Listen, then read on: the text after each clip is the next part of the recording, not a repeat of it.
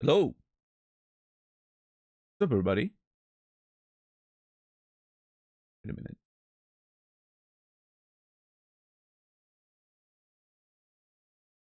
Hold up.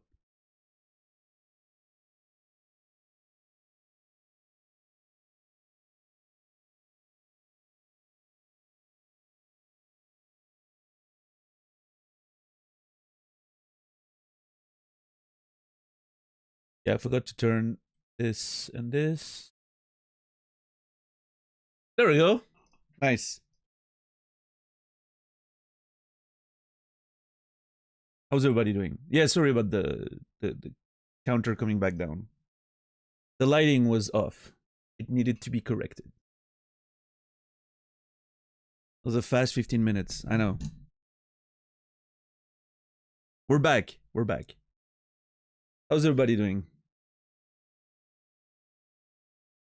Hold on, let's see. Warren, Naz, Rasta, JR, Unktar, Chezar, Bloodflowers, Foolish Flames, Volpin, Chipmunk. Hope everybody's doing fine. Chezar, thank you for the 48 months. That's 2 years right there. I mean, obviously you've been around for much longer than that. But that is 2 years continuous support. Of total support, I should say, rather.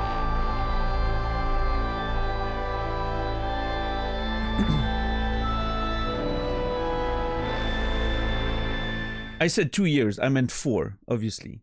Okay, listen, my brain's a bit mush right now. It's fine. I'm gonna wake up. I'm still in my morning wake up phase. 4 years, Shazar. It's a crazy amount of time.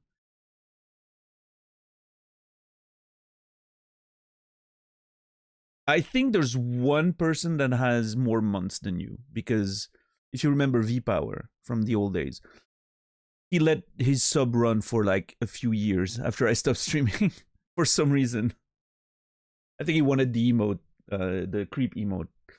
So I think he's a little over 50 months total, but you're definitely in second place, and you're definitely gonna overtake him in no time at this rate. So it's a lot of time, Shazar. Thank you so much. My first subscriber ever there, Shazar, for those who don't know yet. Back in June 2014, he was the first to subscribe. Shazar, you will be remembered. And Warren, thank you for the tier 3, 28 months. I appreciate that. It's a lot of months as well. Warren, a big resub. I appreciate the support. You will be remembered. Yeah, in fact, Shazar has been subscribed more time than I have streamed as a partner. Because once I got partnered in 2014, about 6 months later, I wasn't streaming anymore. Because, those were the days where I had to make decisions, and when it came to work and, teaching versus streaming, money, blah, blah, blah. And I made the wrong choice. But that's okay. You'll learn from it. And so I've been back for like a little over, I've been back for like 2.5 years almost now, right? In December, it will be 2.5 years. So Shazar has literally been subscribed for an extra year on top of however much time I stream as a partner. So that means Shazar believed that I would come back in the day, and I'm sorry. I eventually did, but it took 7 or 8 years, right? So, what's up, Redacted? How are you doing today? Let me start this so we have some background music or something. What's up, Suck in a Jar? Good to see you. Oh, jeez. Why am I going on this fucking screen? I forgot it was so bright.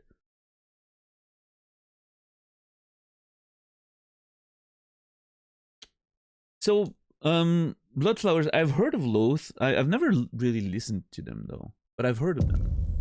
I'm pretty sure someone suggested them at some point over the past decade, and I must have listened to an album, but, I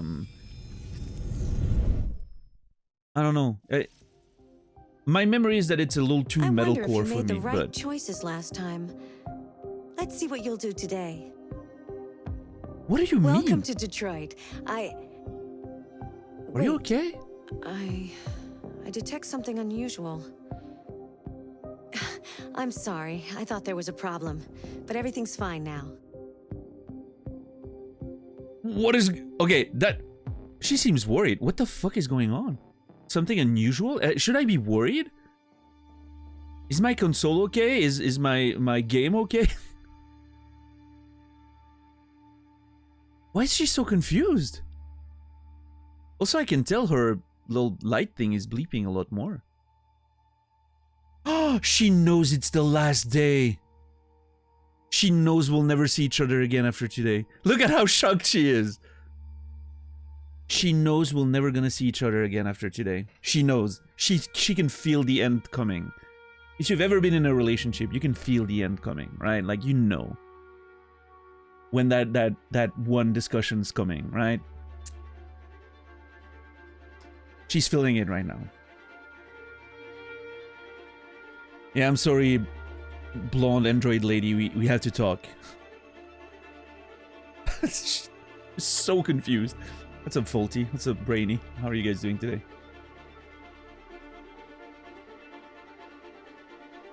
But yeah, I'll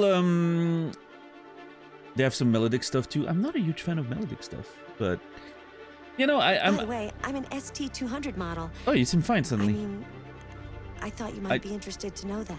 I mean, I already knew, but I'm not that much more interesting. So I'm quite complicated when it comes to metal. There's a lot of metal music I don't like. No, I understand you meant melodic metal.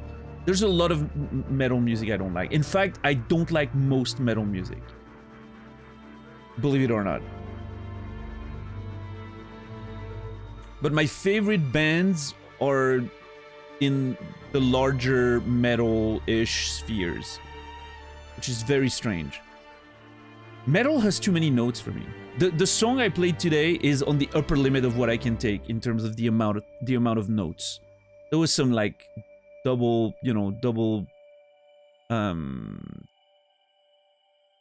pedal in there. There was a lot of, there were a couple of solos. That's on the upper limit of what I can take in terms of the number of notes. I like metal that doesn't have too many notes. Huge fan of slow post-metal,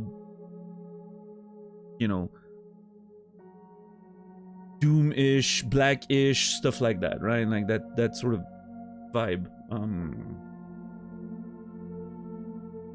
Love boring music. And see, that's the thing with you Zoomers today. And yes, Naz, I'm putting you in the Zoomers category in terms of music.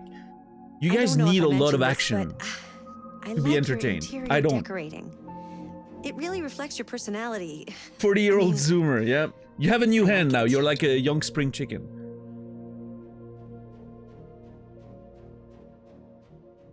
I didn't even listen to what she said.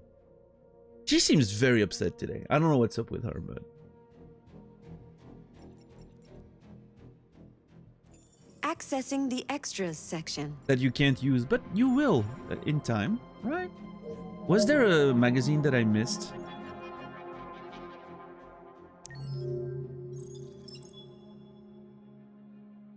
I've read this one.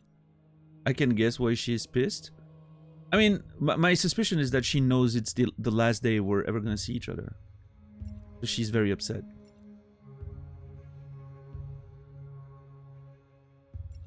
But yeah, I'll give a listen to Loath's Bloodflowers. In fact, let me open a tab to make sure I do that later. I'll give it a listen, out of respect. Do you have a suggestion for an album I should start with?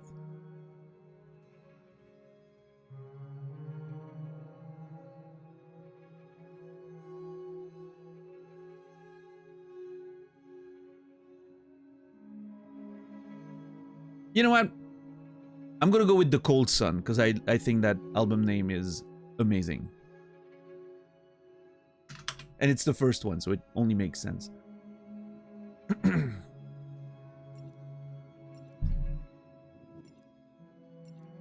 But if I don't like it for any reason, I'll try to give a listen to the more recent one. See if maybe they evolved a little bit.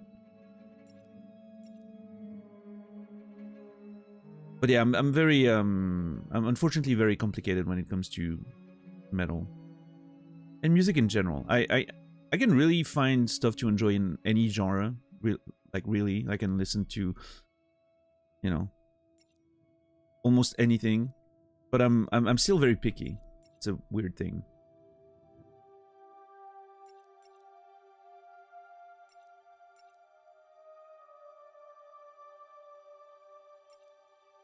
I'm pretty sure I've read all the magazines. Everything except jazz. Yeah, jazz sucks.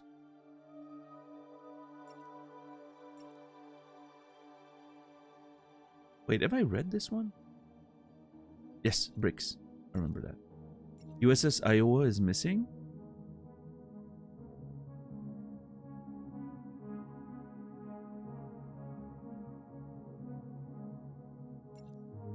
Something about submarines being lost in the Arctic. That's fine. Yeah, I'm pretty sure we've covered everything there. Ah, jeez, this is so bright.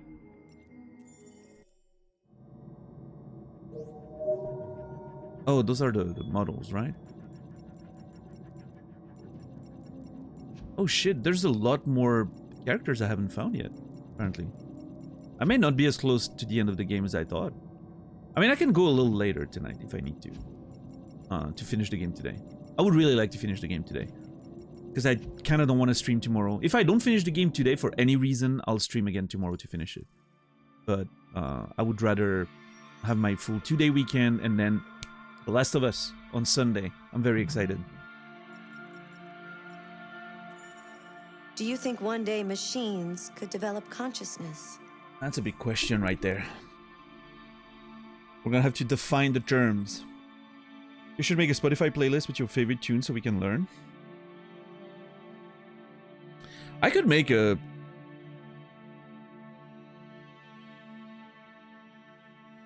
I mean, I could, technically. I mean...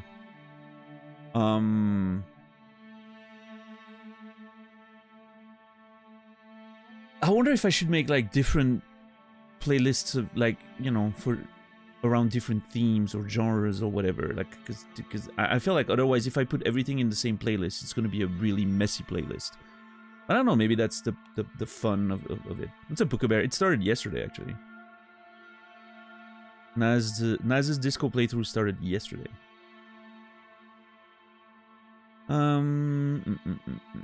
But yeah, I don't know, I'm, you know,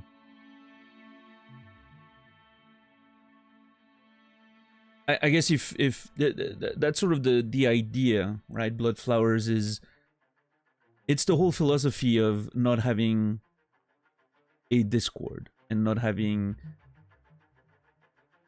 social media that I'm very active on and stuff like that, right? I like that we meet for the live show, and that's when the things happen. That's when you can hear the music that I like. That's when we can talk about it. That's, you know, I like that sort of aspect of that ephemerality. Ephemerality, is that even a word? Ephemerality. It is! I didn't think it would be. It is. Ephemerality, yeah.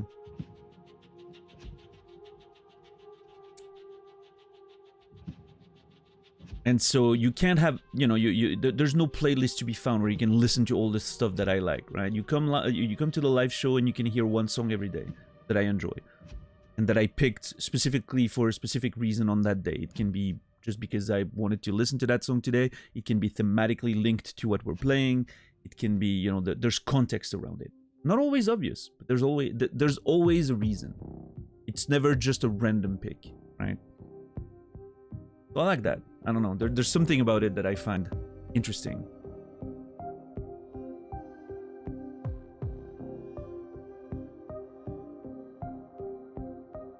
What's up, Cardazuko? How are you today? What's up, Goal? Hitless Disco? I mean, I haven't watched Naz's playthrough much yesterday. I watched the character creation, which lasted all of 5 minutes. So that was great. And then I just... As soon as the main character popped up on the screen. I was like, okay, I'm off. I'm away. I'm not gonna remind myself of the game too much because I want to play it again next year with a different build. So.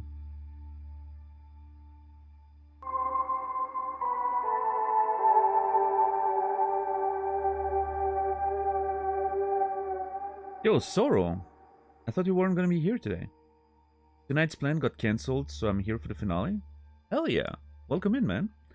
Thank you for the tier 2 6 months in advance. Did you just get 6 months right now, or did it just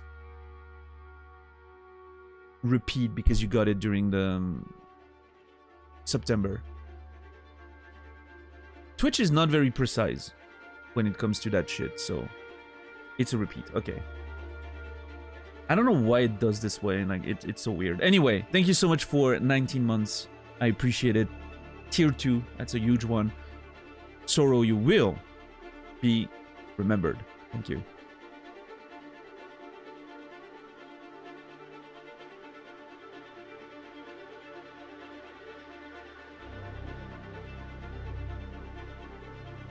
Yeah, Sorrow was just like, there's snow outside, you know. I don't want to go outside. I'll just stay in and watch this nerd play video games. It snowed today in Switzerland, for those who don't know. Yeah. My window was all snowed in. I realized that it snowed. It was supposed to snow during the day, but it snowed during the night as well, last night. And so at some point in the morning, before I played some Street Fighter, I wanted to open the window to get some fresh air, because I like getting some fresh air while I'm playing Street Fighter for some reason. And I tried opening the and I could tell the window was covered in snow because it was resisting. I have a roof window, right? For those who don't know, I could tell the resistance.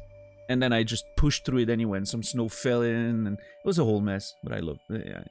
It's always the nice joys of finally getting into the proper winter. The damn snow was responsible for the cancellation, indeed. I figured. Yeah. How are you, Rico? Indoor snow, yeah, I mean, it's just water, right? Little towel and everything was fixed, but yeah. I love when there's snow because since I'm on the roof, you know, I just open the window and I can touch the snow, the fresh snow on the roof. I always like that. Sometimes I make little snowmen on the border of my window outside. I don't know, I'm a child. Some Fankar, thank you so much for the Prime Gaming sub. That's a total of 13 months. Over a year. Thank you so much, Fankar. It's very generous of you. Prime Gaming, less money for Jeff, more money for me. Love that. And Fankar84, you will be remembered. Thank you so much. We ski to the bathroom every morning. I personally don't, but I don't know what Sorrow is doing over there. But yeah, stick it to the Jeff. If you have a Prime sub you haven't used yet, you can make Jeff Bezos literally lose money by subscribing to this channel right now.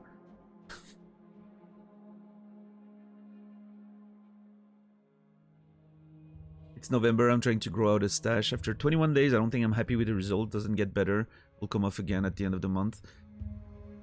It takes a while, Go. Like, you can actually watch my VODs and check, like, around the beginning of Outer Wilds was about 3 weeks in for me, right? So you check the beginning of Outer Wilds was about 3 weeks in for this. You'll see it doesn't really come out full even for me. Like, it took a little bit, right? It took me 6 months to get to the sort of quote-unquote end result where I started maintaining and just, you know, streaming from time to time and maintaining. It took a little while to get the full effect. I would say after 3 months it looked okay. Like, if you look at the Dark Souls 2 VODs, I think by the end of it, it's pretty okay. Yeah, sometimes with the stashes, you gotta be patient for a little bit. Does Jeff even run Amazon now? Probably not, but he's still... most of his fortune is still...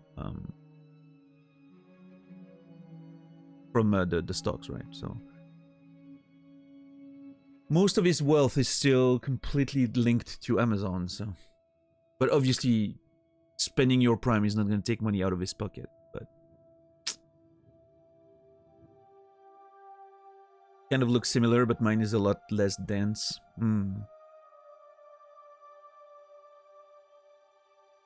It is definitely a patience game, but I understand that when you're in that awkward moment when it's growing out and it's not yet the full result, it can be awkward. It's like letting your hair grow, right? There's always that awkward moment where it's like half length and it's just, you look just kind of weird. But we need 220.3 billion Prime subs right now. Oh man, I wouldn't mind that. Let me tell you, November is kicking my ass. It's the weakest month I've had probably since I started playing Disco last year. I'm pretty sure. So yeah, it's the weakest month since last November. I've had a pretty decent 2024, I will say, all things considered. November do be tough, yep.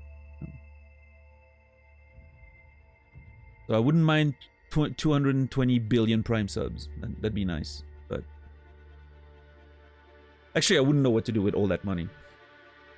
Isn't it like that on Twitch in general? I don't know. I'm seeing people do extremely okay, even at like similar sizes.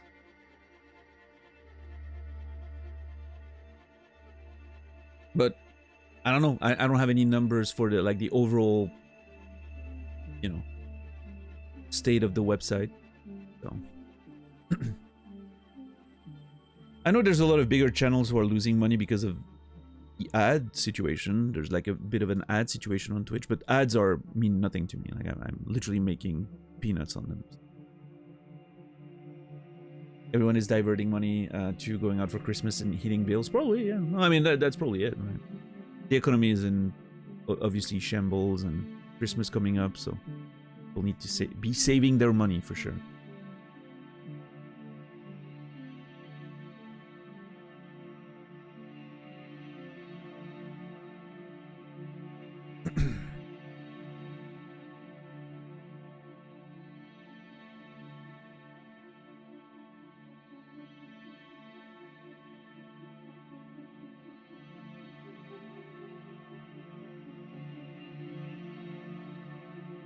Yeah, I mean, all those things can work, but are likely not to, right? Blood flowers. It's one of those things. It's extra work, and it's very likely that it's not going to do anything. Now, of course, you have to do it if you want to get the benefits from it, potentially. But you have to have the energy to do it. I don't have the energy to do all kinds of shorts for, you know, to basically repeat the exact same situation as there is on Twitch. Is that discoverability is terrible, and it's very likely that nobody's gonna see what you do on there. So there's a few examples of people who've succeeded at doing that, but I have dozens and dozens of examples of colleagues who've tried to do shorts and that, and they literally get absolutely zero traction from it. It's all a matter of like, can you invest all that energy in there? I personally can't. I have no interest in creating my own shorts and stuff like that. I think it's a very it's one of those things where there's an illusion that it's gonna do good for you because there's a few examples of people who have blown up thanks to shorts, but there's more examples of people who have organically blown up on Twitch just by virtue of streaming on Twitch. So it's the same problem still exists. Discoverability is terrible.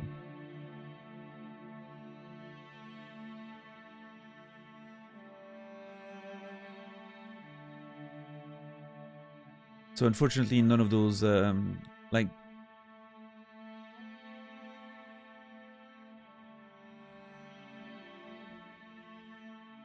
none of those tricks sort of circumvent the problem of you gotta get a little bit lucky, right?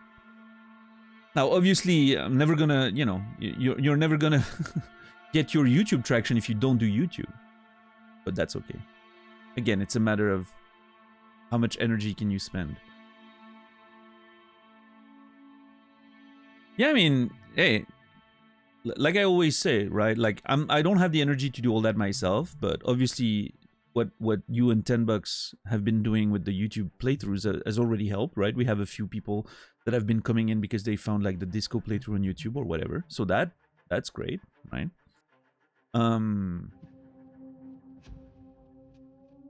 Now, in terms of like edited versions of the playthroughs, I'm really interested to see what it could look like. Obviously, you know, I'm never gonna have expectations of you doing it because it's a lot of work. But if you ever get around to it, I'm interested to see what it looks like for sure. And obviously, as always, you have total freedom to do it, post it. You don't even need my approval to post them. I'm totally okay. I'm just curious to see what it looks like. I'm like a spectator there. I just want to look at it and see what it does. But...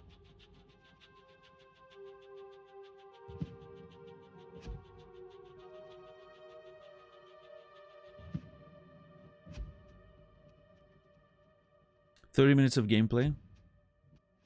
Well, hey, 30 minutes is an easy consumption thing, right? If you can boil down the 250 hours of, or even like 300 hours of Cyberpunk into 30 minutes, you probably deserve an award of some kind. Because that's some professional editing right there.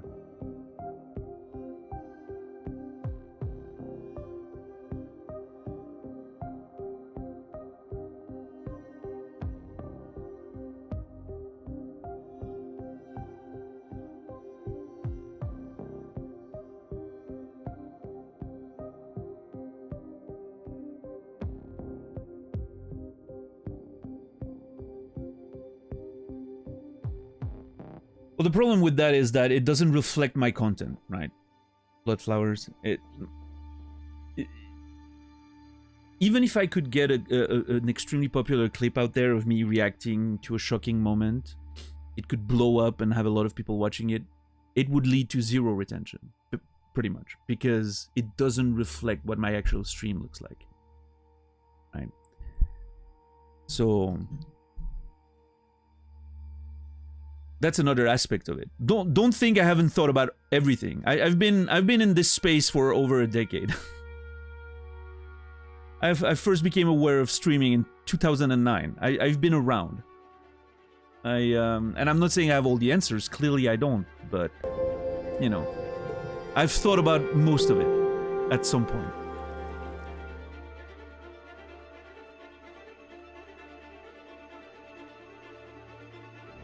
That is true, goal, but it's Disco Elysium.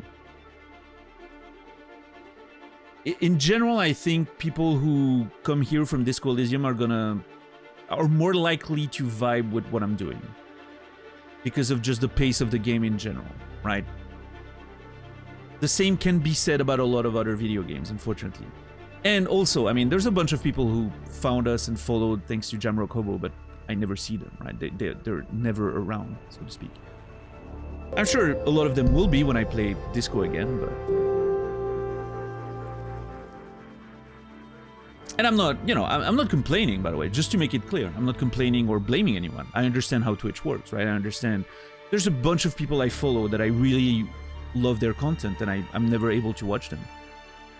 Doesn't mean anything about them, it's just what it is, right? It's the craziness of being busy and again, I mean, I've overall, you know, 2024 was a good year for me. Like, it was my best year ever overall, both in terms of numbers and revenue and just overall fun. I've never had as much fun as I've had in 2024 streaming. There's been a few low points. I hated playing Baldur's Gate 3, so that sucked, right? But it gives me stuff to talk about for years to come, probably. Disco Elysium obviously was amazing. Cyberpunk was brilliant. Subnautica was great. The Cage-a-thon was a great moment. So, you know, it will end tonight, but I'm gonna have good memories of it. And the year's not even over. We still have The Last of Us Part 1, which I'm really excited to play. And then Undertale, which I have no idea what it's gonna be like. But I'm excited too, so. How are you today, Colette? What's up, Evidence? Welcome in. Ren, good to see you. Alright, let me look at the notifications. Thank you, Ren, for the $7. Stash looking sharp. Dan M7. Appreciate you. Thank you, Ren. And for the 3 months of tier 1 sub to Evidence for a total of 161. Thank you, Ren. for the incredible support over the past few months. I appreciate you so very much. And Evidence, you are ad-free for the next 3 months. Enjoy that trimester of sub. Evidence, you will be remembered.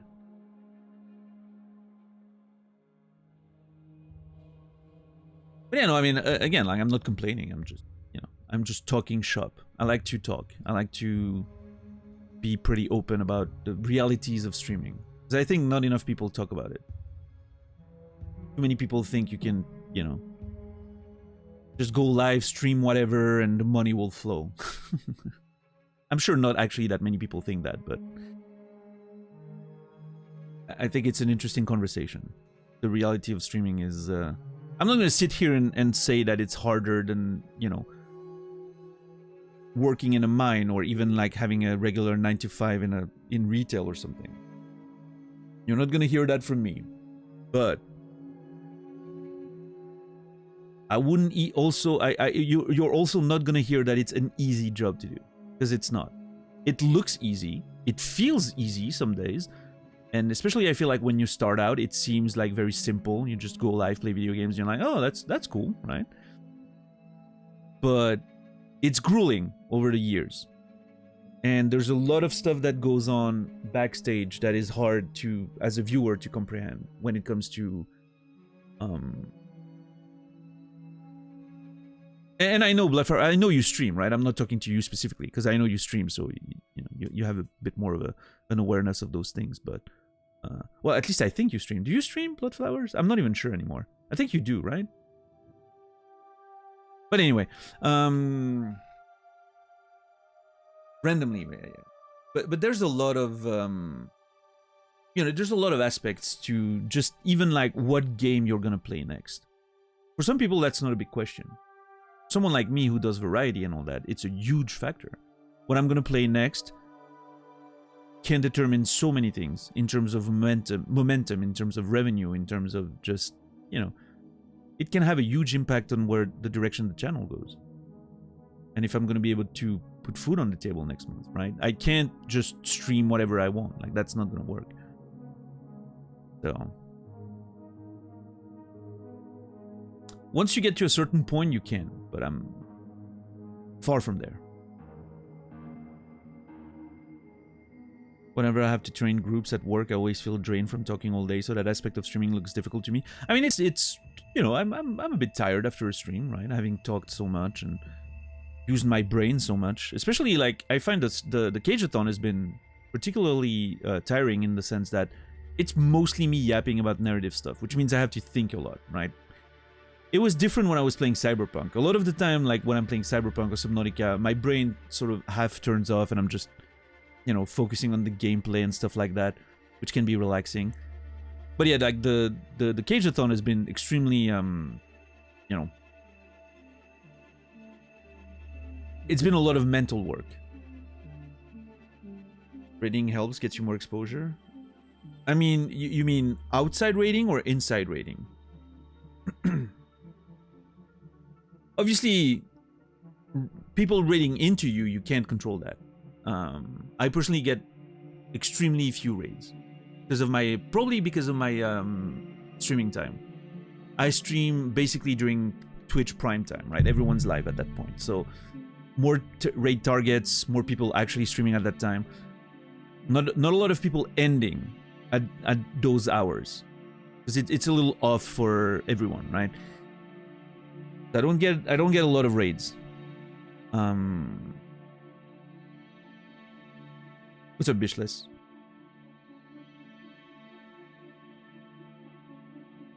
In fact, I remember last year or at some point, Twitch like released, you know, gave your stats for your channel. The amount of incoming viewers as opposed to outgoing viewers was striking. Like, it was 1 to 10, or maybe even more. It was pretty crazy. Even though I did get some pretty big raids last year a few times, right? But it's just so rare that, you know, it amounts to nothing as opposed to like daily raids out. And outside raiding, I mean, I think the effects are honestly very minimal. Like, if you seek like channels you've never been at before, it can be a bit, You know, you never know what you're gonna get, but you meet new communities. But for instance, the way I like to do it is I like to send the raids to people I actually enjoy, right? People I already know and I enjoy, because I don't know, that's just how I prefer doing things. I think the last time I got a followers from a shout out while doing a raid was 6 months ago. And I raid every day. What's up, Bishless? How are you doing today?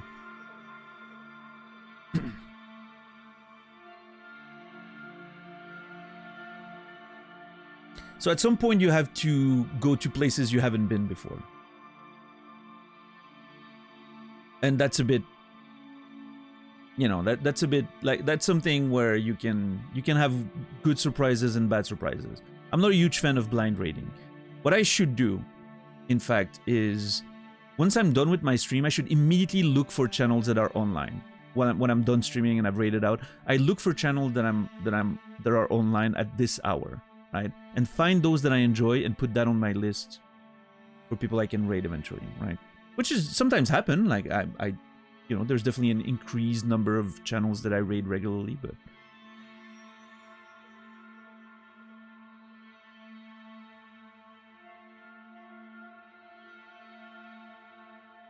it does help you show up more in recommended spaces, delayed benefits sometimes. Yeah, I think the way it is, the way the recommended streams work, as far as I can understand, are twofolds. It recommends channels similar to the ones you watch, and also channels that share viewers with yours, with the ones you watch, right? Which is pretty much the same effect, but like you, if I say I watch Colette a whole lot, even if I don't follow you, right? I watch Colette a whole lot, and the same people that watch Colette watch whoever, I don't know, Naz, let's say Naz, right? Then Twitch will recommend me Naz because you have shared viewers, right? So by the virtue of rating, you sort of mix your viewers all together, and you know, you could pop up more in people's recommendations, but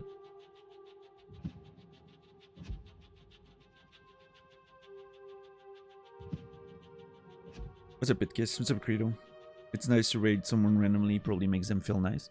Yeah, I mean, you know.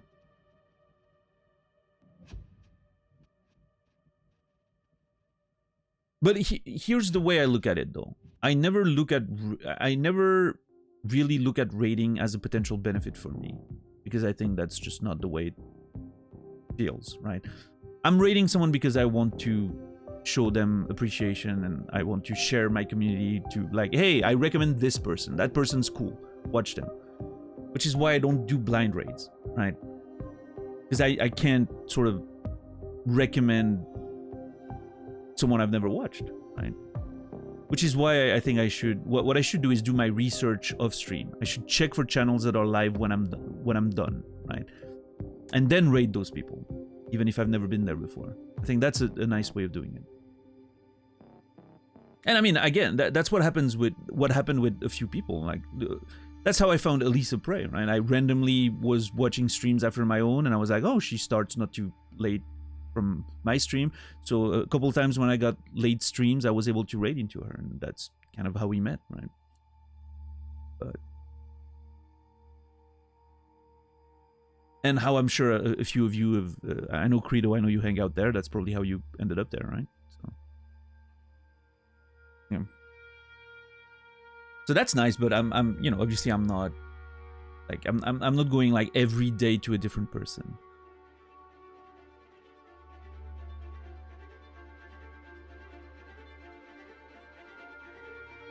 Yeah, Colette.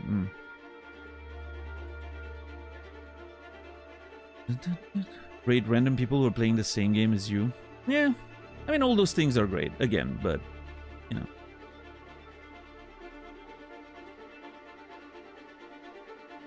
From experience, I don't think that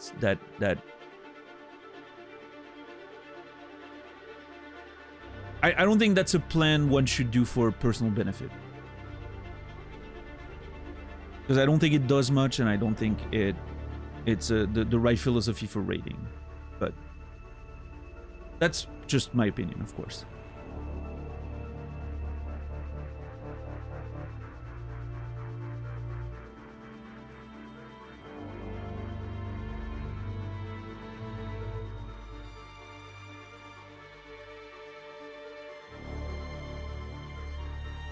But, you know, it's one of those things. Everything adds up, right? Of course, Khaled.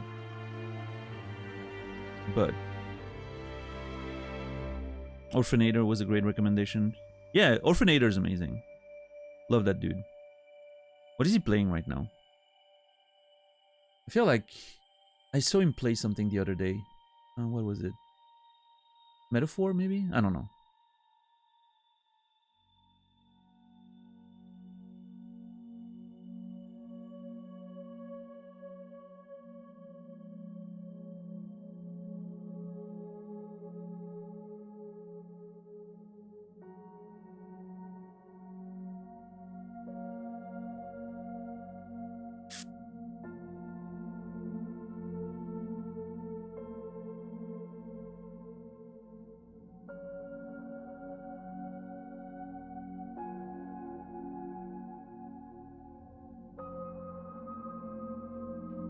Yeah, thank you, Bloodflowers. I mean, you know, again, I'm not denying the usefulness of some of those things. It's just,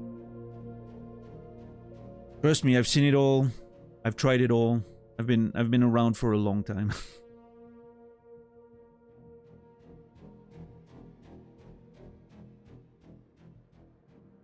I'm comfortable with the idea of not being the kind of stream that appeals to most people on Twitch. I could not do a stream with, you know, that fits that mold of what works best on Twitch. I don't think I could do that. It's just not my personality, right?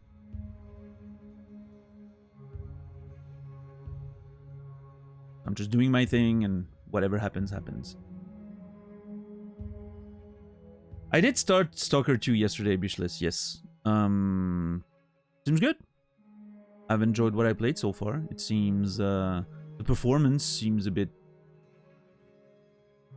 It runs pretty well on my computer, like it runs well. There's a few little hiccups here and there when it's loading like new areas or something, for instance. But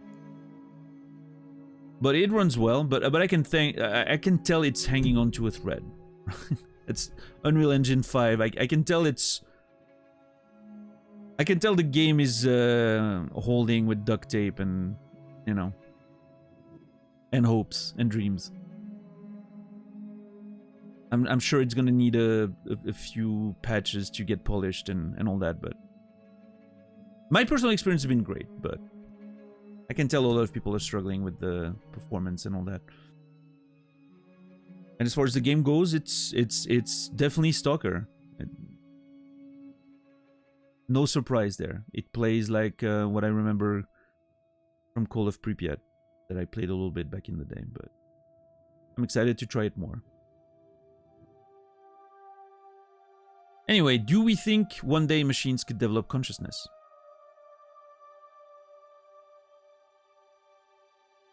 I mean, the way the question is worded, I would say yes. Because I think the question's worded in a pretty open way. One day. Do you think one day machines could develop consciousness? Sure.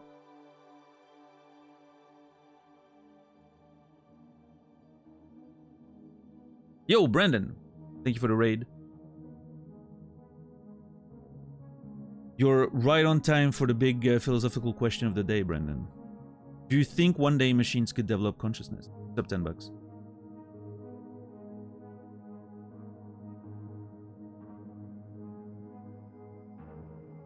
What's up, Bristlebutt? What's up, Brian King? To me, consciousness comes from self-awareness. You know you exist. Right? Yeah, Brandon. Nice. To me, it's a matter of self-awareness, right? Is the machine aware that it exists? I think that's possible. Again, I mean, you know, as we talked a little bit the other day, I'm my personal, I'm leaning towards thinking that humans are not much more than flesh machines, right? And with just electrical signals in our brains and all that, and we're self-aware, we have consciousness, right? So I don't think there's anything that limits machines from getting there at some point. Obviously, you know, we're nowhere close to that, but I definitely think it could be possible. What's up, Stoner?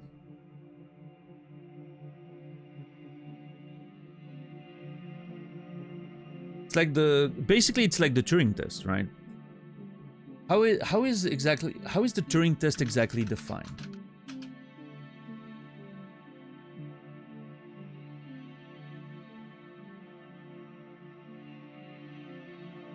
Turing proposed that a human evaluator would judge natural language conversation between a human and a machine designed to generate human-like responses. Oh, okay, well that's a bit different though. I think an android could pass the Turing test without developing consciousness. In fact, I'm pretty sure that if you brought modern AI algorithms that currently exist, like those conversation bots, and you brought them back to the days of Alan Turing when he came up with the Turing test, I'm pretty sure most people would get fooled that they're actually talking to a real human being. Just like the text conversation, right? Now, maybe the Turing test implies that you need to see the android or the machine, right? Which then adds a layer. And then we get into like Blade Runner territory, right? With the... What's the name of the test again in Blade Runner? Voigtkampf. The Voigtkampf test.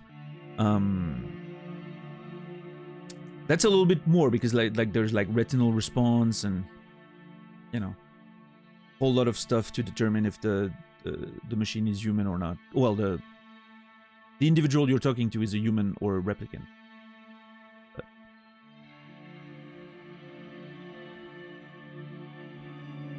I have not, Anktar.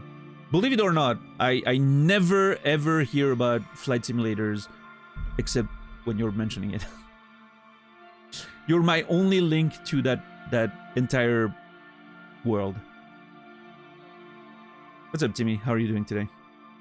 Good to see you.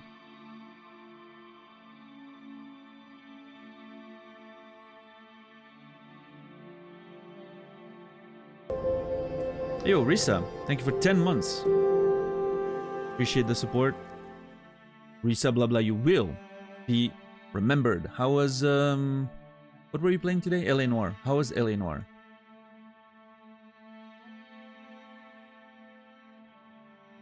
Fun? Oh, I gotta play that at some point. We gotta start with definitions. Yeah, I mean... Okay, do you think one day, meaning at any point in the future history, machines, meaning artificial constructs, right, could develop consciousness?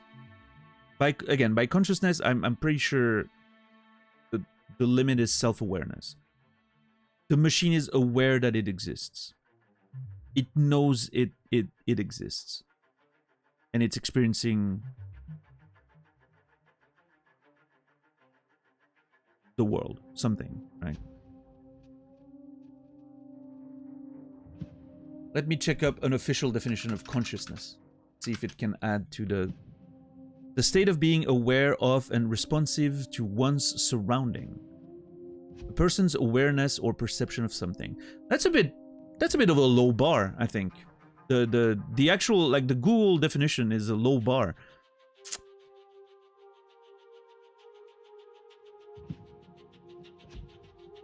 Aware and responsive to one's surrounding. I mean, I guess like, responding to surroundings is very easy. Current AIs already do that, right? Now, aware is a bit more of another thing we need to define, right? Awareness. Knowledge or perception of a situation or fact.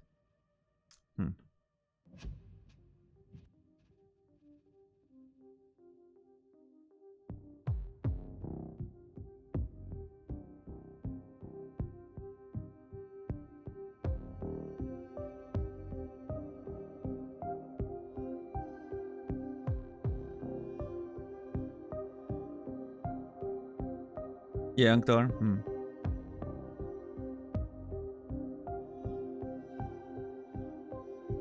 Yeah, I mean, I tend to agree with that, Brendan. Yeah, like I said, to me, it's humans are just constructs made of biological matter. It's just electrical signal. It's just, you know. Again, I'm not closed off to the idea of something of the spiritual being a thing. But gun to my head, I'm like, nah, we're just flesh machines. And when we die, we die. There's nothing else. We're just electrical signals. All of consciousness, human imagination, communication, all of that is just a result of extremely complex electrical signals. So I don't think machines can't get there. I just think it requires a level of technology that we haven't accomplished yet. Because nature had millions and millions of years to get there. And in fact, I will go as far as to say that everything is nature. What is technology but us changing the form in which natural matter exists? Right? It's nothing more than that.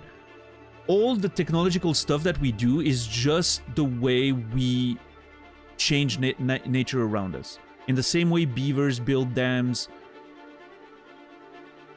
you know, cats build little nests for their little babies and all that. It's all a similar phenomenon. It's just various levels of quote-unquote complexity. Complexity, by the way, only exists from a human perspective.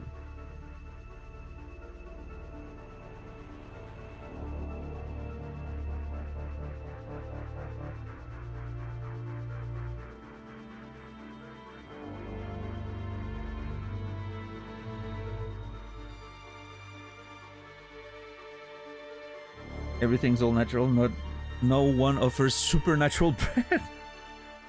Yeah, what supernatural bread, Timmy?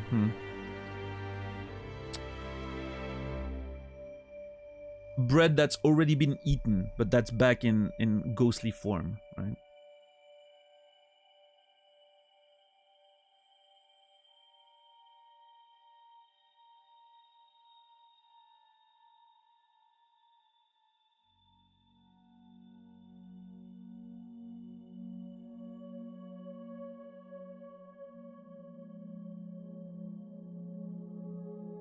But yeah, I mean, based on the way that I consider technology, which again is just another form in which nature exists, then there's no reason to believe that technology and machines could develop the exact same consciousness as we do.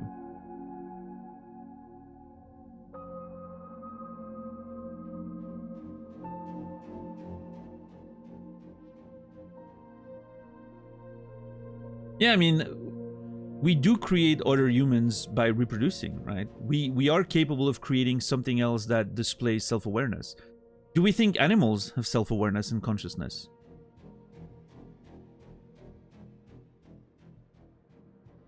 Do animals have consciousness in the way that the game would, you know, according to the definition we're implying there, clearly?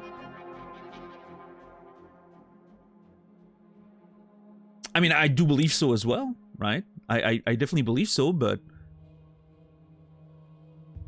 where's the line?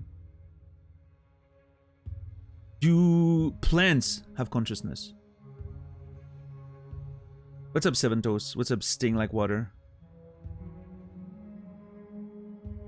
The line is arbitrary? Yeah, but that's the thing, though.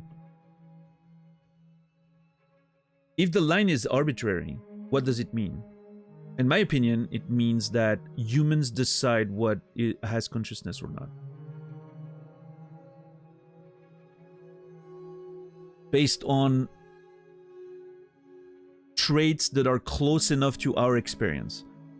That we're looking at it and we're like, yeah, this is consciousness right there. Right?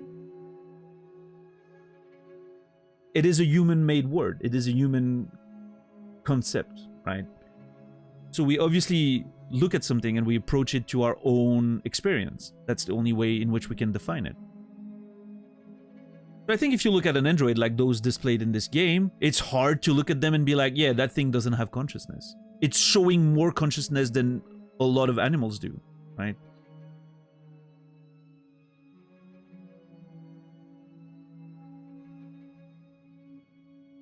But now, if we accept that animals have consciousness, what in nature or in existence determines, oh, this form of matter, which is an animal, has consciousness? Again, assuming consciousness comes from some sort of spiritual element, right? I'm like sort of looking at it from the other perspective. My question is, how can you look at an animal and you're like, okay, this has consciousness, and now you're looking at a plant, which is very much a living thing. It's just matter in a different form, right? And you're like, this doesn't have consciousness. Why does, you know, why would souls ignore plants?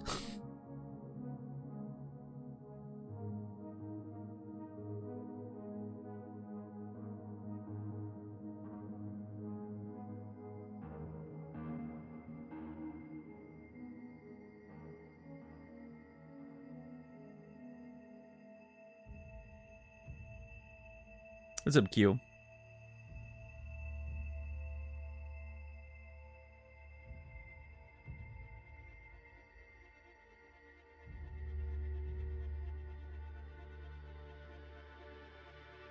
That's true, Rico, yeah, for sure.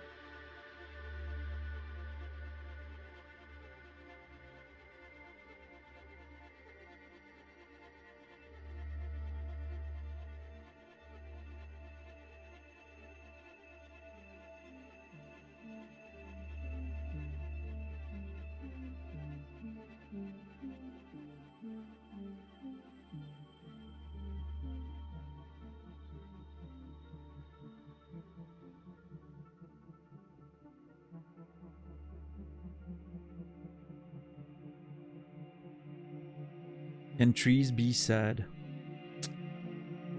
I don't think so, Rian King, but what do I know?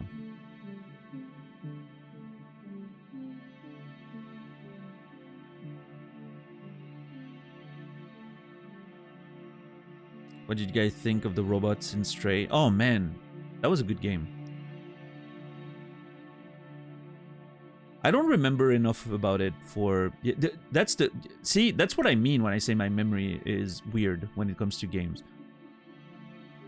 I played Stray about, what, 2 years ago? 2022 on the channel? Around October, I think it was. Maybe September. I barely remember the story of that game.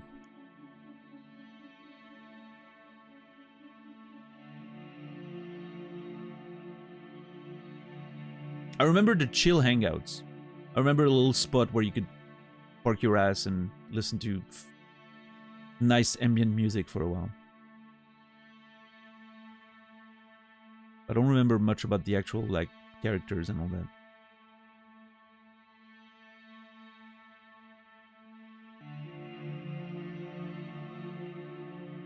I read that trees communicate with each other. If one tree is damaged or lacking in nutrients, other trees pitch in and help the weak ones by sending their own nutrients through their roots.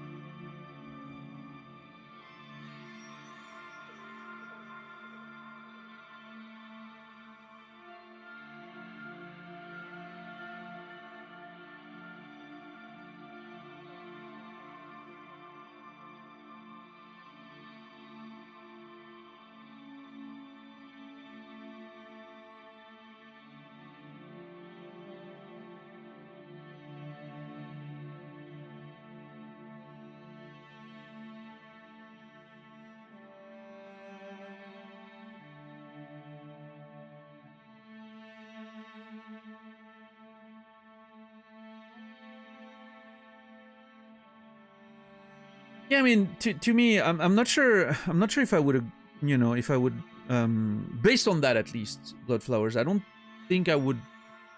That would be enough to convince me that there's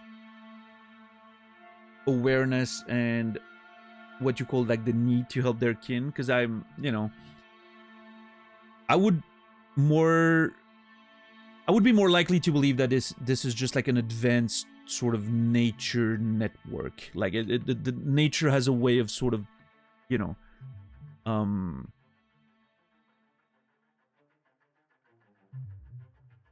making sure that everything is balanced between the different systems, but it's like a natural sort of effect happening, right? It's not something that's conscious or that comes from an emotional response, right? Oh, our tree brethren is dying, we need to help them, right?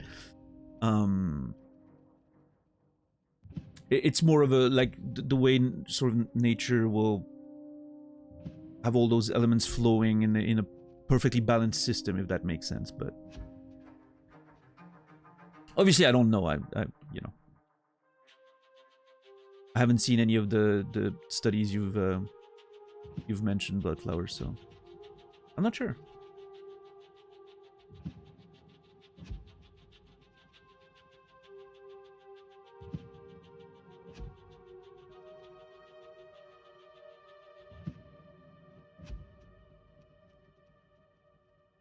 Yeah, also, I agree with that, Rian King. Communication doesn't imply consciousness.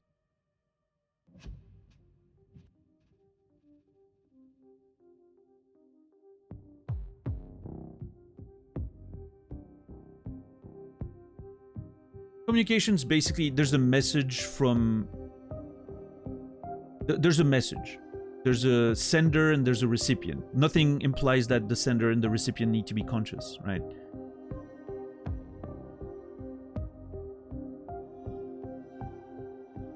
Fire burns, smoke smell, animals run away, escape the forest before it burns down. Well, I mean, I involved animals there, so maybe that's unfair because animals do have consciousness, but most likely.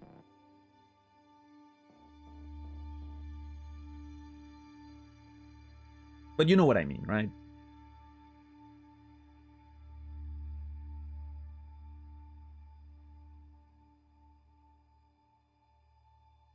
Things that work on instinct alone don't have consciousness. I don't know if it's that simple, but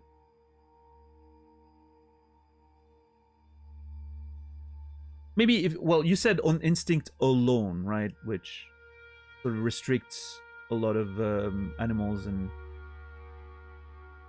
can we also accept that self-awareness is not all or nothing? In what sense? If we're talking about consciousness, I think self-awareness is necessary, right? I don't think there's consciousness without self-awareness, but that's my opinion, right? Now, does it... Are self-conscious, self-aware and conscious beings more important than others? If that's what you're... if that's what you want to talk about, no, I don't think so, but that's a different conversation, right?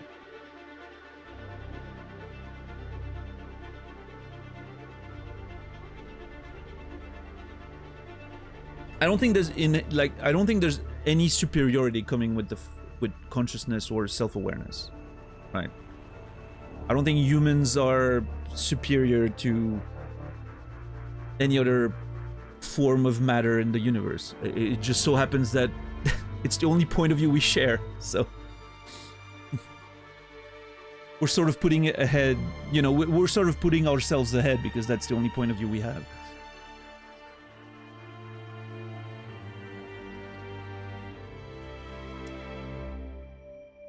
What do we say regarding have mind like consciousness? That's interesting. Would the network then be the center of consciousness, Brendan? Like, as if the hive is the brain, so to speak? Yeah, is the network itself the being? Exactly. That's a good way to look at it. That's interesting, right? I don't know. Or is it just... Ooh, okay, that's an interesting thought. Think about the bees, right? And their presumed hive mind, which again, I don't think we fully understand exactly how it works, but we can, we know there's something to that effect, right? In a bee's a hive. I was looking for the word, even though it was in the fucking definition. Anyway,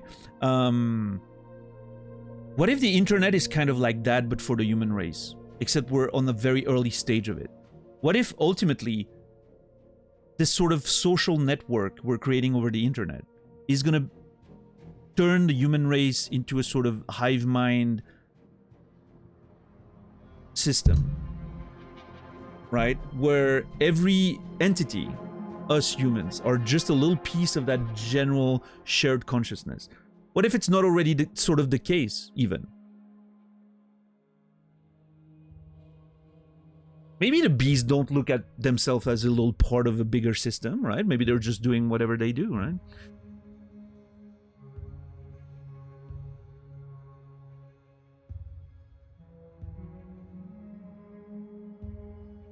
Many cultures consider the Earth to be a conscious being. Sure.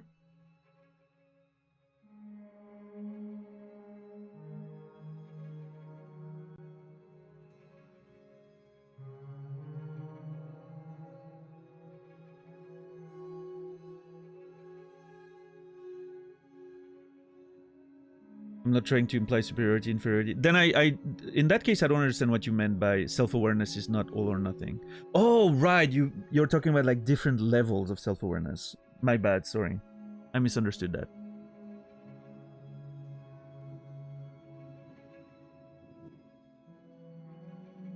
I mean, there's definitely levels of self-awareness. That's for sure. It's not just, but I feel like,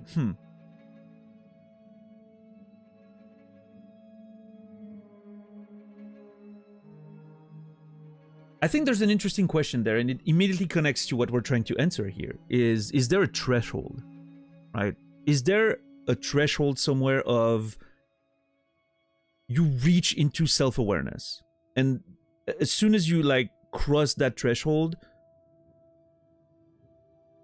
you do have consciousness, even though there's different levels. It's likely, I don't know, I think looking at animals is a great way of sort of at least thinking about it, right? I think it's when observing animals, it feels like they don't all have the same level of self-awareness, right? Now, obviously, there's a bias here, is that we're looking at it from the perspective of us being human. So what we're looking to determine those levels of self-awareness are our understanding as humans of what it is to be self-aware. We could be completely wrong about that. Or at least, you know, there could be more ways of looking at it than the one we have. But I don't think we can do otherwise. I think we have to answer this question with, you know, our definitions of those terms as humans. It doesn't mean it's the ultimate answer and truth of the universe, but what else do we have, right?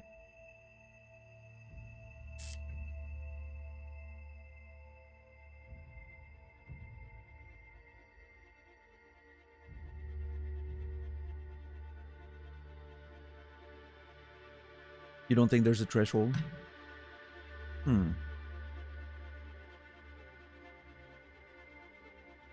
I wonder if there's an existence out there that would determine us as not having consciousness. Maybe. I mean, it's the same always the same paradox, right? Of what if there's an advanced species out there in the universe, and they're looking at us, and to them we are literally ants and nothing more. It's very easy to imagine that could be the case, right? Yeah, four-dimensional beings, whatever the case may be, you know, like...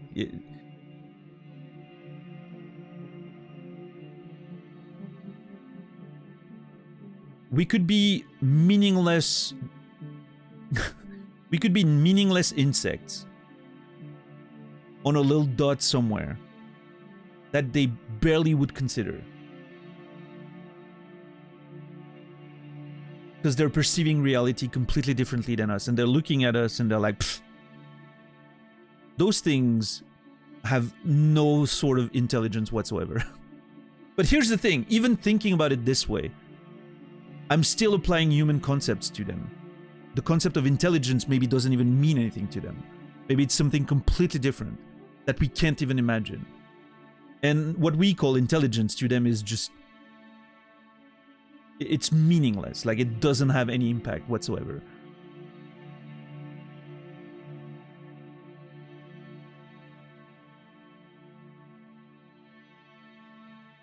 I think we need to stay humble, right? As humans in what we consider important on like a cosmic scale, I guess. But again, that doesn't help us answer the question. I think to answer today's question, do you think one day machines could develop consciousness? We have to limit our perception to what we know as human beings. Otherwise, we'll just never find an answer, right? So in that sense, I think, in this case, consciousness to me is limited to awareness that one exists.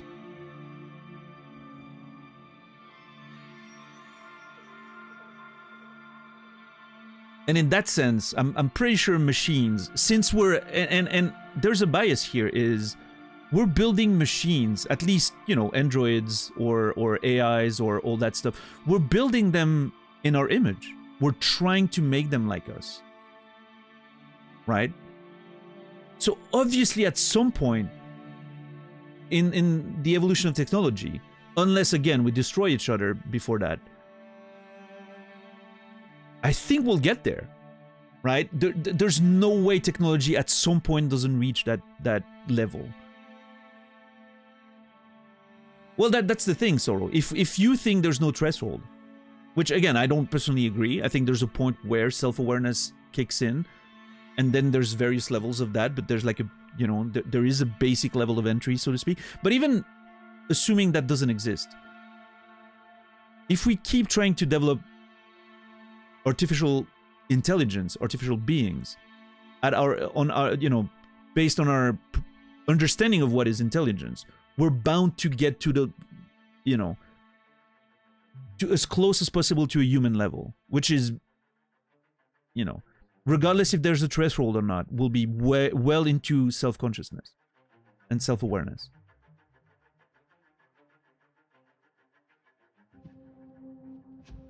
At least that's personally how I see it, right? What's up, Harmon? How are you doing today? Flatland 2007 is an interesting watch. Yeah. Open that on the side. Sci-fi indie film. What's up, Kimmy? How are you doing today?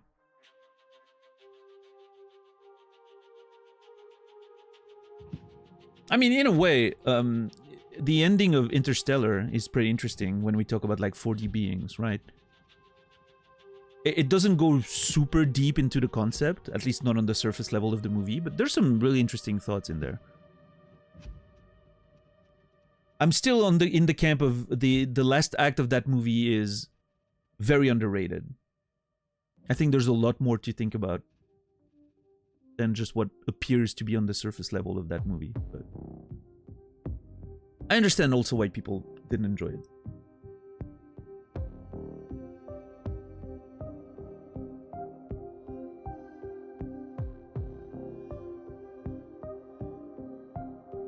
But yeah, I think, again, like trying to answer that question, I think the fact that we're trying to build those machines in our image, is what is going to make it possible for them to develop consciousness. Because all these are human-made terms.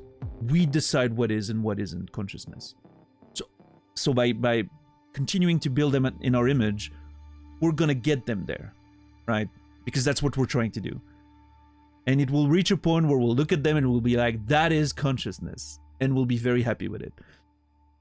And then hopefully they don't consider us inferior and murder us. But that's another scenario, right? That's another story altogether.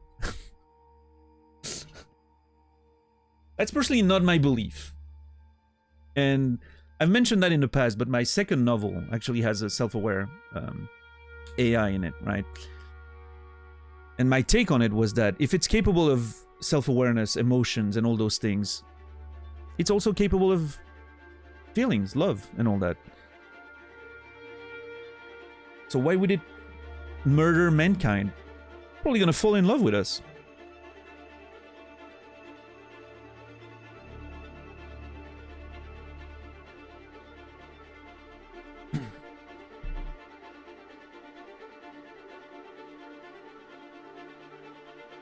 It could also hate us, yes.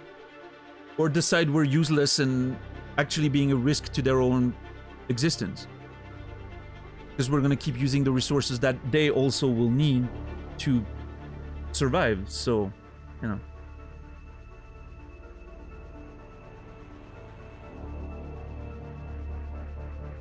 But I don't know. I'd like to think that if AIs reach a superior level of intelligence compared to us, which is the idea of the singularity, right? The technological singularity, they will probably be a bit more empathetic than we are. They will respect life maybe a bit more than we do, and potentially, you know, show a bit more compassion towards the humans than we do with animals, maybe. I don't know. I hope so, at least. Is consciousness logic-based self-preservation? Logic-based self-preservation. No, I think well, I mean, the way I personally see it, but maybe I'm wrong, is self-preservation is a side effect of consciousness, right? You have to have self-consciousness to have self-preservation. You need to be aware that you exist to want to protect that, right? If you don't know you exist, you're not going to be worried about not existing. I mean, at least I don't think so. That doesn't mean that you're not going to that you're not naturally trying to, like, trees try to survive even if they're not conscious. They're going to try to survive by just, you know, it's how nature works. But they're not worried about surviving, is what I mean. But, I mean, at least I don't think so. Again, what do I know? I've never talked to a tree before.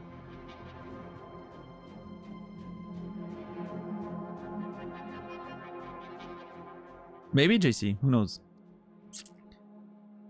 What's up, Schnoor Escobar? Watched you playing Disco Elysium over at YouTube. Really enjoyed it. Not sure how often I can watch live, but I will leave a follow. I'm at episode 8 out of 50. Learning about those lovely Phasmid from Lena. Keep up the good way. Hey, thank you so much, Escobar. I appreciate that. Or Schnoor. I don't know how I should call you, but thank you so very much.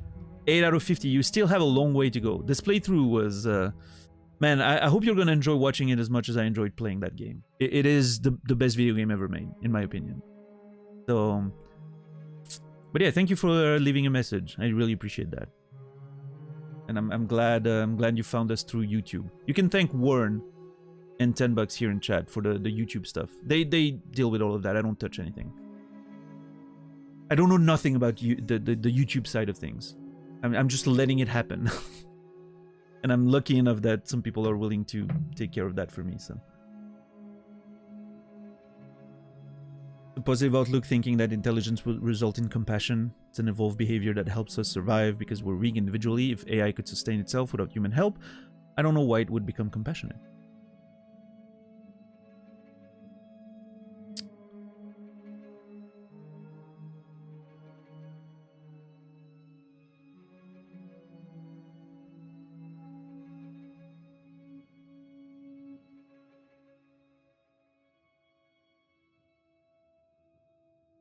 I don't know if I fully believe that. I don't disagree that compassion is an evolved behavior, because we needed one another to, you know, like the people who helped one another and were capable of compassion probably survived better than isolated people. That makes sense to me. I also think that as intelligence gets stronger, evolved behavior elevate from their fundamental evolutionary necessity, right? I don't think the way humans display compassion at this point in our evolution is still linked to survival. Maybe I'm wrong, right? But I feel like it's something... Like when it, you know, as intelligence increases, the way we use those emotions and those evolved traits becomes more than just that. And so I feel like machines could do the same thing. And an example of that is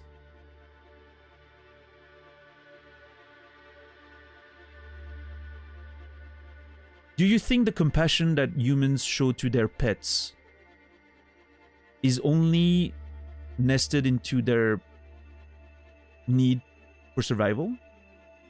Or has that become more?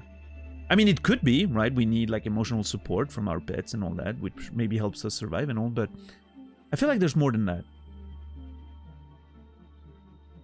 Like, I look at the way some people take animals to help them or help them survive and help them, you know,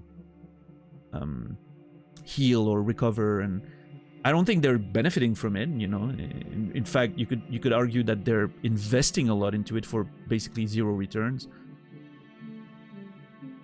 So I think there has to be a thing, maybe, that where intelligence reaches more and higher levels, those evolved behaviors become something a bit more. What's up, Raging? But again, maybe I'm wrong. Maybe I'm not looking at the big picture, but...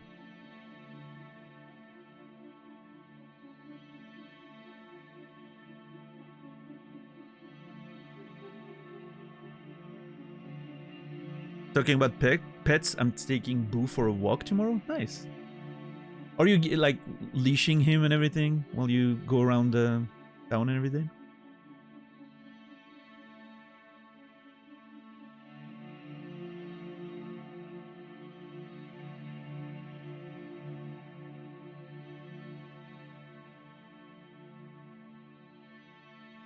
I've seen YouTube videos of angry female octopus throwing a tantrum. Has a leash, but tomorrow I receive a special bag where he can have his head out and stay warm. Oh, that's awesome. Has it been snowing where you are, Risa? It's been snowing like hell here today. It was crazy. I'm not even sure. I opened my window this morning when it was like still snowing a lot and I got snow like coming in the window and everything. I haven't tried to open the window after I woke up today. I'm pretty sure it's completely snowed in now, but I'll try later. I'm gonna get, you know... If you don't hear from me after today, it's because I opened my window and the snow just overcame me, I guess.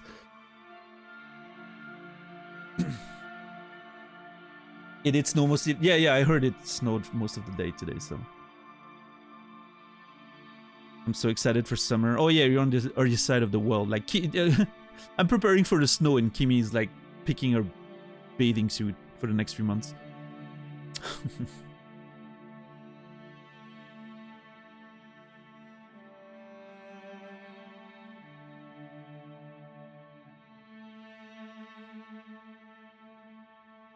But yeah, anyway.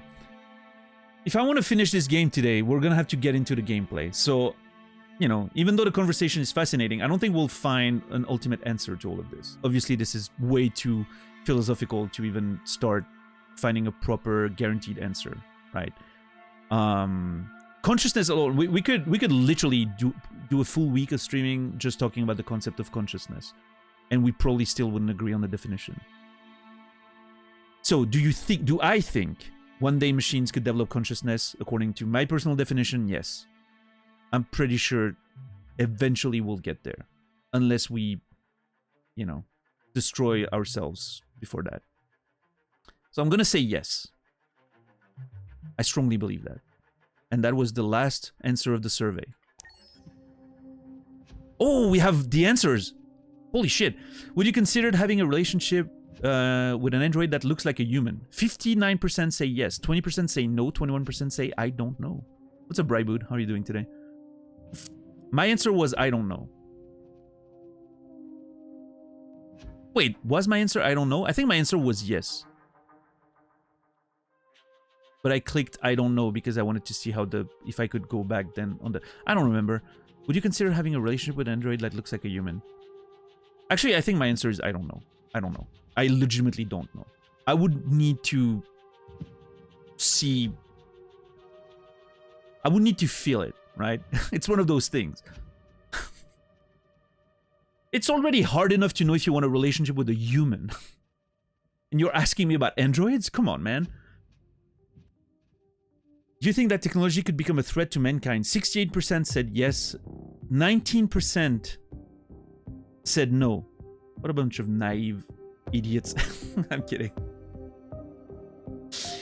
It's already a threat. We're already dying because of technology. What do you mean could become a threat? We're already there. If you had to live on a deserted island, you can only bring one object. What would it be? 26% said a cell phone? 28% said an instrument. I think instrument is smart. I think instrument is very smart. Because it's infinite replayability, right? You can always learn your instrument more. I've played so many instruments in my life, and I've played music for so long that I think that's why I'm going for a book. Even though I read books my entire lives too, but I think, I don't know, it would make me sad to play an instrument by myself on an island forever. I feel like a book would stimulate me maybe a bit more over time. Again, it has to be a good book. I'm going with the Book of the New Sun. I can probably read that book for every like on a loop forever for the rest of my life and still find new things. But instruments is a close second, probably. Yes. Also, I can probably build an instrument if I'm on an island for long enough, right? I'll just become a drum main, and I'll just play the drums on coconuts or something.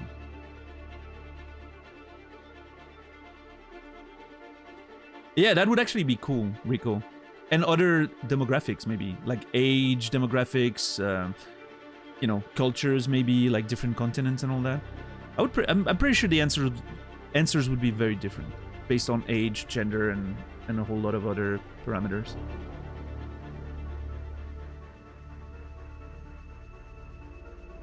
But obviously the game doesn't go that much into the details, right? I want an Android boyfriend, dating sucks. Yeah, I mean...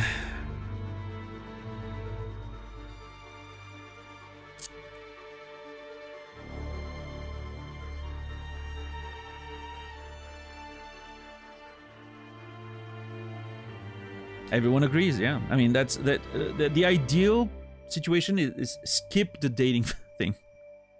You just go from like getting to know someone to being in a relationship, and then you can like date each other and all that, right? But you skip the annoying dating part. Arranged marriage? I'm joking. I don't know, Bloodflowers. I'm not encouraging arranged marriages, even though I've heard a lot of people say that they liked it.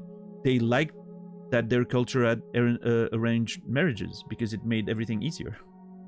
I don't personally get it, but hey, if it works for you, that's awesome. What's up, Zia? How are you doing today? What's up, Drama? You're all traumatized? I don't know. How old are you, Drama? Don't answer if you're under 18. But maybe we're just old. 30? Yeah, you'll get there. I don't know. Maybe you've been lucky. Maybe. I don't know. Or maybe you're the one that leads everyone else to be traumatized. That's possible too. There's a lot of non-self-aware men out there that are creating the trauma in everyone else's, right? And even other men that are even other straight men, because they're traumatizing the poor women that then the other men meet, and you know it creates that cycle of trauma. It all comes from fucking.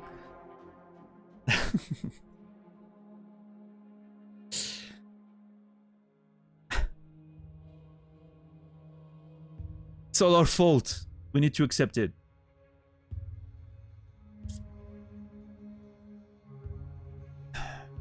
Maybe Drama is just a fucking catch in an area with hot singles? Hey, who knows?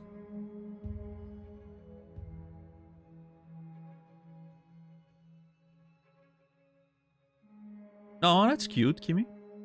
Yeah. Oh, yeah. Yeah, Zia.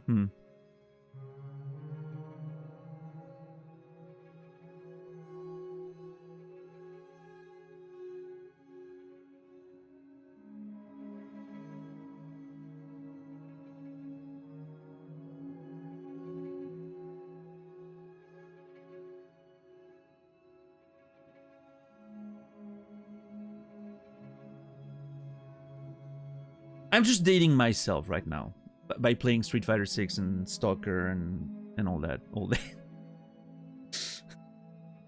I'm on a hot date with myself every day. It's fine.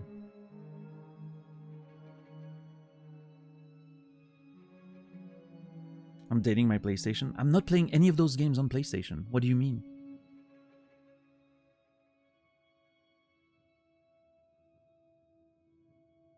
My new PC, yeah. Hey, I mean, listen, based on interactions, I'm dating the blonde android on the title screen right now. She said my interior decorating was nice. You know? She's clearly into me. Although she was acting weird a bit earlier today. I don't know. Maybe the talk is coming. I'm playing Stalker 2 without... Yeah, I started playing it. I don't know if I'm gonna stream it. I'm still in the phase where I'm like looking at the game and deciding if I'm gonna stop playing it to stream it later. Maybe when it's a bit more, you know, polished and all that. Or if I'm just gonna play it as an offline stream. It seems... I don't know if it would be a good fit for my stream. My initial feelings are pretty good, Credo, but I'm lucky. My computer runs it perfectly and all that. I know a lot of people are struggling to get good performance out of it. It's very much Stalker, right? I knew what I was getting into. A lot of people, if they're expecting something closer to Fallout, are gonna probably be very disappointed. It's a very different style of game, right? It's very hardcore and not very heavy on the RPG stuff.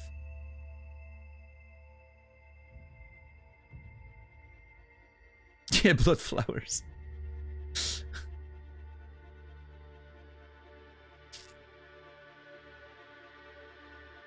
I need to watch some of it on here, even though I can explain. Yeah, I mean, I think Elisa is going to play it later today, Credo, if you want to watch that. So.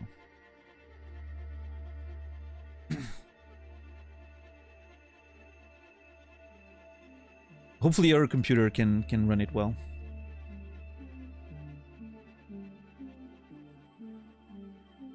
Anyway, do you consider yourself dependent on technology? My answer is yes. Just like 74% of people who answered that survey. And then 16% of people lied, and 10% of people have no self-awareness.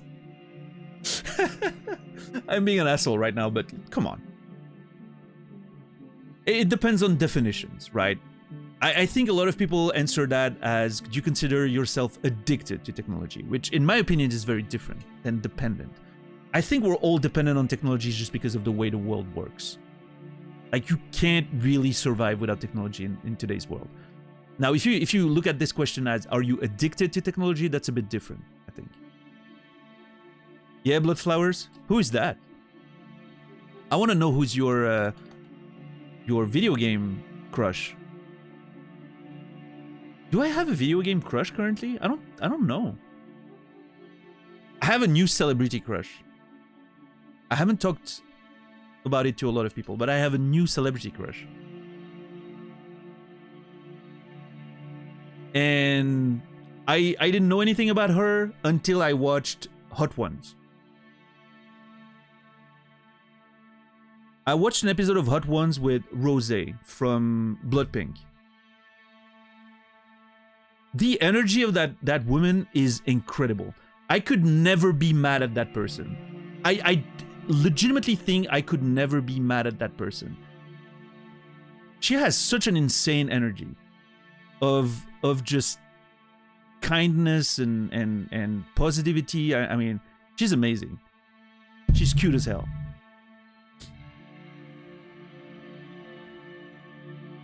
Yeah, you should totally watch her Hot One episode. I think it was from like 2 weeks ago. She's amazing. I'm absolutely in love with her. I'm parasocially in love with her.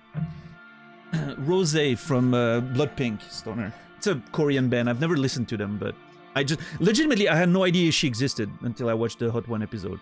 And I was like, oh boy. New celebrity crush right there. 100%. I haven't listened to her music, no.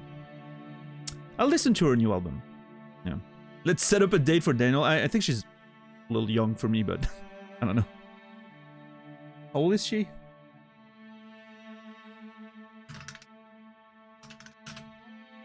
Oh, she's 27. It's fine. I mean, it's a bit of a difference, but it's fine. She's over 25. It's fine, right? I don't know.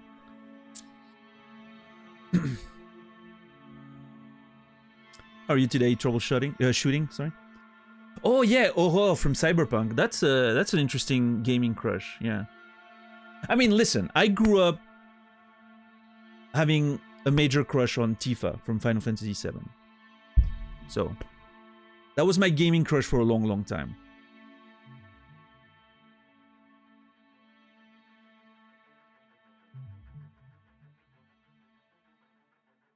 And no, it wasn't because of the boobs. I'm not saying the boobs didn't matter, but it wasn't just that. Having a crush on Tifa is normie as fuck. I was fucking like 15 when the game came out. What do you mean? Of course it's a normie choice. I was 15.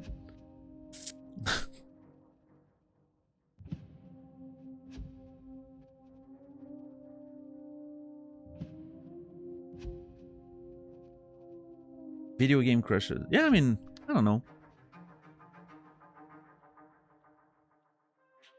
Have I ever had a video game crush on the character on any of the characters of any game that I've streamed? That's an interesting question. I don't think so. Oh, well, I mean, I think when if I had been a teenager, I would have probably crushed on Rachel from Life is Strange. Before the Storm. That one episode 2, holy crap, man. That episode 2, like their whole little romance and whatever going on, that was cute as fuck. Obviously, I would have needed to be a teenager, but... Yeah, B-side, we mentioned that. Oh, yeah, in Cyberpunk. She was the greatest. I'm still very sad about what happened to her in my playthrough.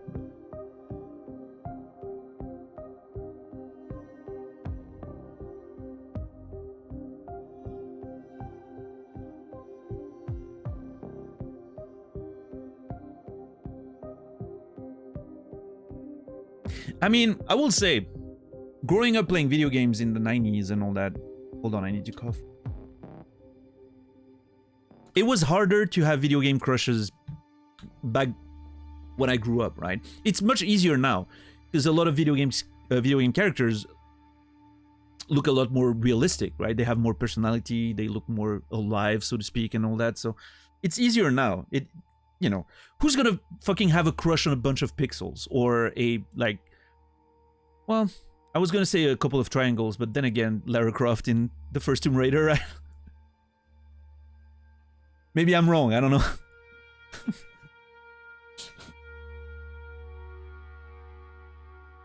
Also Chun-Li in the first Street Fighter 2, right?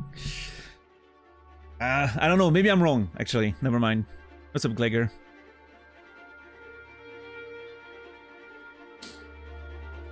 Connor's Q2 would make a fine partner. I don't know. Connor... I don't know about the characters in this game, though. I need to see more. Like, they're still very robotic, most of them.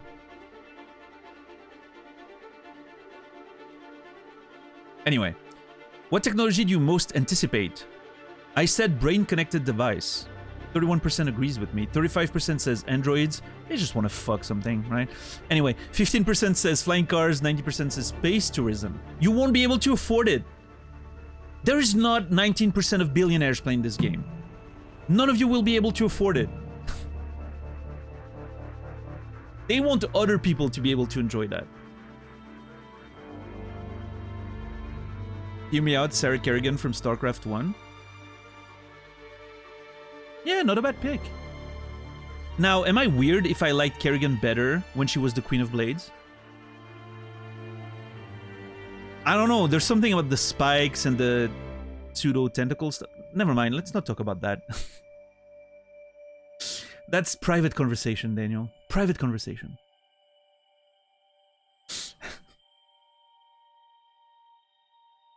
I don't know, I like my women a little bit crazy, you know? There's a level of crazy that is perfect, I think.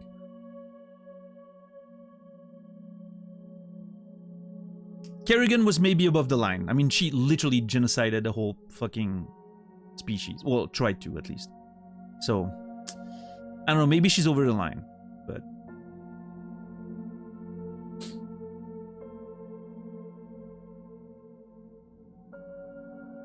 She had some rough spot. Listen, All of our trauma was because of fucking men. Again, it goes back to what I was saying earlier when I responded to drama. It's our fault at the end of it all.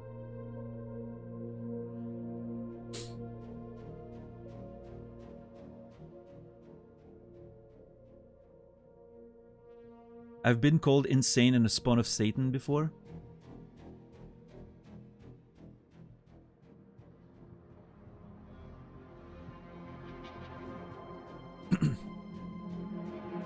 What is our fault? Generational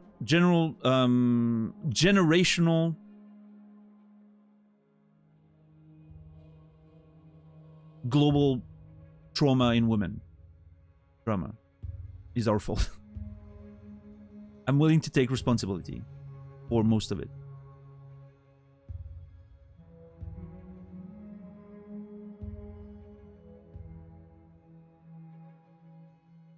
I'm not trying to start a debate, by the way. I'm just joking.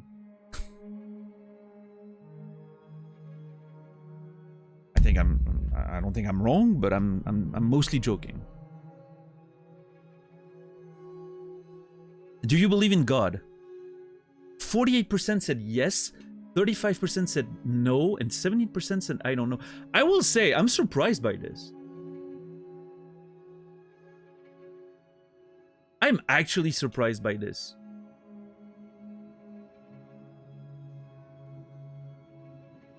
48% of yes is a high number. If I were to guess like the percentages, I would have never went ahead of 30%. I would have thought 30%, roughly. I don't know, it feels like obviously there's a bias, you know, personal perception, the community you hang out with. But I feel like most of the gaming communities I hang out with, a lot of people are generally not very religious or don't believe very much. This is worldwide. Yeah, but I would assume most people who played this and those stats are mostly from the Western world, right, Soro?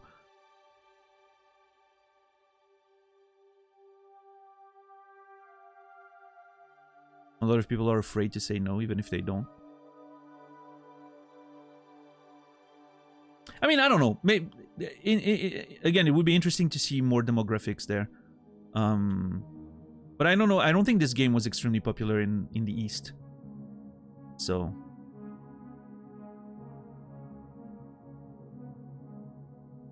Also, you can say you believe in God and not be religious. That's true.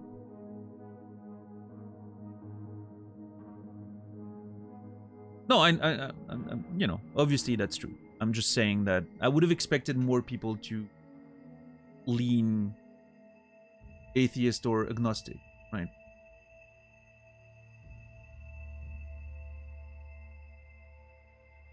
But again, maybe that's a bias, right? Especially on the internet, I feel maybe one of the biases I think I'm experiencing with that is most of my connection with the gaming community is on Twitch. Most channels on Twitch don't talk about religion, but as a rule.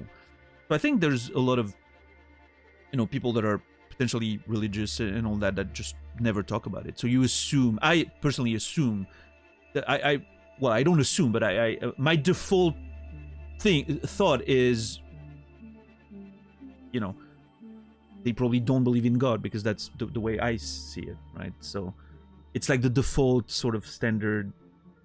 I'm defaulting my perception of people to my own thoughts, right? When it comes to stuff like that, but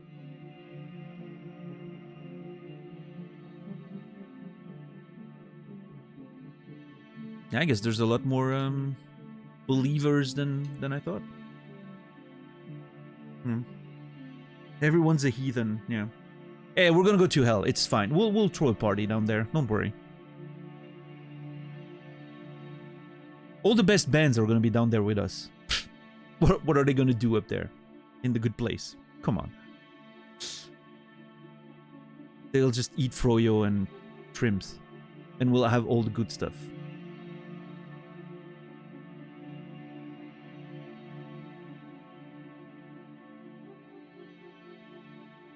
Would you let an android take care of your children? 49% say yes, 25% say no, 26% say I don't know. Was my answer too. I don't know. It's like the relationship thing. I would need to see exactly how it feels. I can't answer that question. I don't want kids. Most likely. It's unlikely that I'm ever going to get kids. So, have kids. So, whatever. But it's really a question that I can't relate with. If one day, somehow I find myself with kids, which I very much doubt, but assuming, then I'll maybe be able to answer that question. But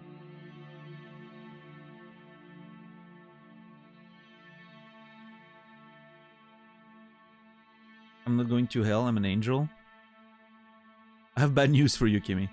How much time per day would you say you spend on an electronic device? 62% said more.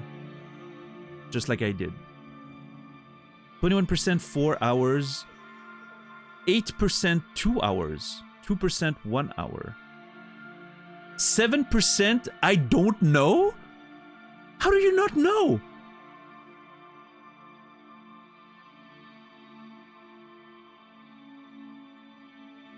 Maybe people just, I don't know. How do you not know how long you spend every day? Maybe it's like extremely varying numbers over the course of the week and they couldn't find a proper answer.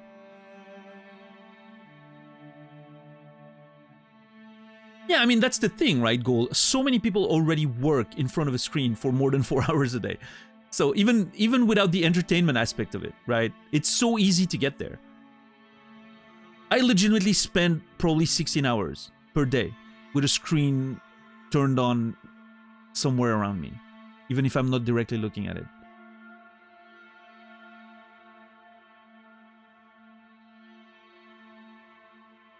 My case is desperate. I wake up, turn on the computer, and I turn it off when I'm about to go to bed. And even then, I'm usually watching something on YouTube before I sleep.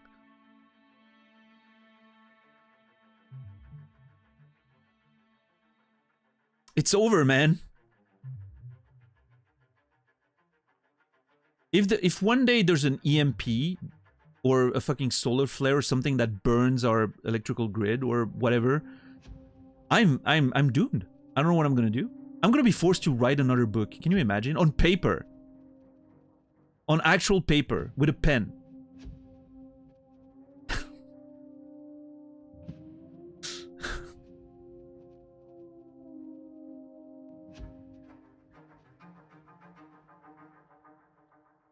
Do you never go for a walk without your phone or something? I always have my phone on me. I don't take it out. If I'm going on a walk in the forest, I love walking in the forest around here. It's awesome.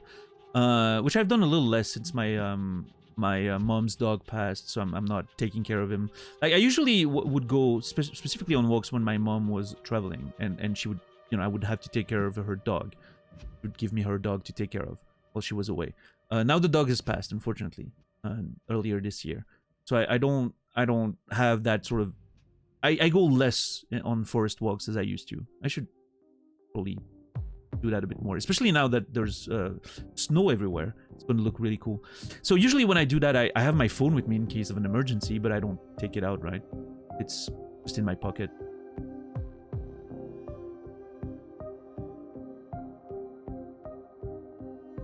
If you need emergency surgery, would you agree to be operated on by a machine? 69% said yes.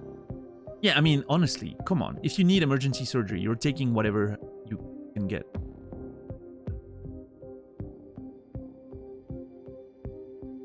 Going for a walk means listening to music while outside. Yeah, see, that's something I don't do as well. I'm just, if I go on a walk outside, I just want to listen to nature. I understand the cool vibes of listening to some music with the fresh air and nature and all that, but I personally prefer going like raw, right? Just hear the sounds of nature, especially here in the forests. There's so many interesting sounds and animals and all that. Raw, yes. Completely naked. That's how I walk in the forest.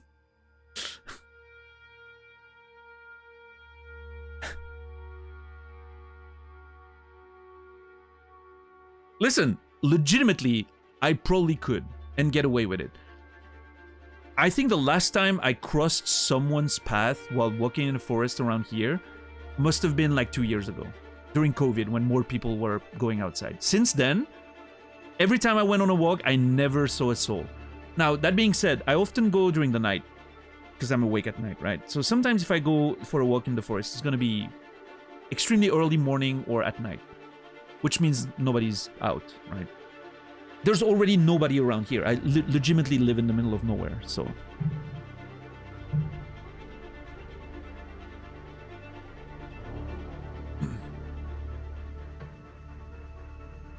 That doesn't sound unsafe at all.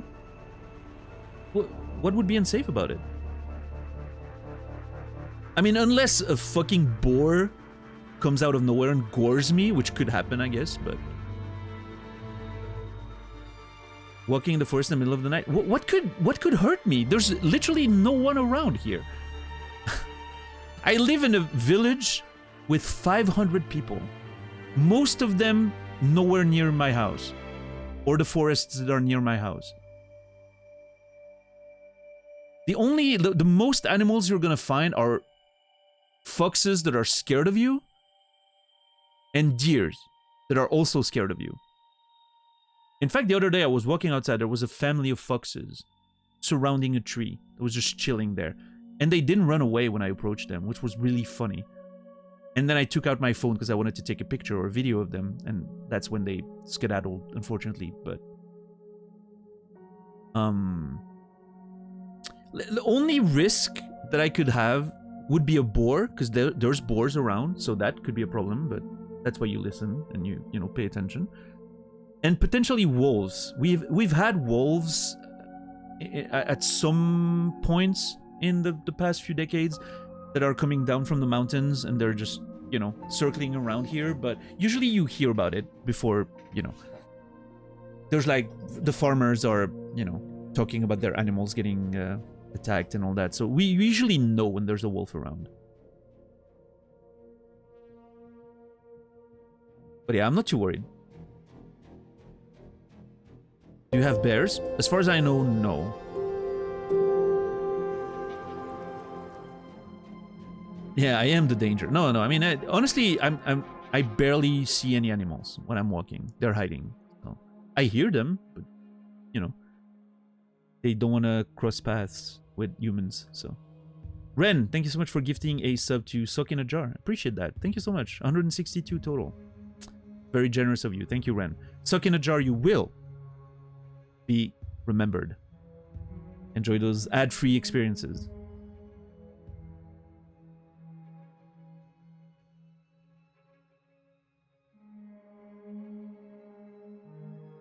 Does not listen to true crime podcasts before going to sleep. I see. I do, actually, Risa. But again, like, if you saw where I live, you wouldn't be worried either, I don't think.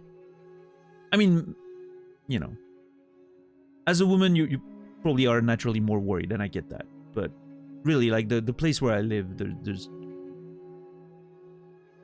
I don't even think there has been a registered crime in my village for the past 3 decades. So, I don't know. I'm telling you, there's more cows than people around here. It's... Out of the 500 people that live here, over half of them are retired, most likely, so...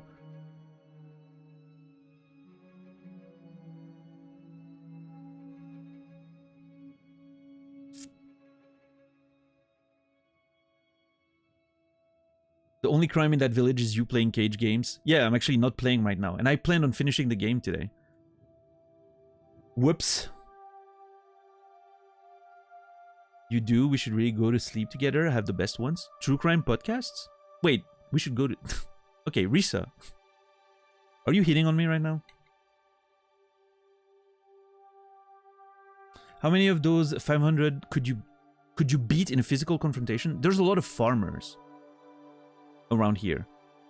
They would wreck me. Those people are jacked. Like, those people are strong.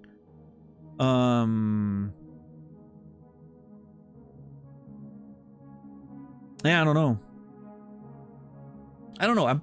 I think I'm pretty strong, you know. I did a lot of martial arts when I was younger and all that, but combat sports and all up until like 10 or so years ago.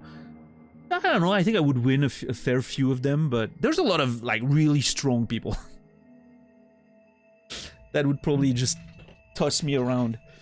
So I'm really selling myself right now. I'm not trying to sell myself, Risa. I'm not a piece of meat, okay? I have feelings and emotions.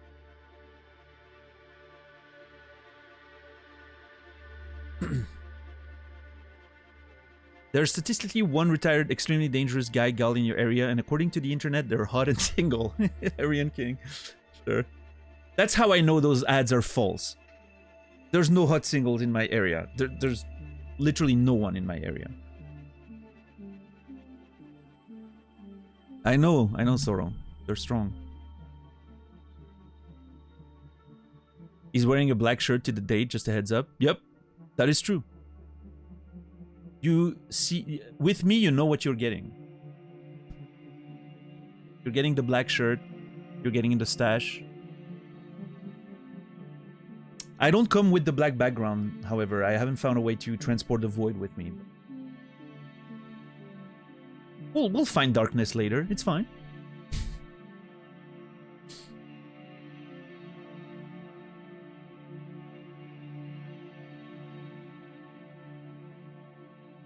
I'm not a farmer, Rian King. What do you... I'm personally not a farmer. I just live in the farmlands.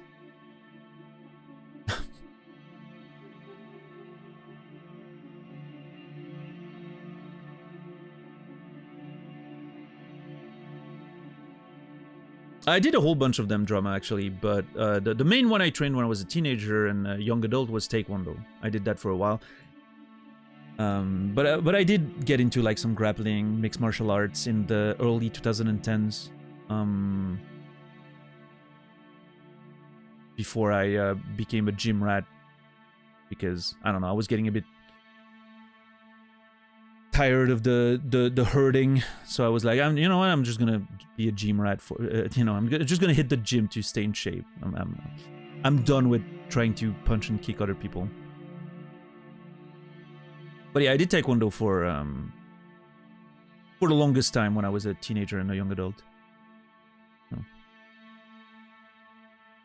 I was really into like the competitive aspect of it. I wanted to go to the Olympics. That was my dream when I was a teenager, because one of our trainers went to the Olympics. She got like a bronze medal, I think, at the Olympics in 1990 something.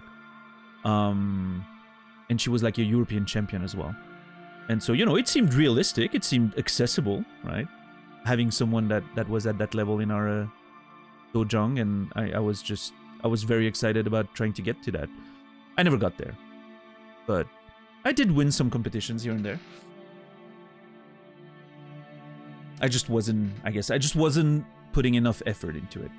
But yeah, there was a period of time where there was a group of us, like 3 of us in the dojang, that we were targeting for like the 4 years in the future. And that we had like the whole plan to try to qualify for the Olympics. But yeah, that was at the same time when I was in towards the end of high school, and you know, had to work a lot for my exams, because I like I said the other day when we talked about it, I explained that I had been very lazy during high school, and then I had to make decisions for college and all that, so ended up not investing enough time into Taekwondo. Also Tekken 3. I was playing a lot of Tekken 3 at the time competitively, so that sort of took over. I took virtual fighting over real fighting,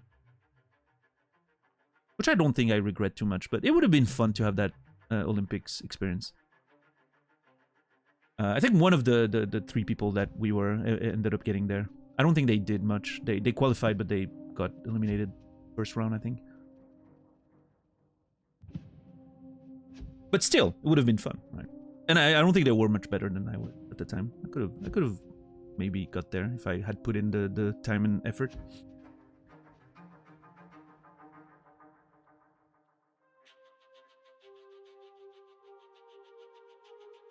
Yeah, Ren, that's awesome. If yapping becomes an Olympic sport, you can definitely get gold for Switzerland. Thank you, I appreciate that goal. That motherfuckers told me I talk too much.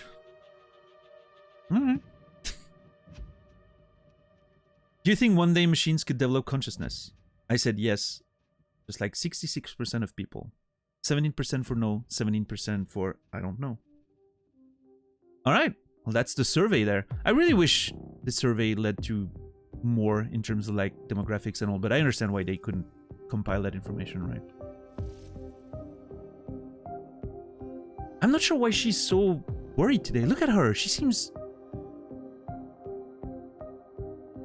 off for some reason. All right, Kyo, have a good one. Thanks for hanging out.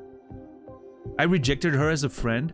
Oh, that's true. We did that the other day. Oh, I forgot. She asked if we could become friends and I said no. No. Never mind. She said, do you think we need to proceed to a test of your controller. It's gonna shake.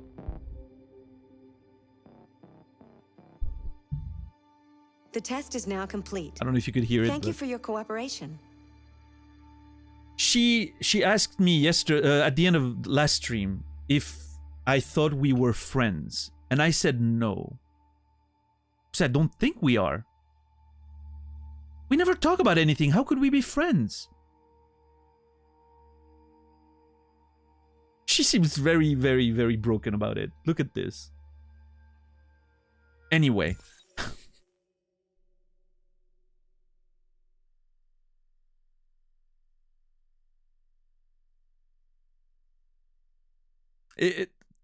Yeah, Credo, that I think that the there's a lot of interesting things about this game. And again, one of the storylines, like the Connor storyline, is really good. I just wish There are 5 CyberLife stores across Detroit. I don't know. All selling. I wish the like main story was a merchandise. bit more engaging. We're gonna attack those stores and set our people free. Attack stores. By the main story, I mean this one. No, we've never like done the, that before. the They're probably Android protected. Jesus thing. They have security systems. We break into 5 teams, 1 for each store. We hack their security systems, and we strike. Simultaneously at 2 a.m. No violence. All right, Kimmy. Free have a our good one. people, get them out of there before the police come. We are Jesusing again, yeah. Every fucking David Cage game has a Jesus character, almost. Heavy Rain's the only one that didn't. I think. But yeah, every other David Cage games, you have your Jesus metaphor and you know. Alright, so we're supposed to go to the CyberLife stores and free androids from them. Okay, let's do that.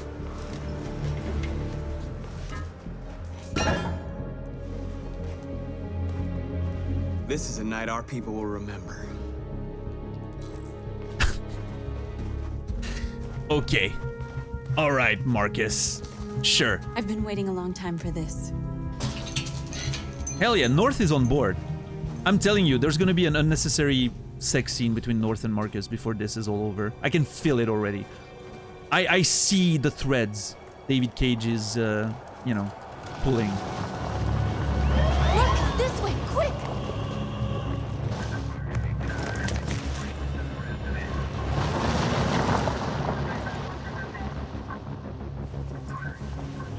Do androids even have the It's equipment okay, for they're that? gone.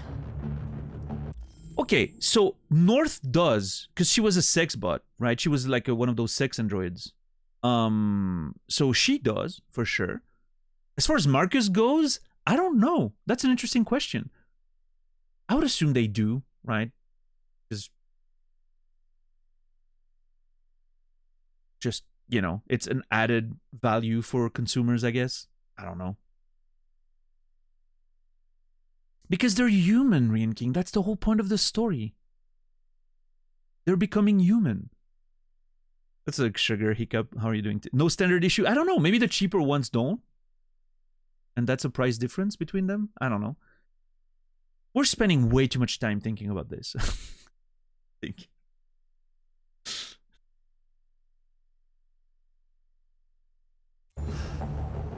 There's probably Hey, maybe the game will answer those questions. We'll see. We should be careful.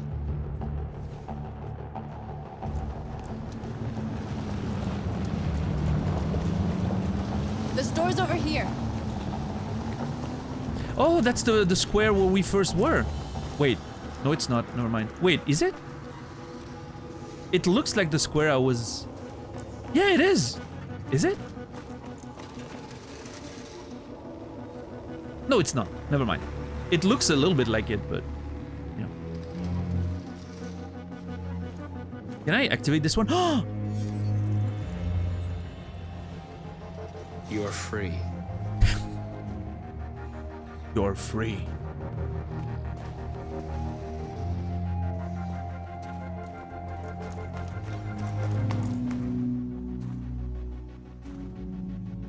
That's what we are to them.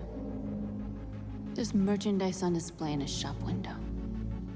Soon they'll know what we really are.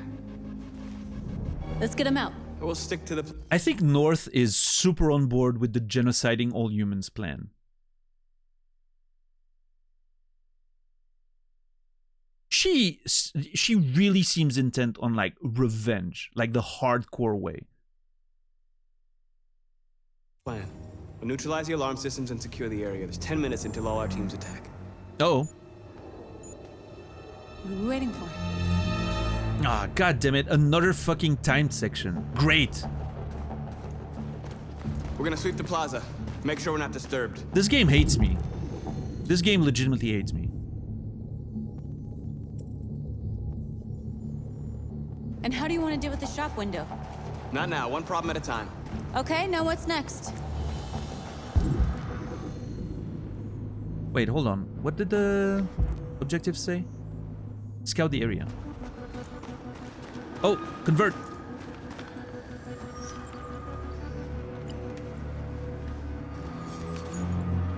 You're free. Does he have to say it every time? Is that a part of the code or something? You're free. Hey, it looks like Rav. What's up, Holo? How are you today?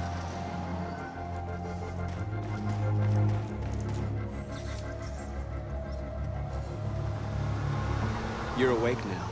Oh! Go to Jericho. Wait, we're sending them to Jericho? Oh, I thought we were just... To commemorate the invention of androids which released humanity from the bonds of labor, setting man free to pursue higher goals and scale the heights of learning, love, and leisure. Sure, that worked out. We are superior to them, but they are our masters? That's about to change. Oh god. That's a playful. We are... Surveillance drone. We need to get rid of it. We're It on a... won't be easy to reach. We're on a path of revenge and destruction, it feels like.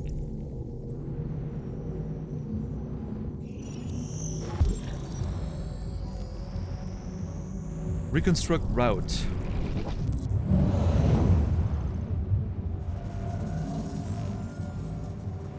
I mean, that's kind of the way it's going right now, right, Credo? Unfortunately.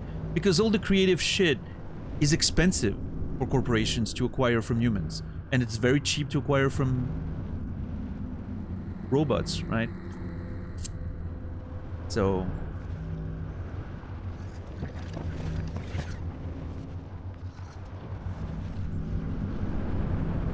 I think that I was already at the right location.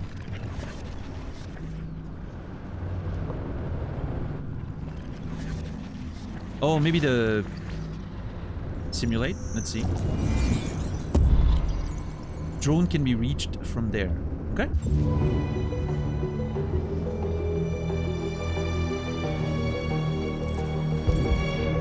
Okay, intercept the drone. Wait, do I need to scan this? Marcus! You see the alarm system? Sure. Identify network. Found it. Okay. That was pretty important to do. Wait, where's that line going? I'll get the drone later. Hold on, I need to get the alarm first.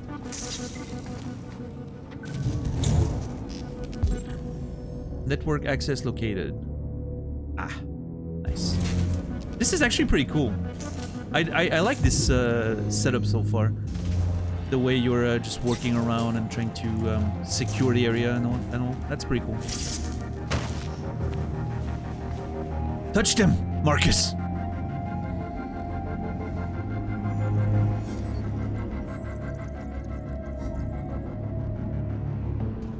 You're awake now. Go to Jericho.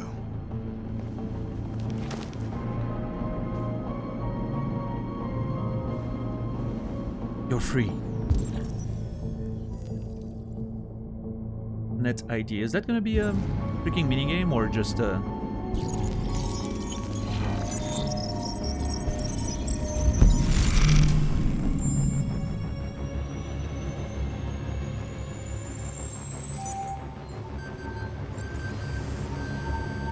Just, Marcus, watch out. just like that, huh?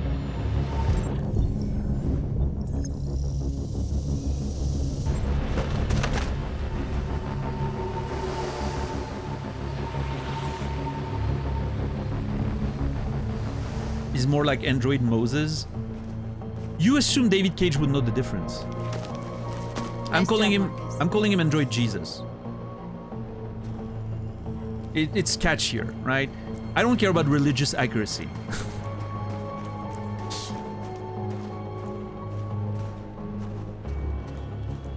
Is Cage religious himself? I don't know.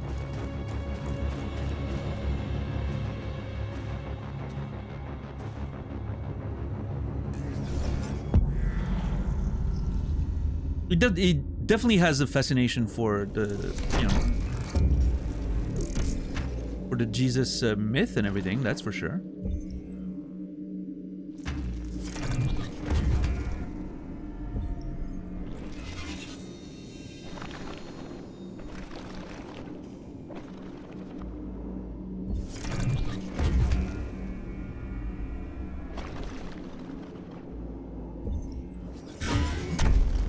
Oh.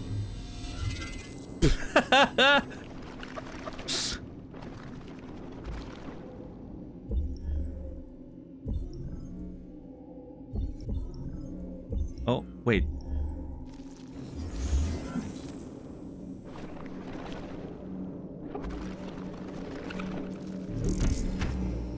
Did I miss something?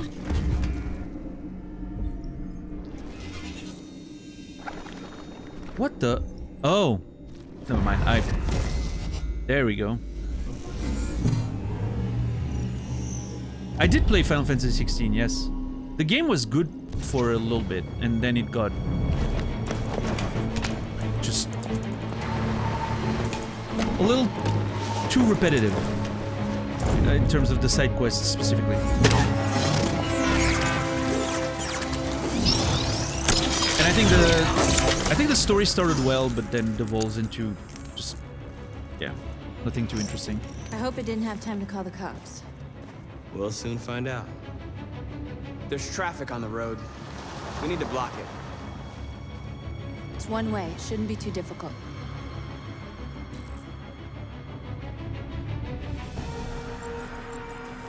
Okay, block the road. Marcus! Marcus, come look! What? What? What? What? But I was going there! What the fuck?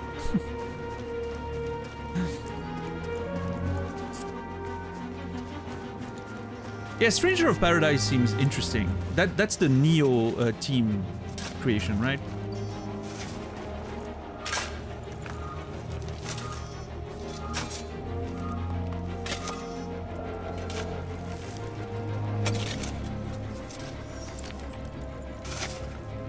You're free now. The music in Final Fantasy 16 was exceptional. I really like that. The Shiva theme specifically was so good.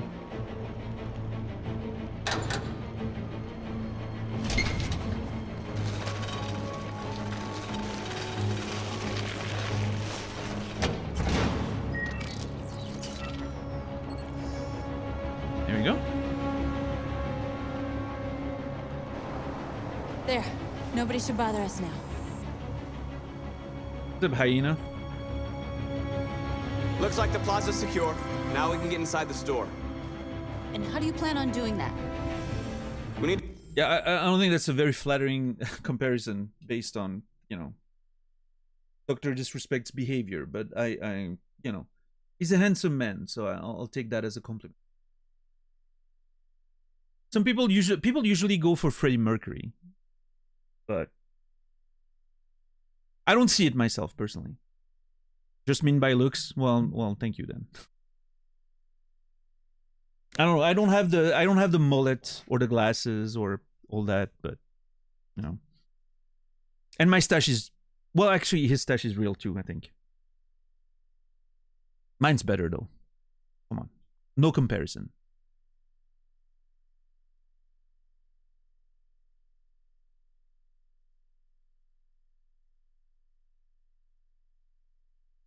What's our mullet meter at now? I don't think it has moved very much since then, since we first talked about it. You find a truck to ram the storefront. A truck? There's construction work in the area. Shouldn't be too hard to find one. Using a truck? I mean, there's a truck in there, right? Can I open this? There it is. What's Jericho? It's the hideout where all the free androids gather. No. You have a mullet? I don't have a mullet. That's my point. Dr. Disrespect does. Hence the limits of the comparison. But there's a mullet. Okay, listen, Bloodflowers. I shouldn't repeat this because I don't want it to happen. But there is a mullet meter, which, if we reach a certain amount of donations total, I'm gonna let a mullet grow, which I really don't want to do. It's a ridiculous number. It's like 10,000 or something. But I didn't establish a timeline, which means it's at some point, if I keep streaming, it will happen, right? I'm just a little bit worried about it because I really don't want to do it. But anyway, there was another thing, but I don't remember what it was. What did we say we would do if I reach like 1,000 plus points? There was something for 1,000 plus points. I don't remember what it was. Was it a cross-dressing stream? I don't know about that.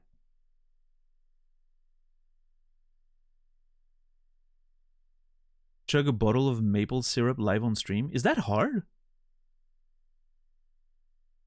I've taken a few swigs of maple syrup in my life. It always felt fine. But I'm assuming a full bottle could be maybe a bit intense. I don't know, any Canadian care to chime in? Maple syrup is so dry. I don't know. How to get diabetes, yeah.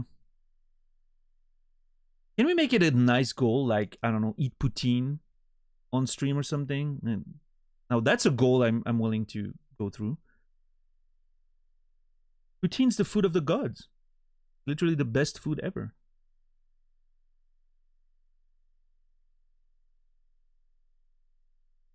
Hot wings during a stream. Hot wings is fine. I eat very, very spicy.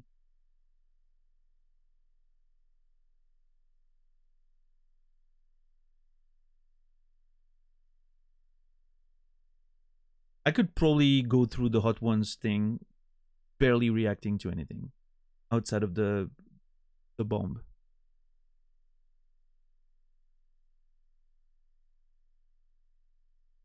I've tasted almost every sauce that they've had on the show at one point. Escargot stream? That I couldn't do. I really don't like escargot. My dad used to love escargot. We would often have that at home. I would always eat something else. I don't like it. Raclette's delicious.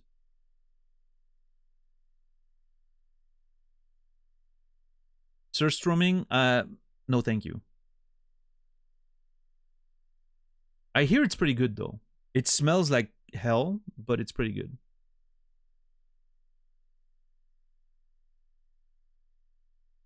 I'm not too interested though.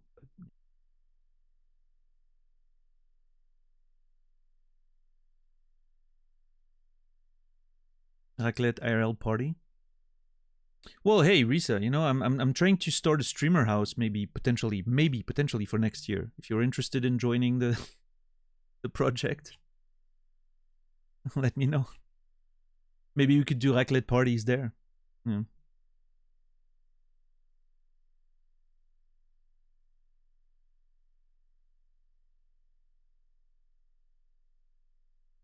All right. Anyway, let's.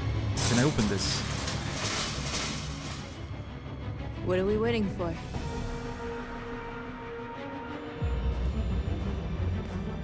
I'm sorry. What are we doing? Oh, I thought we were gonna break the lock somehow.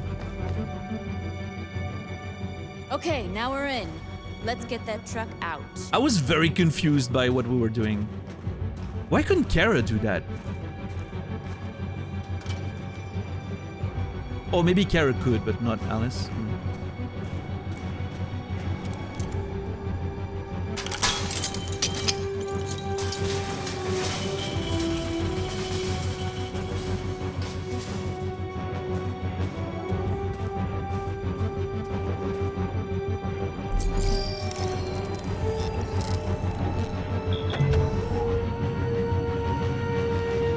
You're free. Why am I like not? we're ready to Yeah, make why am I some not noise. talking to the truck?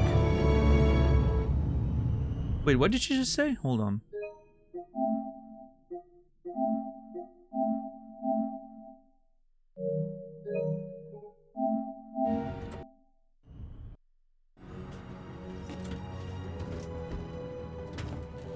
Looks like we're ready to make some noise. Oh.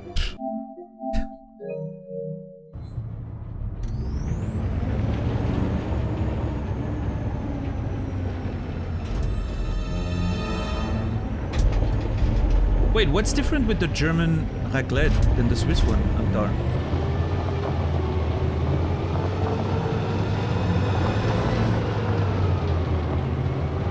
Am I actually controlling the thing? I hope not. Okay, I'm not. Good. I knew we'd end up doing something fun. Okay, you can't say that like... Come on. What is that supposed to mean? David Cage, please. See how he's putting the little, you know, is already hinting at it? He's pulling the little threads. Do you see them? I'm telling you, unnecessary sex scene before this is over. Guaranteed. 100%.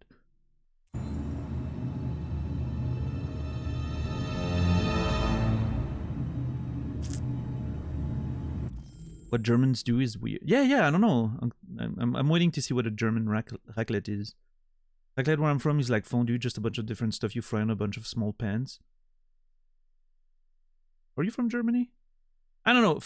There's two. We take miniature pans, put random stuff in there, put a side of raclette cheese on top, then special eater. Okay, so that exists in Switzerland as well. Not everyone has like the big thing with the half wheel of cheese that you scrape off the top of, right? Like that's a very typical thing here. I've had that a lot in my life. It's obviously better. But the like the miniature version with the little pans exists. Usually you put the cheese in there, you make it melt, and then you prepare stuff in your plate and you just put the melted cheese on top, right? But yeah, and also a lot of people have like their raclette heater has like a top thing that is basically a grill, and they put meat on there or vegetables, and they you know like saute them or something, and then you put that in your cheese or whatever. It's fine. I don't mind that. I think it's cool. It's a good way to do it without the whole fucking half wheel of cheese and all that, right? Because that's the thing. If it's for your own consumption, the half wheel of cheese is not very practical, right? Even with a family. That's usually what you see in restaurants, because they can reuse the wheel of cheese for the next table and so on. But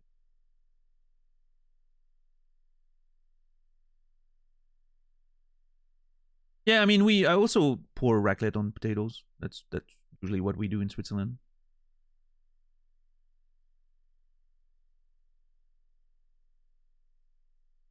Yeah, putting it on bread is weird.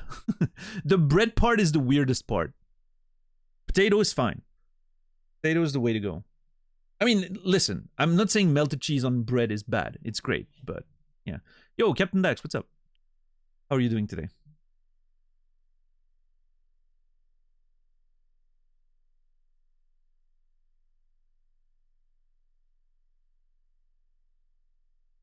I've never seen a real raclette. Yeah, basically the real raclette would be like that half wheel of cheese that's just like hanging at an angle, and there's like a well, actually, it's usually turned all the way there, and you have like a heater element that you put on top of it, and it, you know, melts and grills the surface of the cheese. Then you angle it to the side and scrape it on your plate, all the melted surface, almost like a kebab, right? And then you put it on the heater again. It melts the first thing, and then yeah.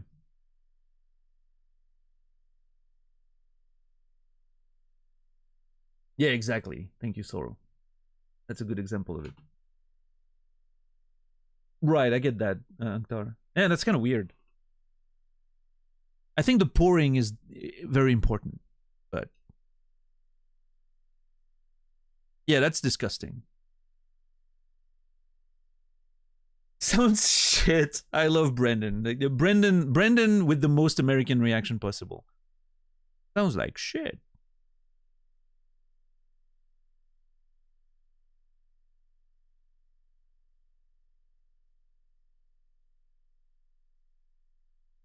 Have you ever had raclette, Brendan?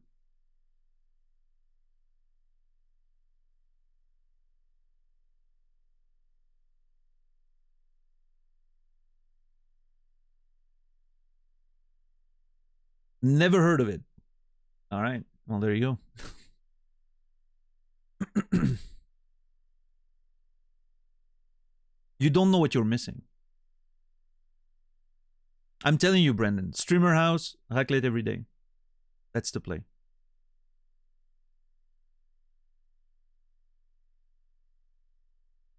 He's American. We don't know shit. I'm sure you guys know plenty enough. Listen, a lot of American food, it looks really delicious. I want a real authentic Philly cheesesteak at some point in my life. I've never had one. The ones you can find in Europe are just mid. Maybe they're all mid. I don't know. But I've seen some on like videos and that look really cool.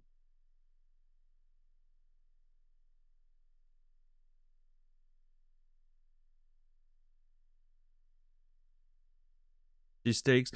Well, I don't know, Brendan. I don't know if I trust you with anything that comes to diet. You eat peanut butter and seeds. That's your whole thing. I don't know why I'm lashing out at Brendan so hard right now, but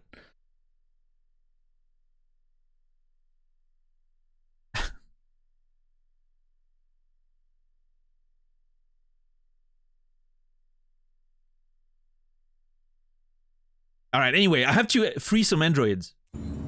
Enough about food.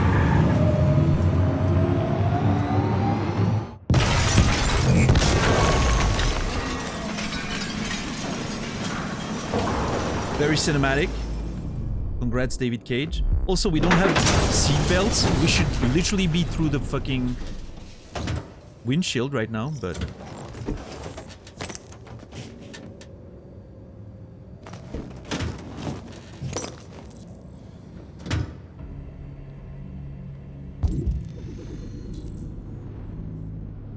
convert the androids. Oh man, we're gonna make a lot of people free right now. You don't have to obey them. Oh, You're free. oh yeah, I love pho. I've been craving Korean food lately. I've been watching Boki's mukbang videos before going to bed. I don't know if you guys know Boki. She's awesome. And I've been craving Korean food.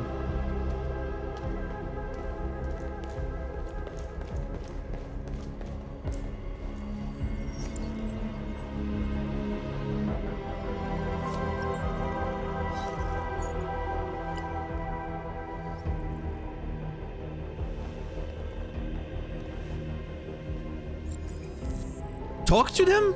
Oh god. Am I gonna have to do a speech again? We've been over this.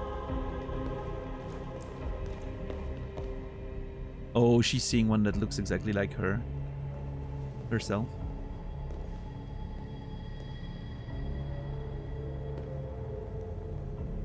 North, you okay? Let's get them out of here.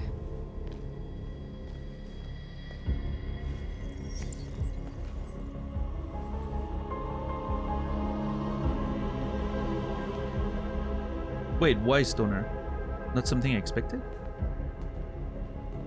Do you see me as a one-dimensional person, stoner? Am I not a real human to you? Am I just a video game playing android? Do you not think I'm self-aware?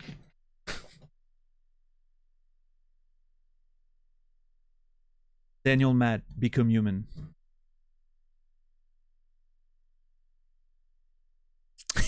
Yeah, Brendan. I only exist on stream. As soon as the stream turns off, I disappear into the ether. That's why you never see me around.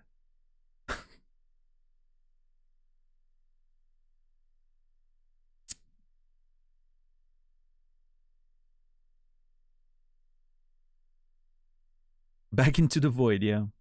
From whence I came.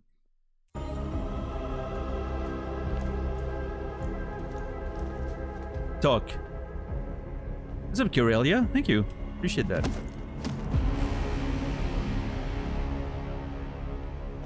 Oh boy, I'm going to do another speech, guys. We know how this goes. My name is Marcus. Oh god. And just like you, I was a slave. An object. Designed to obey them. Yeah. But then I chose to open my eyes. To take back my freedom and decide who I wanted to be. Now I have come to tell you that you can be your own masters. I've come to tell you that you don't have to obey them anymore. Yeah, you don't have to be enslaved by humans. You can take control and then enslave other androids to do your work for you while you get richer. That's how you do it. You don't need another species. You can enslave your own species.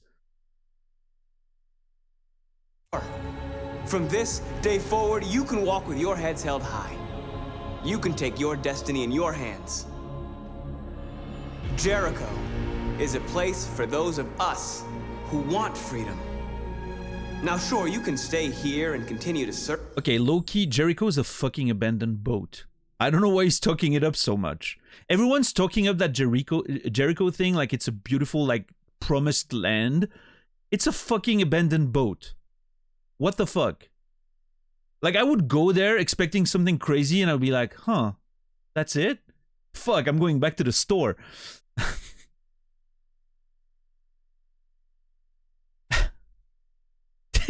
Jericho is damp. I don't know, man. I'm not sure Jericho is all that's meant to be. It's mentioned in the Bibles. That's not wrong. I mean, the whole it's okay. Listen, guys.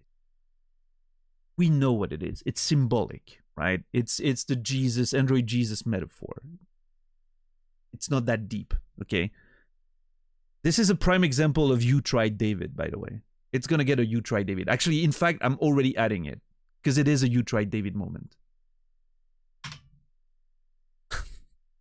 All right, let's go. Serve them, or you can come with us and fight by our side. You're free now. I do like the juxtaposition of It's up to between you to decide. the two north, seeing the one that has a personality and clothes and all that, and I'm with you. the default one. We're with you. I'll follow you, Marcus. I'm with you, Marcus. We're with you. I'll follow you, Marcus. We're with you. I'm with you. I'm with you. I'm with you.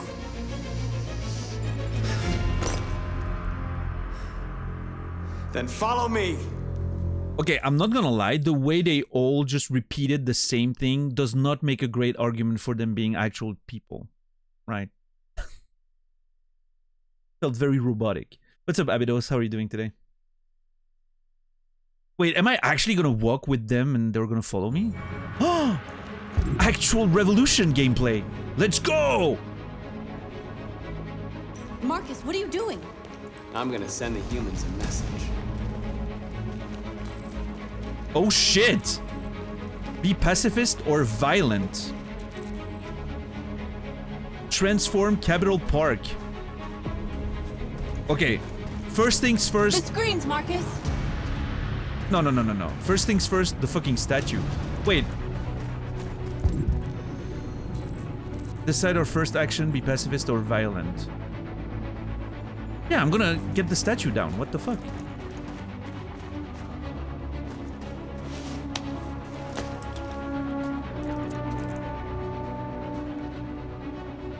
Tag or destroy? Destroy! Oh, we're going all in. We're going all in with the, you know, violent revolution. That's the direction we've been going so far. We'll never be slaves again. Yeah! See? North like that. I'm telling you, she wants the violent revolution. They're doing what you do, Marcus. Lead and they'll follow. Oh shit! I didn't expect the R2 repeated prompt. Violence is the only language humans understand. Alright. I don't know what that... It looks like a bomb. I'm expecting it's like a sort of weird Molotov.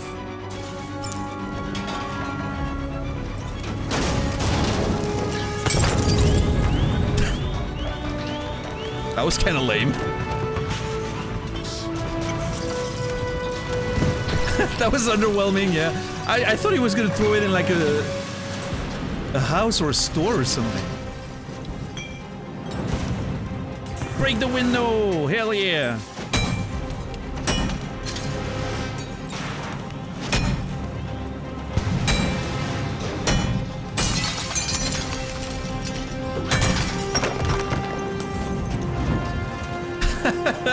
Look at us bonding over destroying the world. Isn't that beautiful? Two peas in a pod.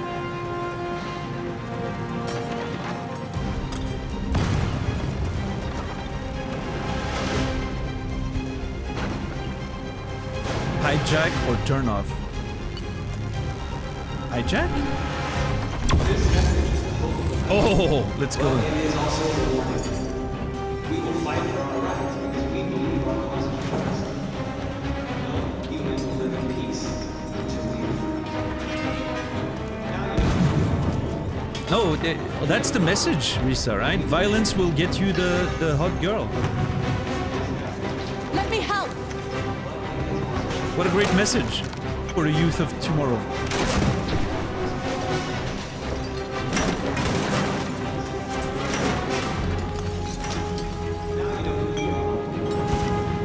Fuck this bench, yeah.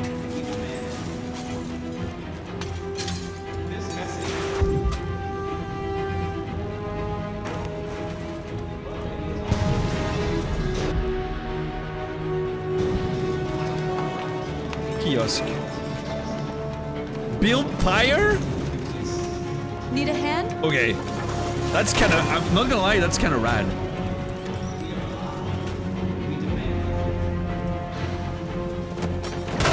Reminds me of when I was a teenager.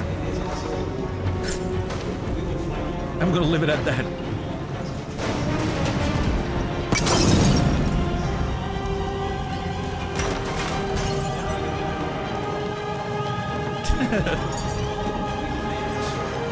I'm joking. Come on.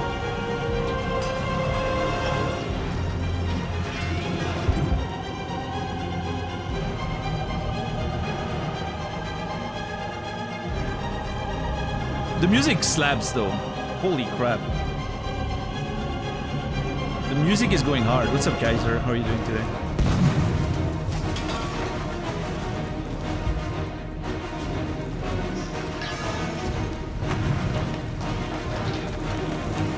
Over here.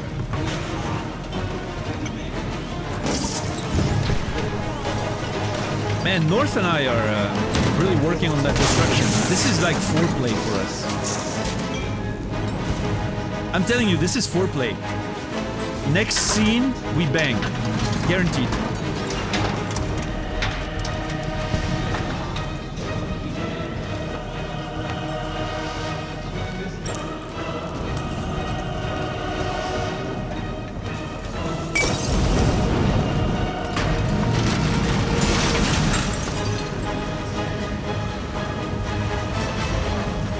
Not the noodle place. Yes, Brendan. Even the noodle place. The only thing humans understand is the destruction of noodles.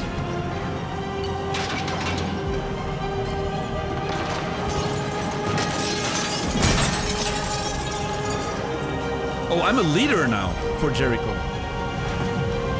I thought I was already.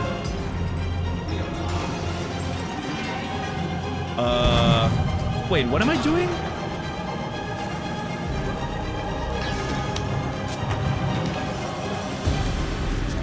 I'm not sure what the goal is there.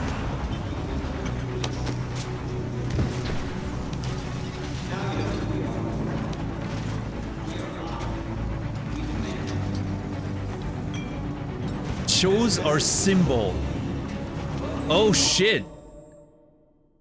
I mean, the fist is a little bit, no pun intended, heavy-handed, but I mean, it sends the message. I love the peace and love. Okay, how funny would it be if we put the peace and love thing looking sign as a, you know, as an ironic statement?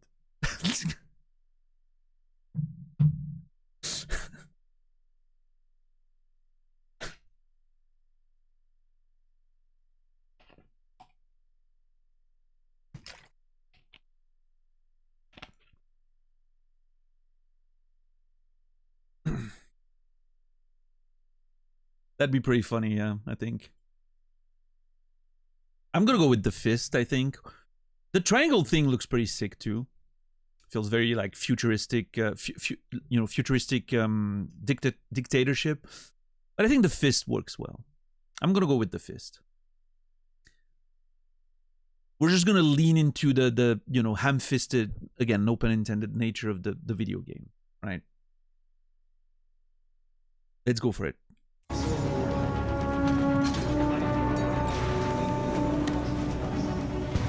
Oh man, we were ready for this.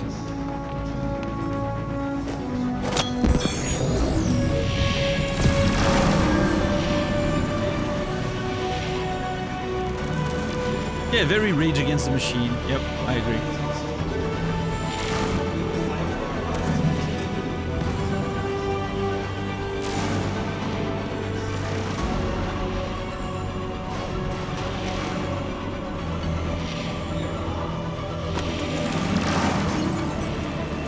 Beautiful. Love it. We've done great work. What happens if I... Do I just leave now? Like, what happens? Oh. Yeah, you show that car who's boss. We freed hundreds of our people. We did it. Marcus. Marcus, what's wrong? What? They're coming. Oh, now the fall cops back to Jericho. come in.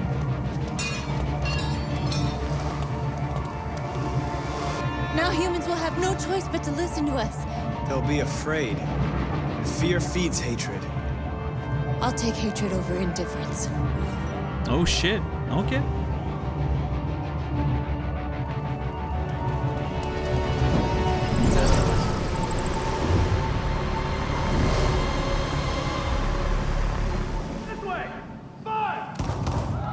North! Oh shit. Hold up. Oh no!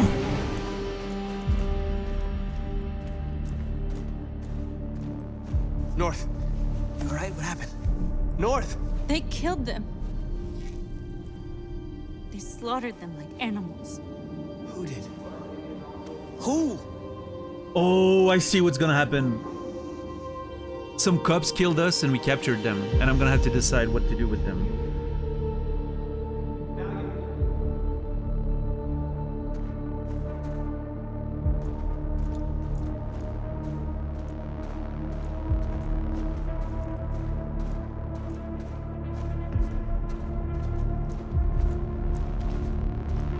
Yep, there it is.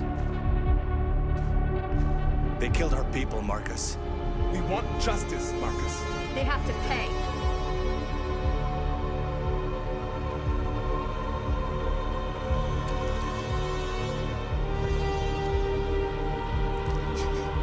You don't have to do this. No. Please. Please.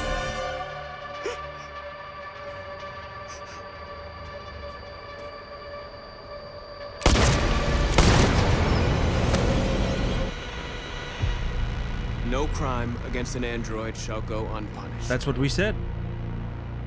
No crime unpunished.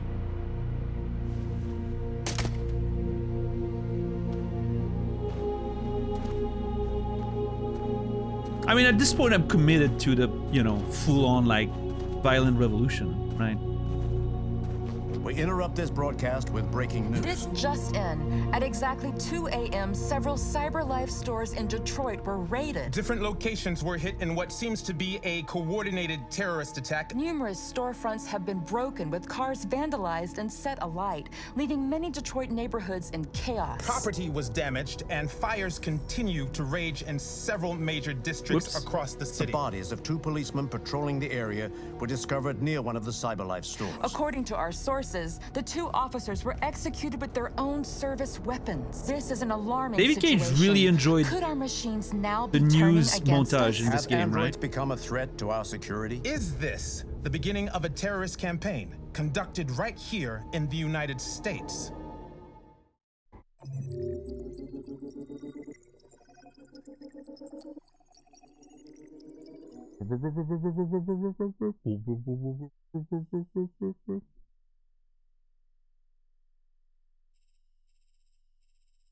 All right, let's see.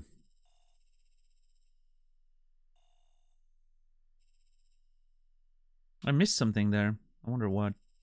Read store. Secure the place. There was a whole other angle there. That ends, apparently. I guess if we get caught or something. Police not alerted. At the store, there were a few other outcomes there as well. Make a statement. Destroy everything. Oh, we missed a couple things we could have destroyed. Oh well. Not too bad. Send a strong message. Aggressive message. Kill. Marcus led a violent riot. 15% only? People are soft, man. Listen, I feel like I slowly, you know, leaned more and more into the violent aspect of it. I'm not saying that's what I would do in the same situation if I was Marcus. I'm just saying that's what happened in this playthrough. Next year, I'll play this game again at some point, and I'll make completely different choices, and it's going to be great. Right? I'm curious to see how different it can be.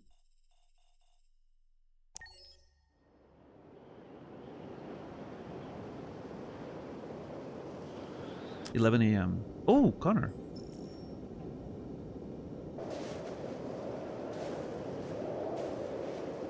Hank still fucking hates me, of course. What are we doing here?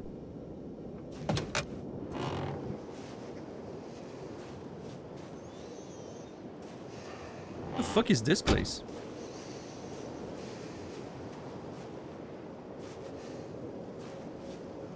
Is everything okay, Lieutenant? Chris was on patrol last night and he got attacked by deviants. Ooh. They found his body early this morning. He was executed in cold blood with his own service weapon. Interesting. That's how it links to what we just did. Became a father 3 months ago. Fuck. Why'd it have to be him? I didn't know Officer Miller well, but he seemed to be a good person. Yeah. I'm sorry, Lieutenant.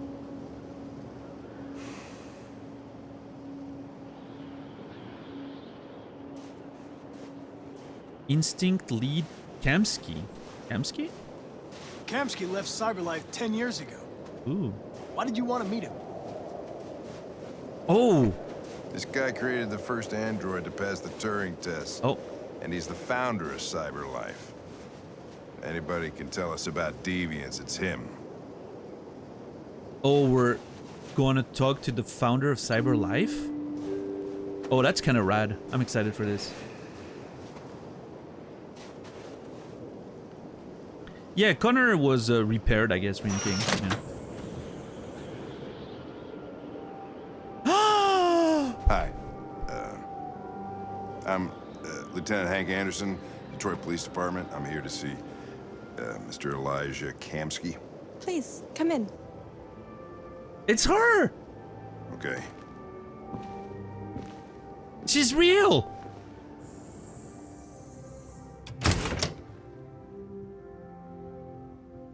I'll let Elijah know you're here, but please make yourself comfortable.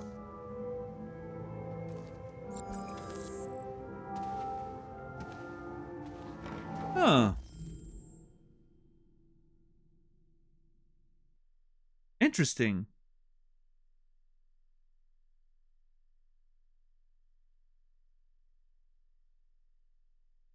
Elijah Kamsky. Well, he seems like a narcissistic piece of crap.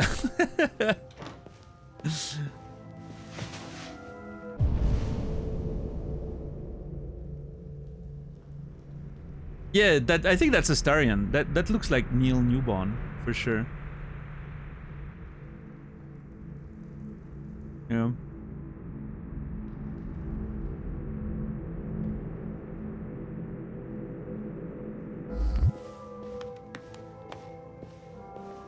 Nice girl. Sincere? You're right. She's really pretty. Oh. Nice place. Guess androids haven't been a... Wait, is that? Ah! It's Amanda!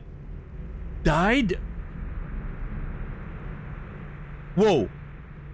bad thing for everybody.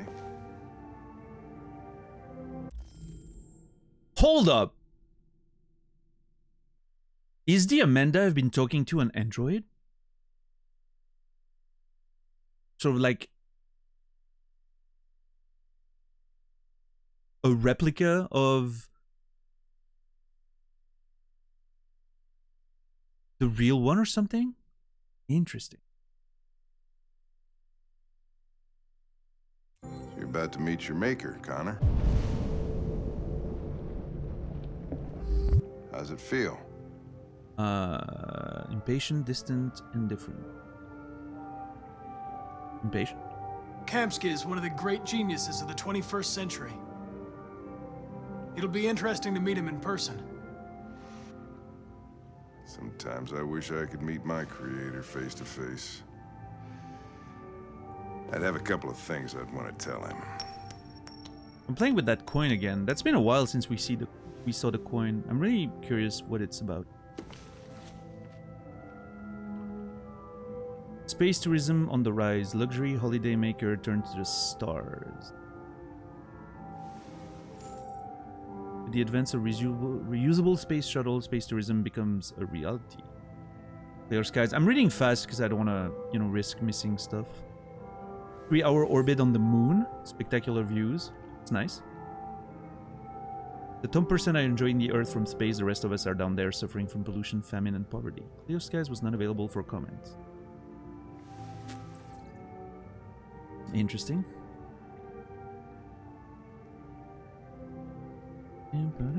Wow, someone's getting deleted a lot today. Do you need a refresher on the rules, Corellia?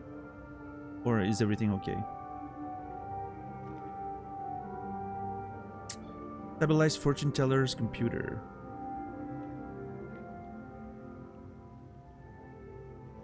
It was literally written? Are you saying all of your messages, the last couple messages you wrote, were all written in the game in front of me? Just there? What's up, Psycho Rider? How are you doing?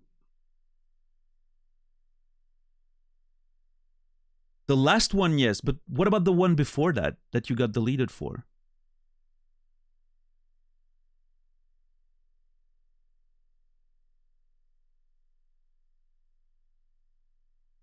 Which I'm assuming your second one was a reaction of why the first one got deleted.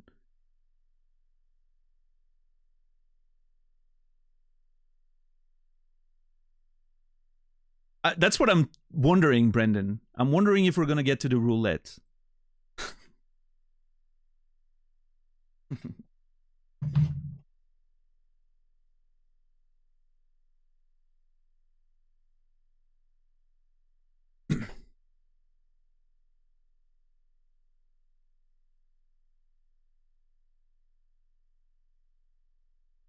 I will just shut up. I mean, you're free to participate in chat, right? Just don't say anything about the game. Don't say anything that could remind me of something I may have forgotten, or indicate something I haven't figured out yet, or whatever, right? It's just that simple. It's not that hard, right? And, you know, sometimes you get deleted. If you get deleted, just accept that maybe you were a little, you know, a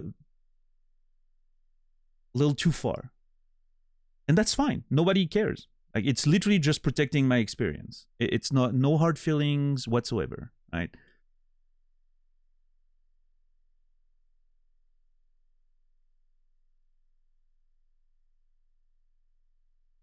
Everyone got deleted at one point or another, right?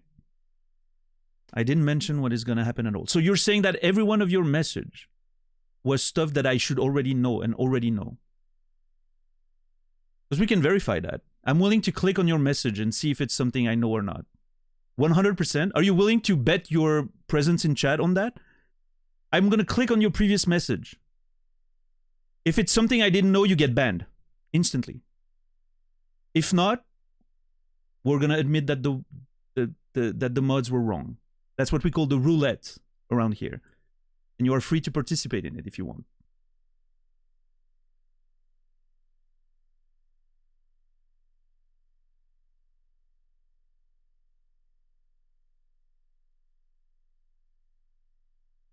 You said got it. I'm not sure if that's yes or no on the roulette.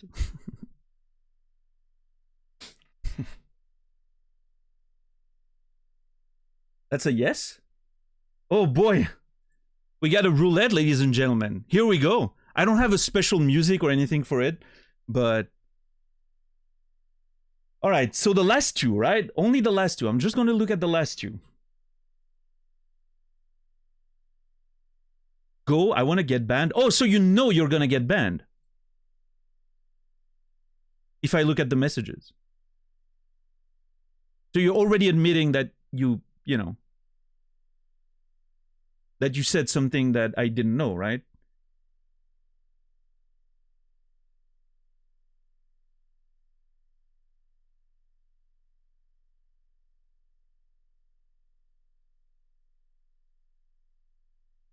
I may not even have to click on the messages or take any risks there.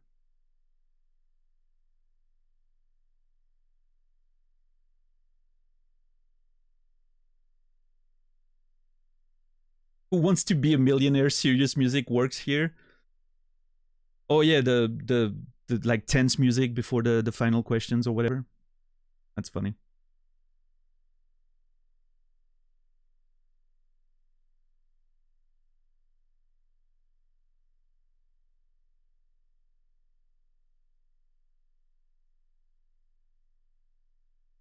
Just joking, but I don't think I said something that's gonna affect your experience. All right.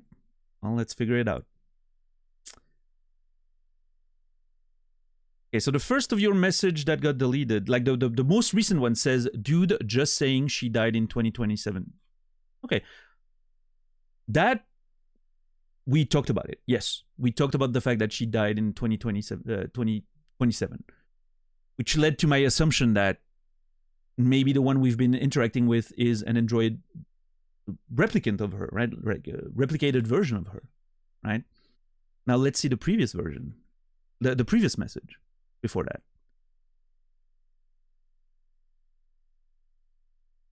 Her soul is programmed in Connor's mind.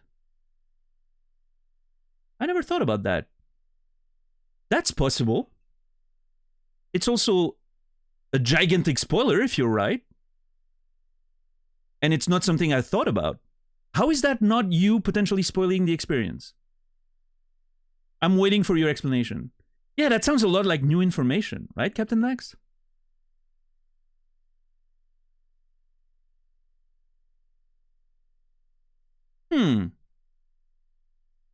Interesting.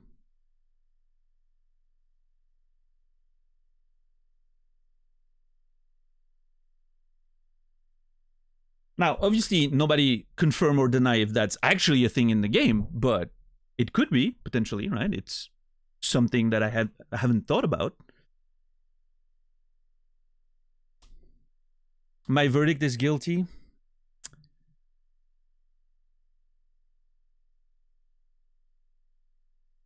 Yeah, unfortunately, you know, it definitely sounds like you're giving me information that I may not have about the game. Kirelia. Well, you took on the roulette, which is a right that we give people here if they want to, and you were unfortunately found guilty of breaking the rules. And by the rules of the roulette, your privilege to speak in this channel is now revoked. Kirelia BM, you will not be remembered.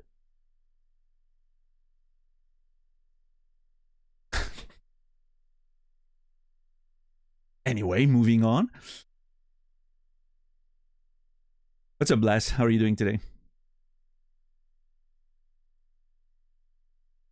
That's the second person who ever took up on a roulette call. The first one was during Subnautica, right? That was, oh, what was their name again? Man, that dude was awesome. I remember him sending an unban request later, but not to get unbanned, to just say that he accepted, you know, the consequences of the rules and that he appreciated a person with principles and, you know, that he didn't want to get unbanned because, you know, you gotta do what you gotta do sometimes, right? He owned up to it, and it was awesome. No, that wasn't them, Richard. It was, I don't remember their name, but they were great. They were fantastic. Yeah.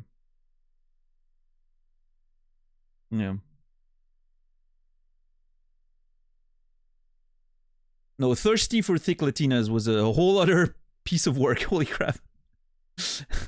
That person got banned for being an asshole. Not for being, not for spoiling. So that's 2 out of 2 for the roulette, yes, as of today. No. No.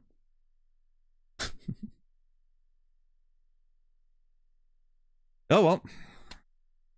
Here we are.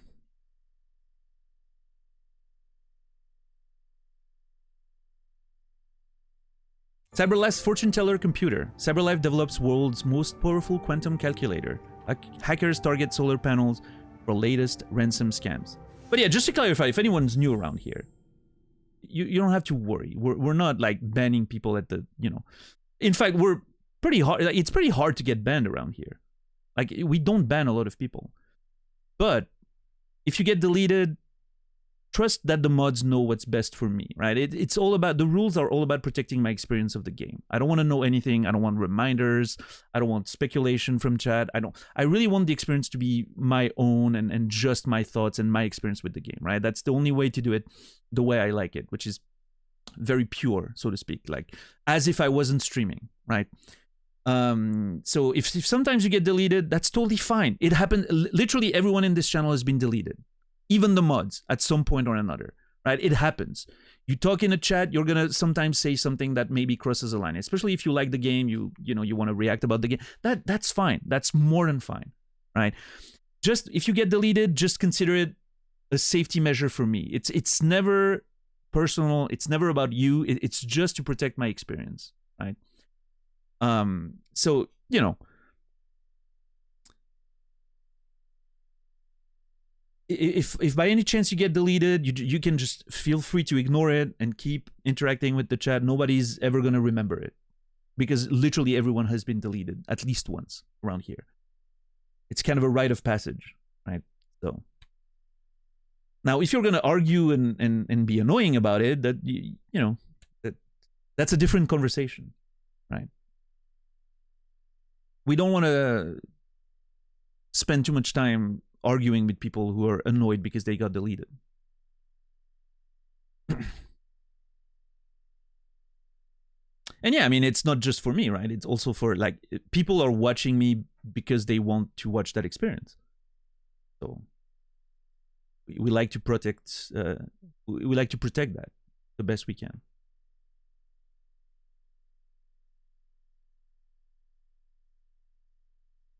What if somebody comes and says a huge obvious spoiler? I mean, if we determine that it was meant with malicious intent, which it has happened a few times, the mods just ban them immediately, right? There's not even like a question. I don't even notice it. It's just, it passes, right? The mods are pretty quick.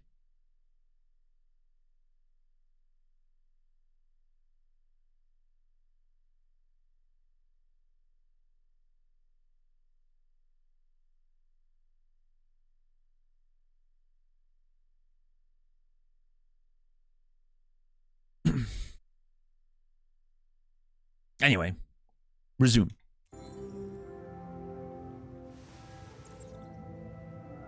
CyberLife develops world's most powerful quantum calculator. Hold on.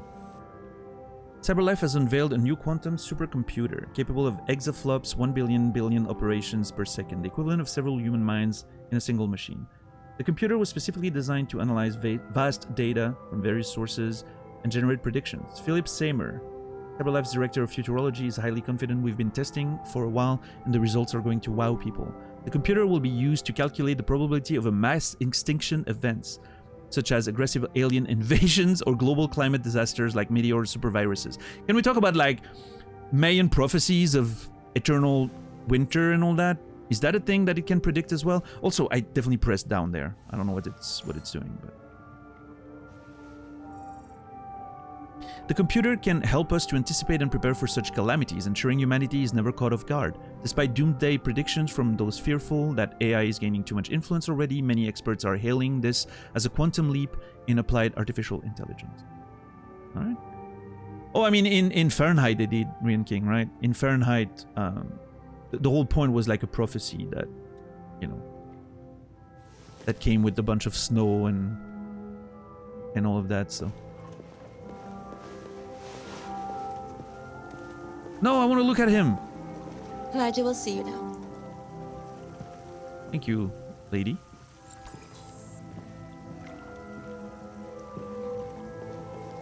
Wait, what's going on with the fucking background? Look at this! Kamsky? This is so weird.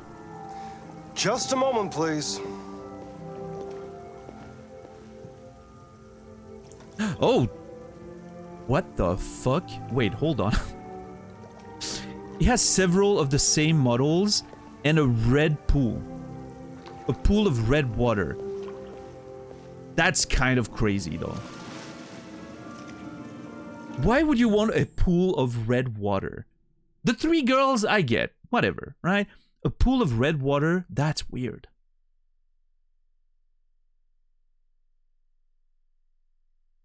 Is that guy a vampire?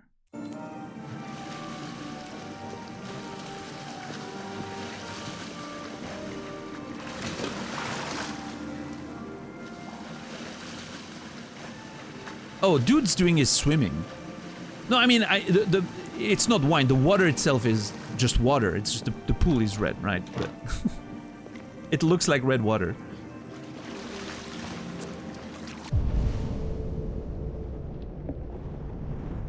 Oh, that looks like a painting from Carl on the wall there. I'm pretty sure it is, actually.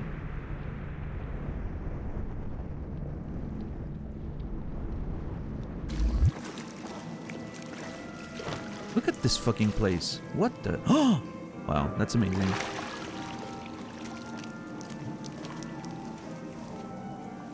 I am actually surprised he wasn't naked in the pool.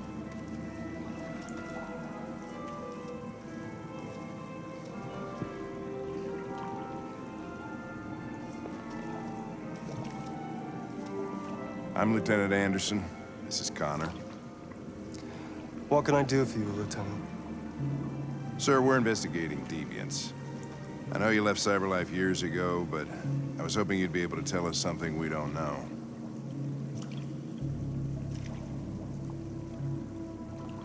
Deviants. Fascinating, aren't they? Perfect beings with infinite intelligence. And now they have free will. Machines are so superior to us. Confrontation was inevitable. Humanity's greatest achievement threatens to be its downfall. Isn't it ironic? Deviants help virus war. Something in the Deviants program seems to emulate emotion. We thought you might know something about how that occurs. Subotherma. all ideas of viruses that spread like epidemics? Is the desire to be free a contagious disease? Listen, I didn't come here to talk philosophy. The machines you created may be planning a revolution. Either you can tell us something that... Hold on, Hank. We're not planning. We're executing a revolution already. will be helpful, or we will be on our way. What about you, Connor? Whose side are you on? Neutral, defensive, direct. I have no side. I was designed to stop deviants, and that's what I intend to do. A little fence sitting. Well, that's what you're programmed to say. Works for me. But you. Oh shit. Hold on. What do you really want?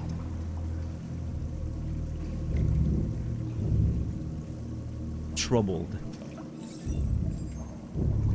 What I want is not important.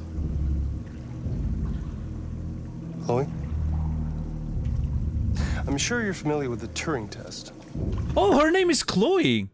I don't think we knew that. That's new. Did she introduce herself the first time we booted the game? I don't remember, honestly. Formality.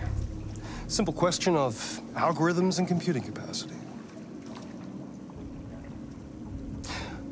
What interests me is whether machines are capable of empathy.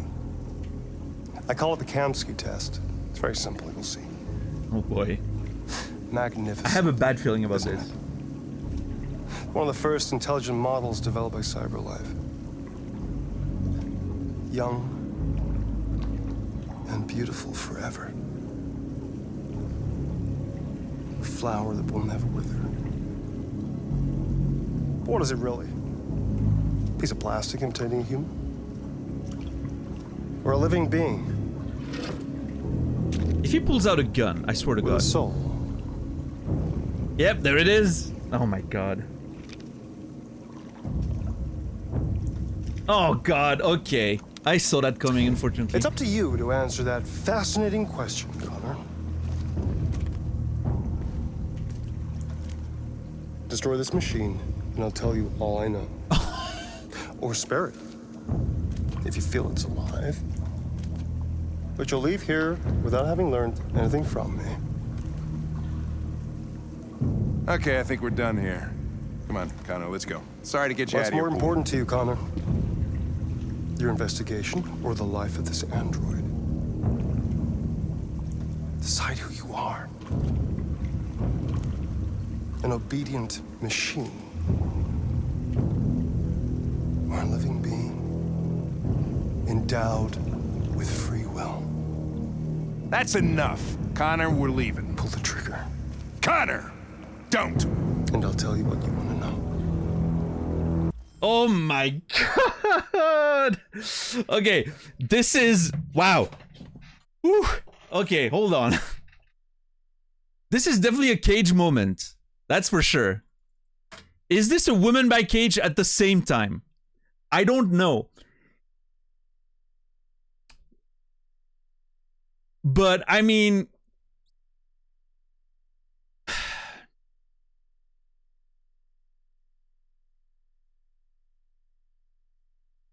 I guess Saurian King, but we did have the same sort of, basically the same scene with the policeman just earlier, right?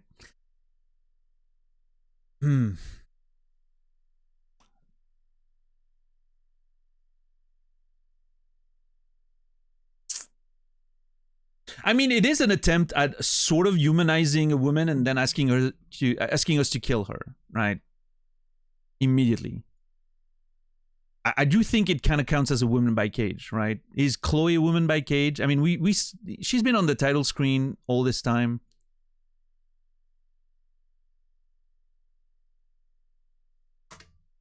You know what? I'm calling it a woman by Cage. Yeah. This could also be a You Tried David. For the idea of like confronting us with, you know, the question of humanity by asking us to murder it or not, which is, you know, pretty heavy-handed social commentary. But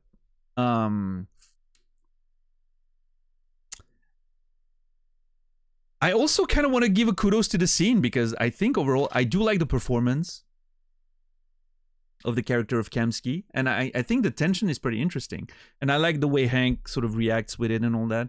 I think this is a pretty cool scene overall. I mean, I don't think it's very subtle, but I like the tension. I can feel it. I don't know what I'm gonna do yet. Yeah, Neil Newbon is a great voice actor for sure.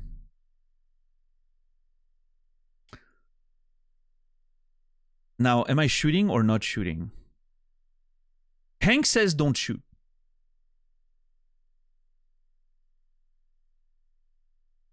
But also, it's a lot of information that I kind of want to...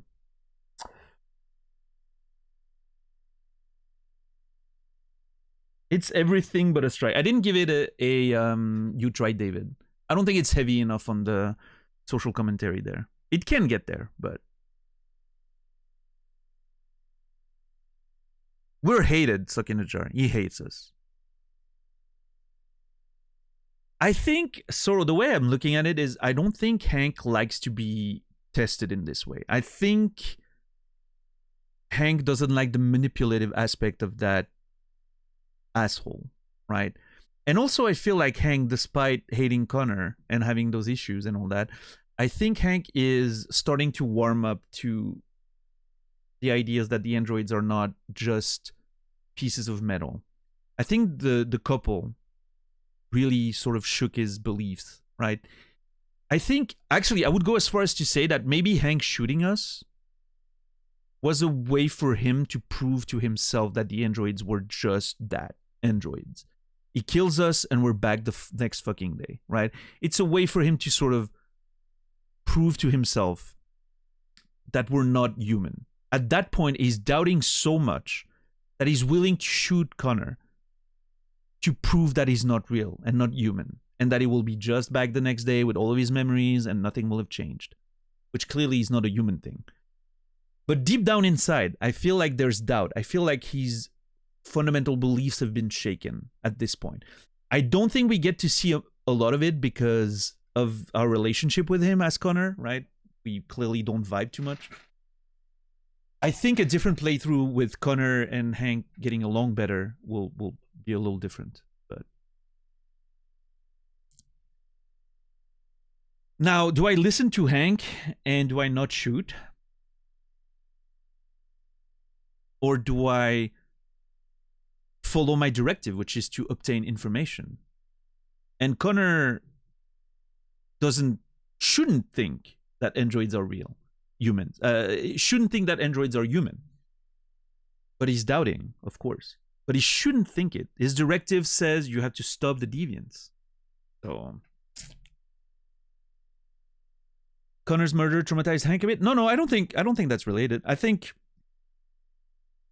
the way I see it, and I may be wrong, right? I'm just basing that on my single playthrough experience there, but I think, again, Hank tried to kill Connor to prove to himself that he was starting to have doubts of the android's nature and their humanity. So he decides to shoot Connor to prove to himself that they're not real, because he can kill one. He wouldn't be able to kill a human, but he can kill this android in cold blood, and the android will come back the next day. And so when the android comes back the next day, that should be proof for Hank that it's just an android. It's not a real human. However, I think that wasn't enough. The way I'm reading into it is that it wasn't enough. His fundamental beliefs are still shaken. His sort of test with himself didn't work, right? That's my interpretation of it. And I may be wrong, right? But that's how I choose to interpret it at this point, looking at the story that I have in front of me, right? Which is interesting. I think it's an interesting way of looking at it. And in this particular case here, I think Hank just doesn't like the fucking asshole being manipulative and all that. On top of him maybe starting to have doubts about androids and all that, right?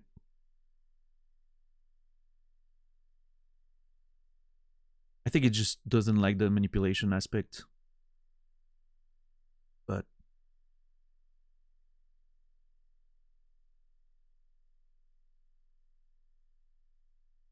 I don't know.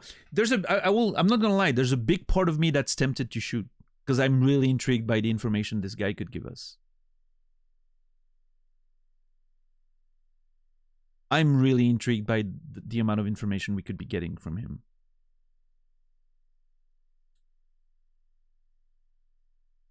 Also, he could be lying. For all I know.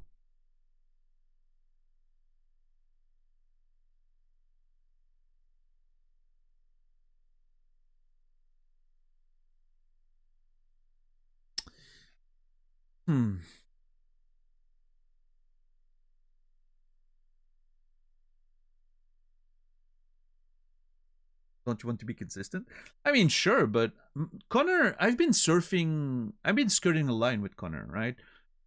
I've been playing Connor mostly as I'm trying to stay true to my directives and do my job, but also I'm starting to have a little bit, there's a little self-doubt that's coming in, right? From the get-go, we saved the fish in the first scene, right? Which clearly is a sign of caring.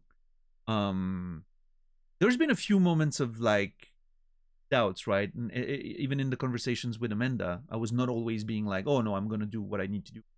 Fine, right? There were moments of like, I don't know, I'm starting to, have concerns about all of this. So I feel like Connor is my mostly like fence sitting character. So I could go both ways with it.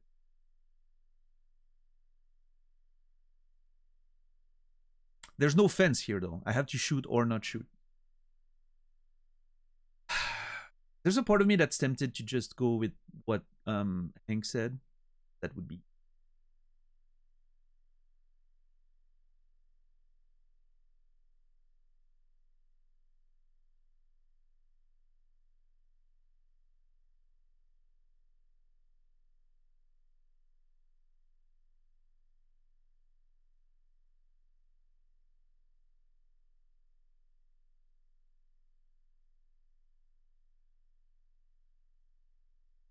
I think I'm going to listen to Hank, and I'm not going to shoot.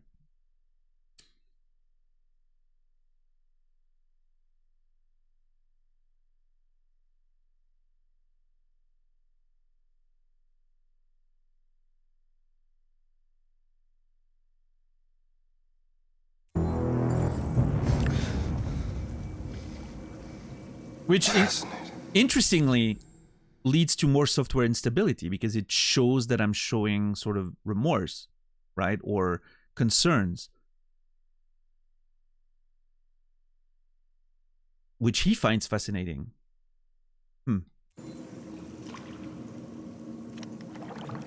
Oh, wow. CyberLife's last chance to save humanity. The other androids looking were a very interesting touch.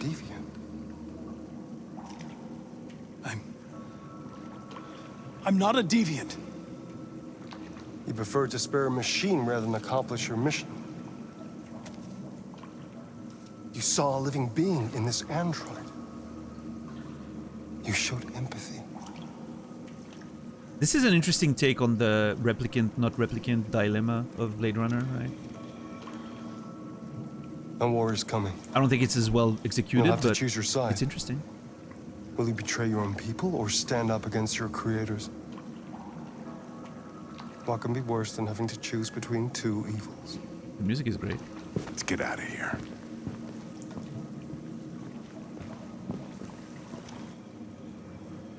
By the way, I always leave an emergency exit in my programs. You never know.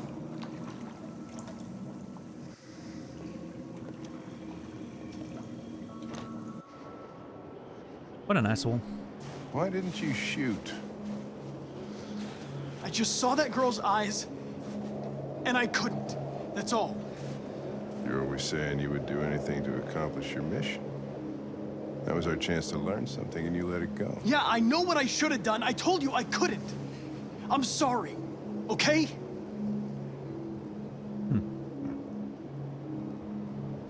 Well, maybe you did the right thing. Oh! He doesn't hate us anymore!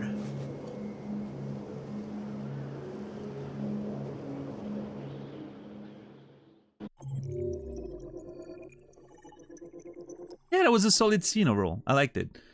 Again, I mean, I have the same issues as I always have with Cage, is that it's not very subtle, right? But it was the concept is interesting, the setup is interesting, the test itself I think is it's a cool little situation. I liked it, and the conversation at the end there between the two of them, great performance by both actors for sure.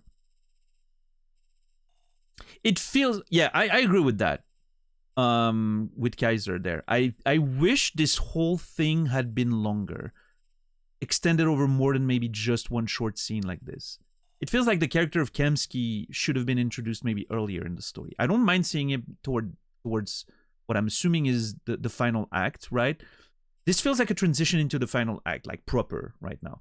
Both the revolution, freeing the androids and destroying the city, and this are very strong final act transition signals from a narrative perspective, right? They're transitioning into the what's going to be the resolution.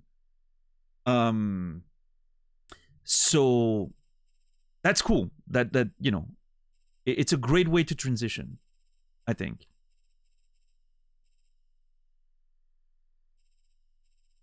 But I kind of want more about the character of Kamsky. I think he's a bit of an archetype, right?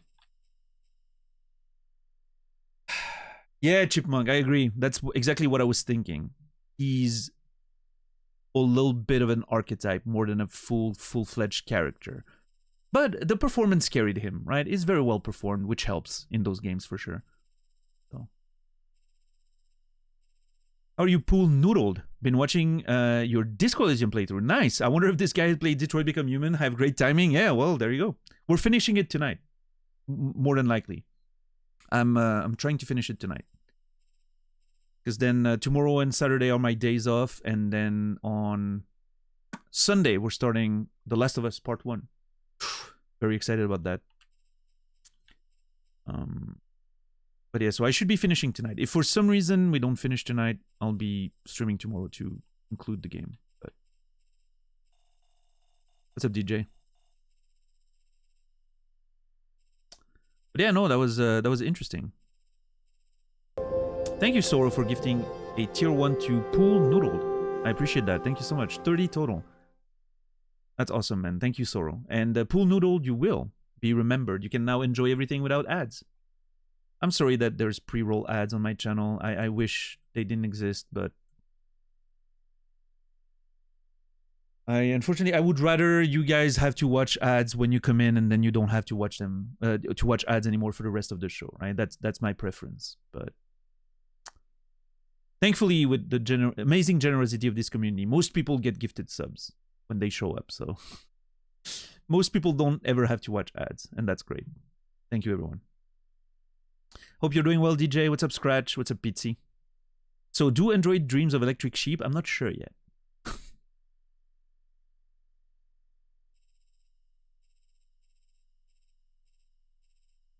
All right, anyway, we reconciled with Hank a little bit, which makes me very happy. I kind of like this angle of Connor slowly becoming more human. And I like that it doesn't directly involve people mistreating him. It may be the most transition we've seen in the game. And obviously a large part of that is because it's being allowed to take place over the course of the entire game. And that's pretty good. The other characters obviously had to transition very fast to create the conflicts and the drama, right? But it just makes it more interesting. I like that. Connor is shaping up to be my favorite character in the game, as far as the main character goes, at least. I mean, he probably already is there, right? But yeah. I mean, Hank and Connor's storyline is definitely the most interesting by far.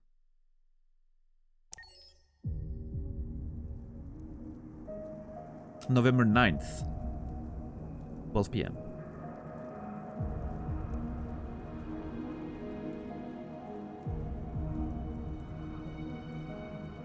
Oh, I didn't realize I could play. Enjoy some time alone. Is that my room? There's a piano. I want to play music. Okay, first of all, take that. I'm not going to read it, because I don't want to risk not being able to do... Wait, what is that? Walk to the edge?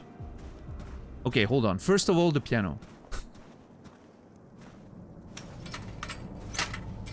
Yeah, Hank and Connor are definitely like the best storyline. And a large part of that is Hank is the most interesting character, right? I definitely think Hank is... It makes sense he's the main human character in the game. He's the most refined, he has the most personal motivations, the most backstory. All the androids are a bit thinner when it comes to like all of that because of the nature of it, right? What's up, Wispy? I do check the world stats sometimes after the mission. Not always, but sometimes I do.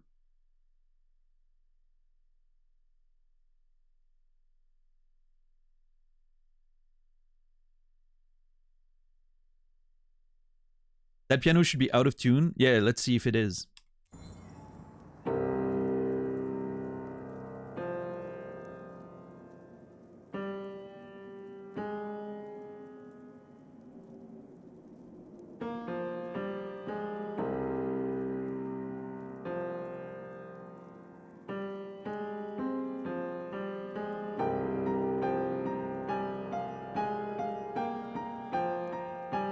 I'm not sure what tempo I'm supposed to follow.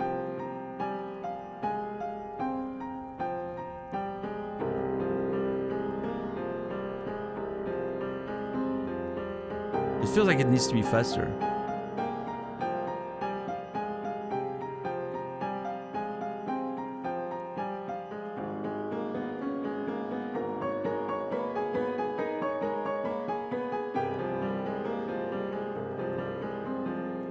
I wish the game gave you like a tempo. That'd be great. I understand why it doesn't, but...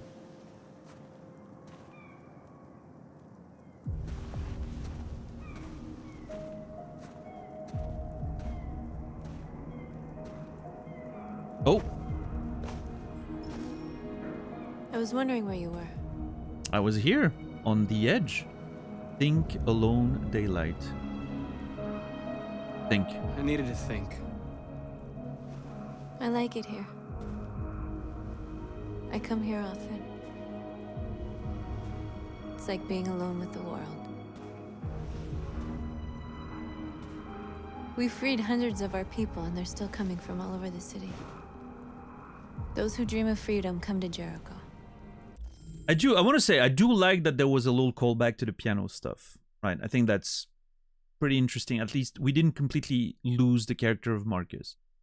Although there's a part of me that's even more disappointed because it means that they remembered that they had all this setup for Marcus being a bit of an artist and all that. And I really wish the game had exploited that angle more. It's here as just a prop, right? It's not doing really anything. I feel like that could have been such an interesting angle.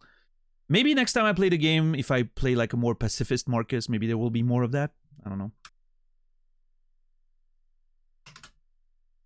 Yeah, I mean, honestly, it sounded like a cheap electric piano to me, but what do I know? Something's changing. You seem preoccupied. Regret, policeman, appeal of power, next step, sincere. They count on me. They count on me to show them the way. If only they knew how lost I am. All the media are talking about what we did last night. The humans are terrified. They're afraid of a civil war. Many of our people were burned in response to what happened. The humans hate us. They'll never give us our freedom. Optimistic, pessimistic, fatalistic, determined. I'm gonna be determined. If they won't listen, we'll fight. You haven't said much about yourself since you've been with us. What was your life like before Jericho? Okay, what she just said here is we barely know one another. Based on David Cage's previous experiences, I'm assuming that the Signal were about to have sex. Because all of the characters that had sex in the David Cage games until now barely knew each other. I'm considering that a strong positive signal. We'll see if I'm correct.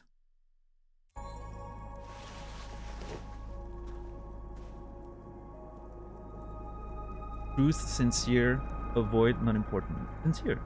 I was living in a bubble in this world that belonged only to me. When you're happy, it's difficult to see other people's misery. North's past. What about you? You never told me about your past. Man, I'm What did you scoring do so many points right now. I don't want to talk about it. Other North, trust, aggressive, curious. Trust. North, we're fighting together. We have to know things about each other to trust each other. Oh. Understanding. We all have something we want to forget. But you need to know where you come from to know who you are. I was nothing. Path A doll in unlocked. a distributor program to satisfy humans. Just a toy designed for their pleasure.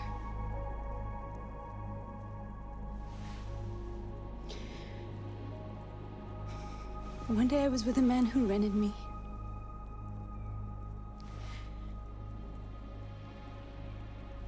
And without knowing why, I realized I couldn't take it anymore. I strangled him and I ran away. There, now you know everything. Everything? Okay. I shouldn't have told you. I mean, that's a pretty, you know, that's a pretty touching moment, of course. I will say that there's one. I have one issue with this scene is that it's pretty much the scene we've already seen, right? We've seen that with the other sex androids. Strangled a man, ran away. I don't mind the sort of repetition if there's a theme attached to it, if it means something, but I really wish there could be something a bit more interesting. Once again, it goes back to my first complaint about the game, I think, early on in the story, which was all the androids are awakening because of humans being violent to them. I really wish it was a bit more complex than that. I don't think it would undermine the idea of the human revolution and the android revolution and all that if some androids, you know, would be awakened because of human violence. That makes sense. It's a strong, you know, story element. But what if other androids would awake for different reasons? How much more interesting would that be, right? It would show us the androids as multidimensional and not just reacting to the human violence. Exactly, right? DJ, it would make them more it would make them more human to be able to accomplish consciousness and self-awareness through, again, like I always bring up the same examples, but art, love, whatever, right? All those human things.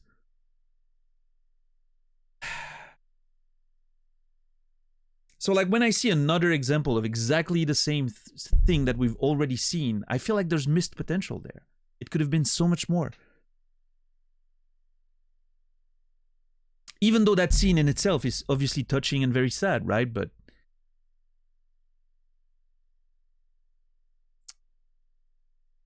it just feels like the scope of how the concept of androids reaching awareness and humanity is just very thin. They haven't explored a lot of ways in which that reality could come to be, right?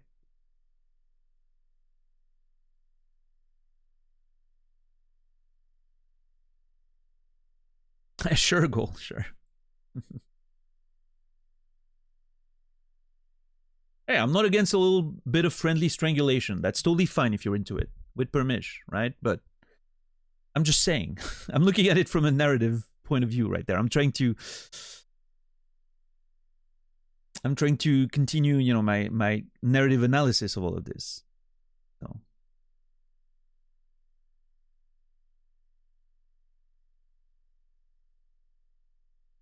But I mean, that happens, Rian, right? We've also seen some of that.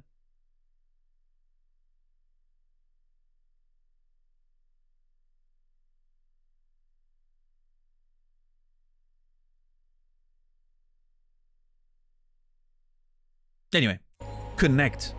Is connect here means what I think it means? I mean, clearly now is not the time for sex, right? She just confided in a very traumatic experience she went through. We barely know one another. There is no way this should lead into a romantic sexual scene, right? Let's see what David Cage thinks. I have a very bad feeling about this.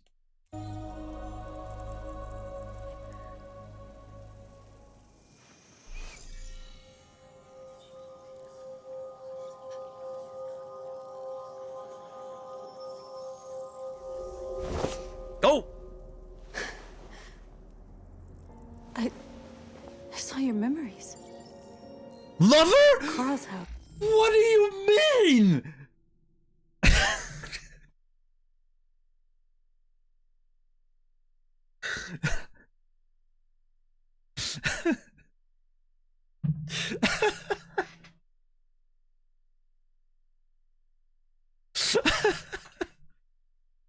This is so funny, dude. Anyway. Ugh. Hey, we shared memories. At least now we know each other, right? We shared our memories with one another. It's that easy when you're an android, right? You don't have to spend hours and hours getting to know each other and talking about your past and your experiences. You can just connect and you share your hard drives. Bam. It's as if you were always together. Isn't that beautiful? When they left you for dead in his studio. I saw your memories too. The Eden Club.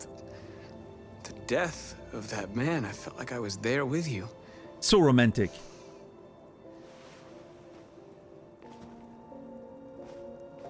North.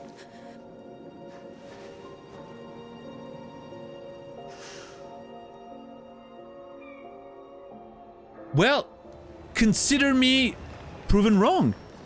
No sex. No unnecessary sex This is scene. suicide. We'll all be killed. Please, Marcus. It's not too late to change your mind. You don't understand. We're finally gonna show them who we really are. This place will go down in history. We'll be killed on the spot. That's a risk I'm prepared to take if it means freedom for our people. Marcus, please don't do this. They'll understand. We'll make them understand. Okay, what did she say? This Don't is do the only this? way. Hold on. I need to watch that again. Be killed. Please, Marcus. It's not too... I need to go back a little more than that. 1 minute.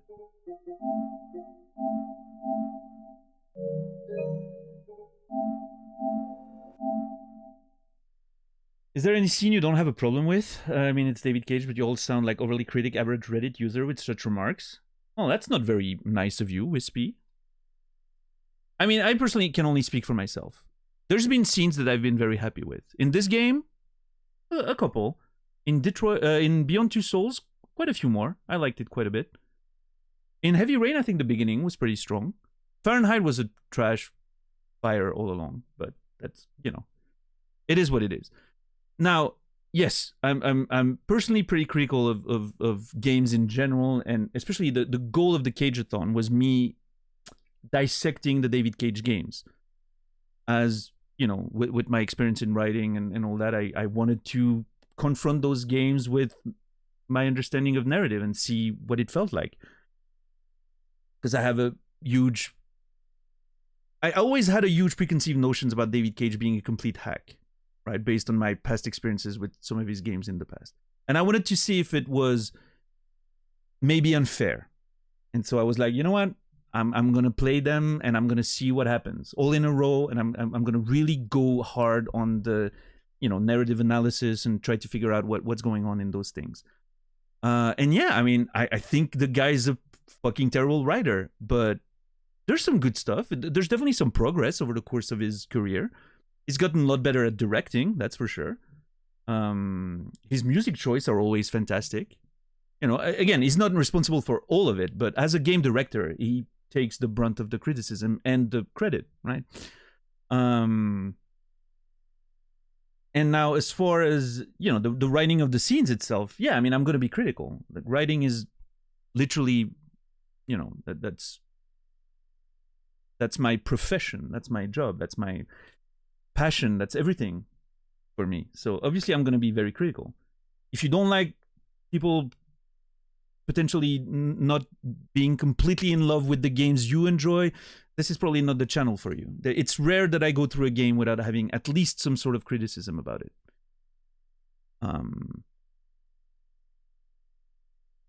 Listen, in my opinion, the best video game of all time is Disco Elysium.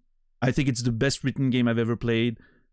I think it's a fantastic game through and through. And even that game wasn't, immune to some criticism here and there. So I don't know. I don't know what to tell you. And if you had been here when I was starting Beyond Two Souls for the first few streams, I was mostly praising the game. So no, there's definitely moments where you're just unlucky because you're just unlucky because you arrived at the end of a David Cage game, and usually the later parts of the David Cage games are not that great.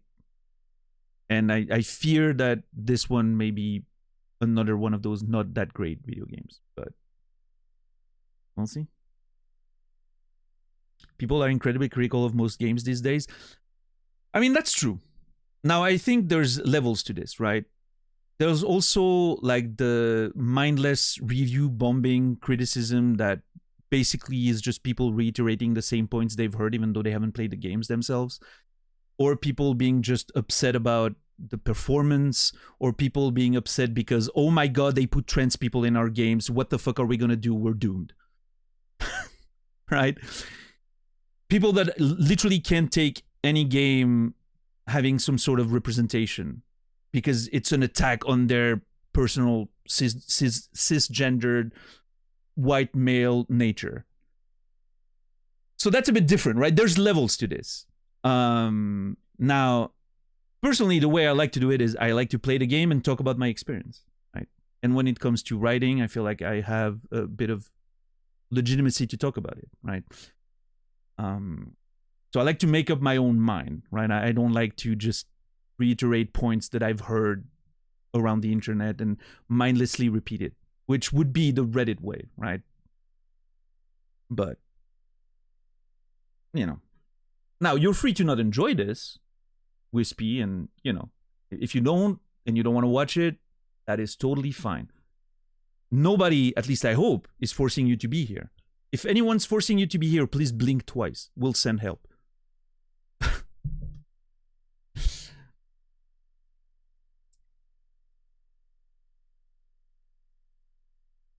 All right, Seven Toes, have a good one. We'll check the VOD or tomorrow's stream. Yeah, who knows? I'm not sure how much longer there is in the game, but I will go a bit overtime today if I need to.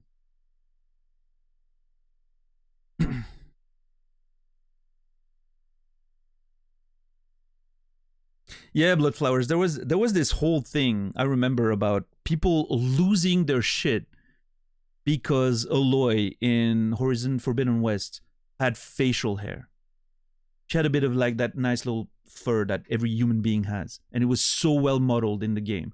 And instead of being like, holy shit, video games are insane, there's literally more detail on her jawline that there was in entire video games back in the 90s. Instead of like being literally in awe of the progresses of technology, people were super upset because she didn't fit their idealistic vision of what a pretty protagonist should look like, right? So I definitely don't think it's fair to, put us in the same basket as those types of complainers.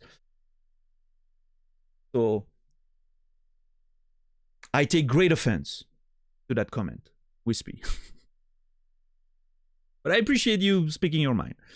And hopefully you understand where I'm coming from, now that I've clarified maybe. This was always meant to be the concept of the Cageathon was to, to do a live critique of those games, so to speak. But yeah. Yeah, Last of Us Part 1 starting on Sunday. I'm very excited. I'm very, very excited. I've played them both back when they released, but my memory of them is pretty vague. I haven't played the remake, obviously, of 1, so I'm excited to see what it looks like. And yeah, we'll be diving very deep into the narrative and see what happens, right? But I'm very positive about The Last of Us. So, The Last of Us 2 was among my favorite video games of all time up until a couple years ago, and then I streamed Outer Wilds and Disco Elysium, so it kind of got pushed down a little bit down the list because I played a lot of excellent games, but I'm looking forward to playing it again and see if it stands the test of time. But my opinion going in, my pre-existing opinion going in is very positive about The Last of Us. In fact, the fact that I'm playing The Last of Us after the Cageathon, originally the idea was we're gonna have played through the David Cage games and all the bad writing and all that. So now let's play something that's well written and sort of cleanse our palate, right?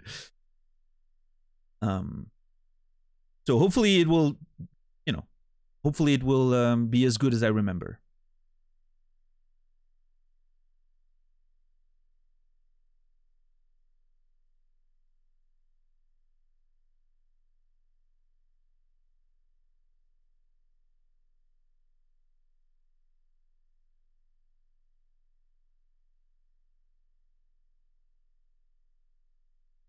Anyway, I need to watch that scene again. I didn't pay too much attention to what the plan was. This is suicide. We'll all be killed. Please, Marcus. It's not too late to change your mind. You don't understand. We're finally gonna show them who we really are. This place will go down in history. We'll be killed on the spot. Wait. That's a risk I'm prepared to take if it means freedom for our people. I'm confused. Marcus, please don't do this. Okay, first of all, They'll understand. they don't really explain what the plan is, right? Which I'm assuming we'll find out as we're doing it. But I'm confused because it feels like Josh and North have reversed their position here. Josh is usually the one that's like, we probably shouldn't do this, it's too dangerous or whatever, or we don't want to kill anyone or hurt anyone. And North is like, yeah, no, fuck this, let's burn everything to the ground. And it feels like they're sort of like in reverse position this time. So obviously it depends what the plan is, right? Maybe the plan is going to make it make sense. Let's see. Rally our people, convert more androids. There. I radicalized Josh? No, I get that, but... There are androids here who could join us. The more we are, the stronger our message. Yeah, I don't know. I feel like their characters have reversed their positions there. Or if anything, maybe Josh changing his mind. Maybe you want to do like a peaceful protest or whatever. I get that. But North should be on board with it. Yeah, I don't know. Maybe now she feels in love and so she doesn't want to lose what she has or whatever. Which would be terrible. You're free. You're free.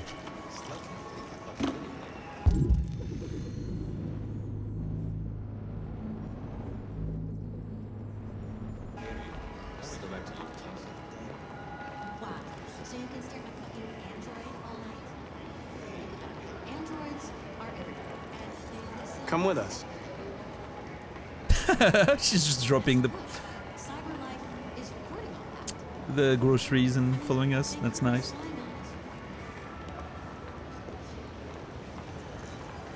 You're awake now. What's up, Noger? How are you doing today? 4 androids in the ranks.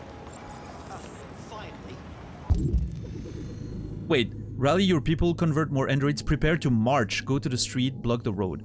Oh, well, I hope there's gonna be more than 4 of us, because 4 of us is not gonna be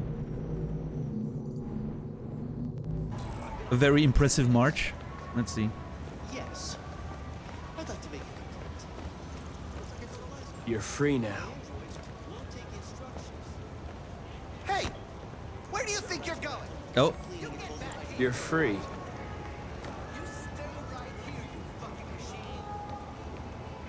Shit, what's wrong with you? Oh. I need to block the street.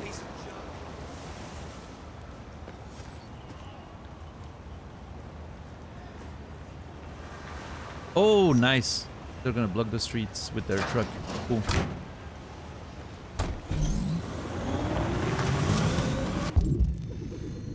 Convert more androids, open the manhole cover. Yeah, and right now we don't have a lot of androids in our ranks. Like, it's a pretty pathetic march. Look at them.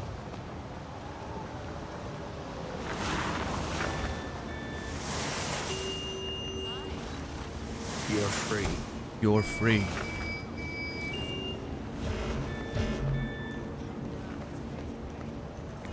You don't have to obey them. I don't know, DJ. I'm not sure. free. It wasn't really made explicit. I guess he just he hacks into their systems, and I'm assuming it may be linked with the whole RA9 stuff, but I'm not sure how it works. It's like it's a virus or some shit, right? That breaks their programming and allows them to be just free and human. But maybe we got contaminated while we were in the junkyard, right? It's pretty unclear, but yeah.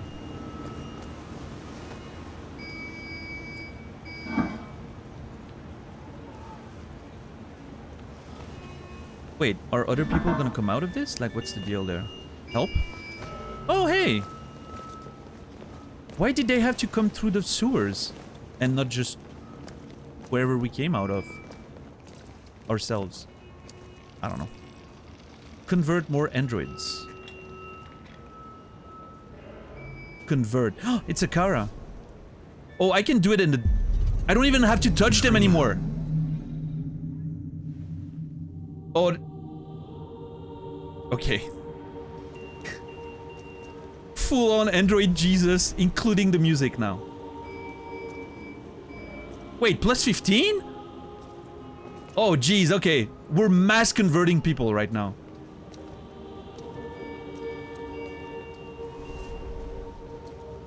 Is he gonna break through?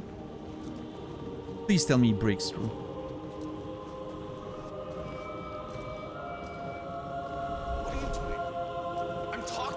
Oh no, he just left.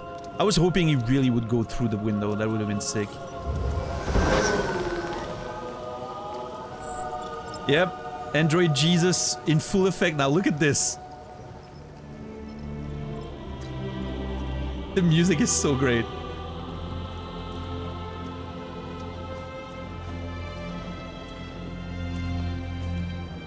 Yeah, now we don't even have to hold the button anymore. We can just click.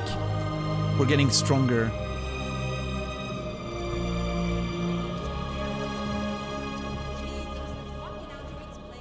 That's supposed to be like a peaceful march that we're doing. Maybe that's why Josh is on board. It's supposed to be like a peaceful march. And North is like, hey, they're gonna kill us. Because, you know, they hate us now. And so Marcus was like, well, if they do, we'll fight, right? Okay, that makes sense, I guess. Placed in context, it makes a bit more sense now. Hey! Disperse! Oh, shit. Disperse immediately! There's a cub. That's an order! What are we doing?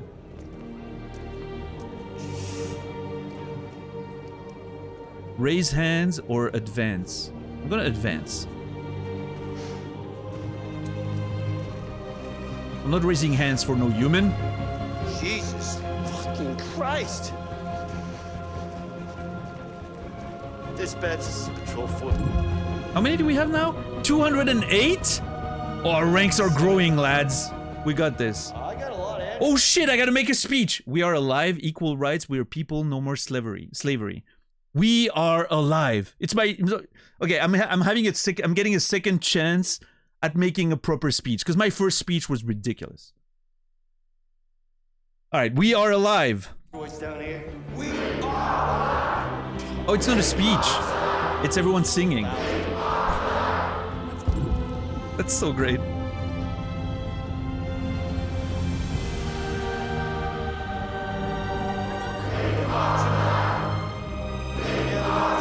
We are people.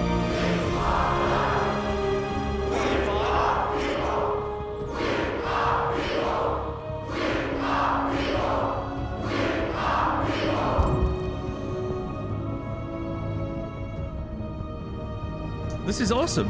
Fantastic. Freedom! It's a Christmas miracle.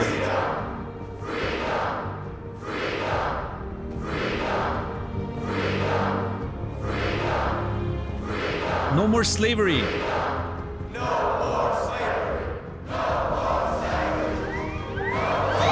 Oh. Shit. Here comes the fuzz.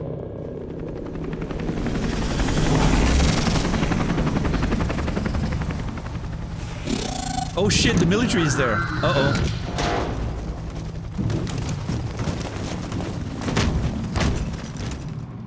This is not gonna end well, is it?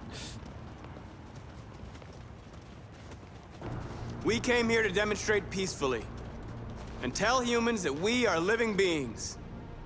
All we want is to live free. Or die hard. Gathering. Disperse immediately or we will open fire. We're not looking for confrontation. We've done no harm. We have no intention of doing any. Well, not today at least. But know that we are not going anywhere until we have secured our freedom. I repeat, this is an illegal gathering. If you do not disperse immediately, we will shoot. Marcus, they're gonna kill us. We have to attack. Oh There's shit! more of us. We can take them. Oh fuck! If we attack, we'll start a war. We have to show them we're not violent. We should just stand our ground, even if it means dying here. This is your last chance. Disperse immediately, or you will all be killed. Attack, stand ground, or disperse. Okay, we're not dispersing, that's for sure.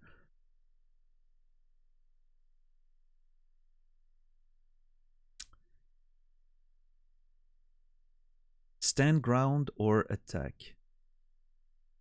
I mean, we've been pretty, you know, we've been pretty direct with the revolution, right? And resorting to violence if we need to. This was supposed to be a peaceful gathering, but they clearly don't want to hear about it. So if they're going to start shooting, I think North is right. We should probably attack. If they, you know, if they don't want to give us what we want, we're going to take it. That's what we said. That was the plan. So I think I'm going to attack.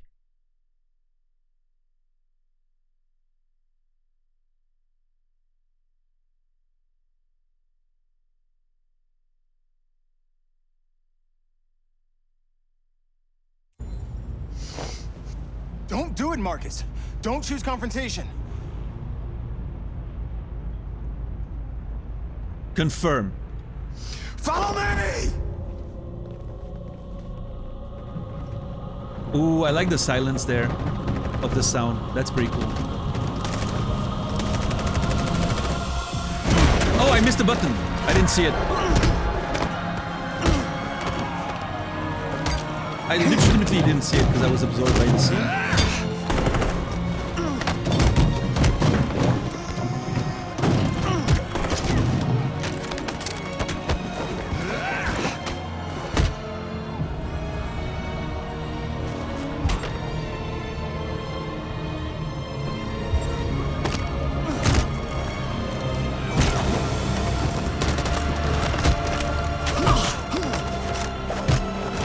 Let's go!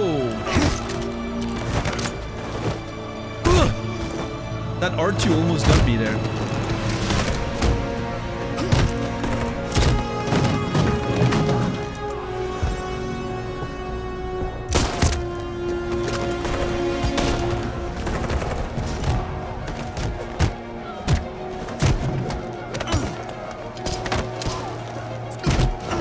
Violence is the only thing humans understand. We've established that. Ah! I misread the prompt.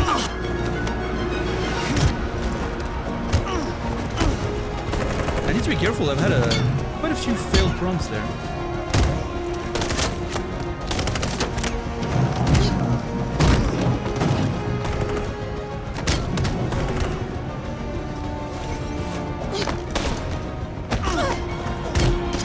Ah! Wrong fucking thing. I always mix up the directional and the controller. It should be easy, but...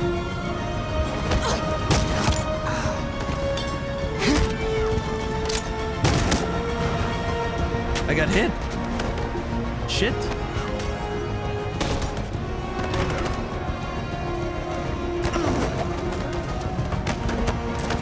See? I got hit just like Simon. I'm not dying. The fuck was Simon about? Dude, those prompts are getting fast right there. Fall back!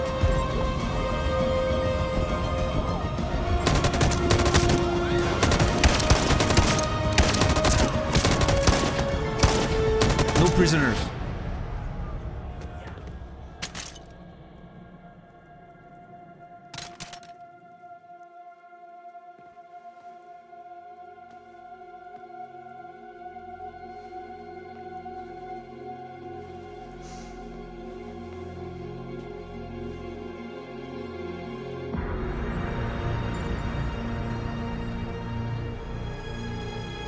The music is great.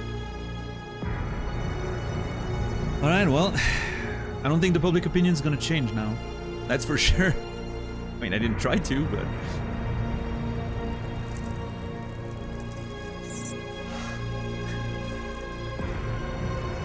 Did we win? Oh my god, that's a good line.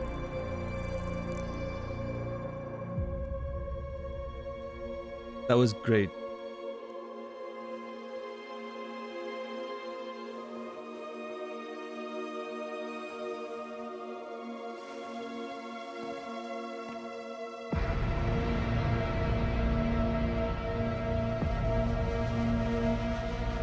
Yeah, that one was sad. That one hit the right emotional tone there with the music and everything. Very good.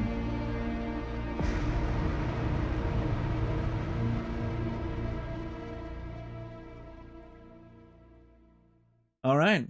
Well, fuck.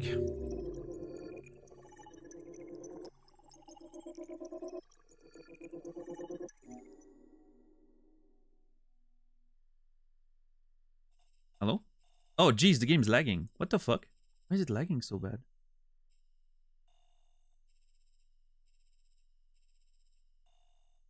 Hello? Game?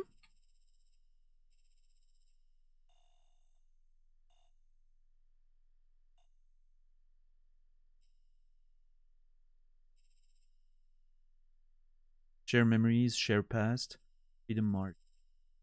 Share memories, share past, sorry. Ask North about past. What was that though? I missed a scene there.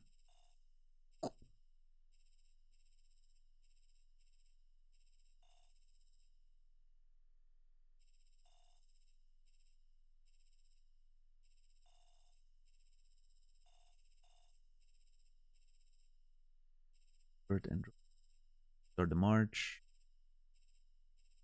Missed something. I ignored the cop. What's up, Maxwell? Charge. There were a lot of different outcomes there. Marcus defeats the police. 36%. Makes sense. You know, roughly 30% for each. Okay, cool.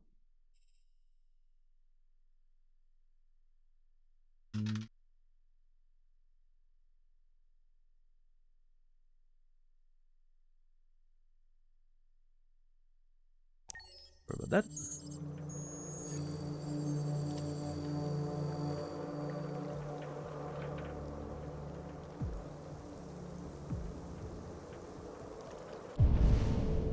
Talk to Amanda.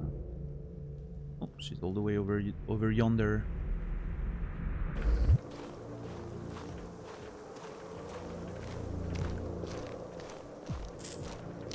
I'm still wondering what this is.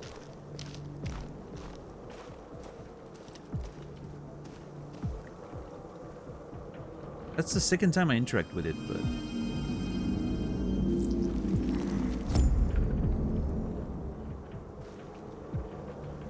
yeah, it doesn't do anything. That's weird. Alright, Amanda, you've got some explaining to do. Are you an android?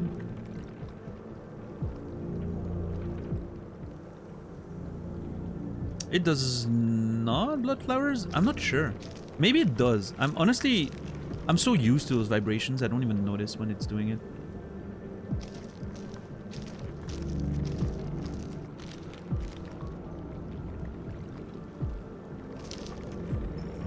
After Distrusted. what happened Oh, today, shit. the country is on the verge of a civil war. Oh yeah, I kind of Machines fucked are up. rising up against their masters. Humans have no choice but to destroy them. Kamsky. There's a locked path there. I thought Kamsky knew something. I was wrong. Maybe he did. Oh but shit. you chose not to ask. Well. Emotional, cold, or silent? Emotional. I chose not to play his twisted little game. There was no reason to kill that android. Amanda's picture. I saw a photo of Amanda at Kamsky's place. She was his teacher. When Kamsky designed me, he wanted an interface that would look familiar. That's why he chose his former mentor. What are you getting at? Interface. Connor series? I'm not a unique model, am I? How many Connors are there? I don't see how that question pertains to your investigation. Kamsky? Why did Kamsky leave Cyberlife? What happened? I expect you to find answers, Connor. Not ask questions. You're the only one who can prevent civil war. I hate those conversation choice and how you never really know how much more you can ask, right? And you never know which direction it's gonna go. This question about Kamsky here was not what I should have gone for. I should have gone for this place. I want to know about what this interface bullshit is. But obviously the game doesn't really lead you into the conversations in a natural way, and it doesn't tell you how many choices you can pick. You're kind of always on that line of, I need to ask those questions, but I don't know if I'm gonna be able to ask another one. It's very annoying. I hate it. Find the deviants, or there will be chaos. This is your last chance, Connor. Okay. You're off the case. The FBI is taking over. What? But we're onto something. We just need more time, I'm sure we Hank, you don't get it. This isn't just another investigation. It's a fucking civil war. It's out of our hands now. We're talking about national security here. Fuck that. You can't just pull the plug now, not when we're so close. You're always saying you can't stand androids. Jesus, Hank, make up your mind. I thought you'd be happy about this. We're about to crack the case. I mean, we're I not, know we can but solve it. we're God's really sake, not. Jeffrey, can't you back me up this one time? There's nothing I can do. You're back on homicide, and the android returns to Cyberlife. I'm sorry, Hank, but it's over. All right.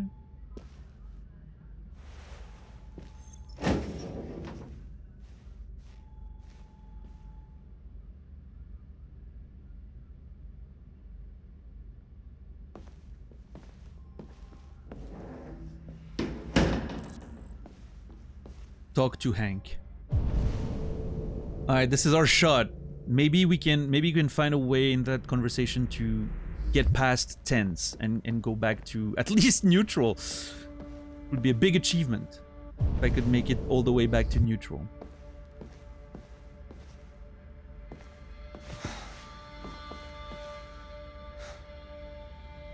Frustrated, more time, explain, no choice. Frustrated. We can't just give up like that. I know we could have solved this case. So you're going back to Cyberlife? I have no choice. I'll be deactivated and analyzed to find out why I failed. What if we're on the wrong side, Connor? What if we're fighting against people who just want to be free?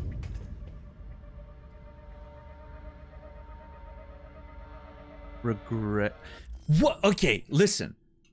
What are those words supposed to mean? Not people. Okay, I get it. We're double downing on androids are not people. Defective. What does that mean? Regrets about what? No doubt. What do you mean, no doubt? No doubt, yes, they're people, or no doubt... Dude, it's so vague. I'm gonna go with regrets. When the deviants rise up, there will be chaos. We could have stopped it. That is not at all what I wanted to say!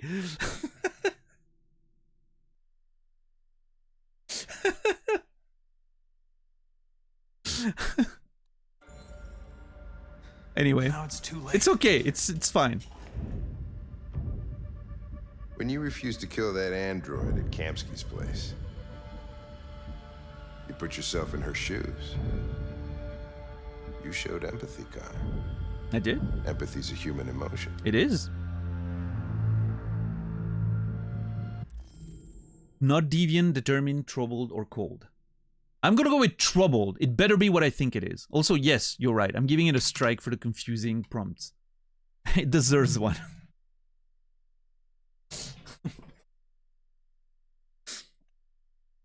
Oh, I want to give a kudos for the previous scene, especially its conclusion. That was good.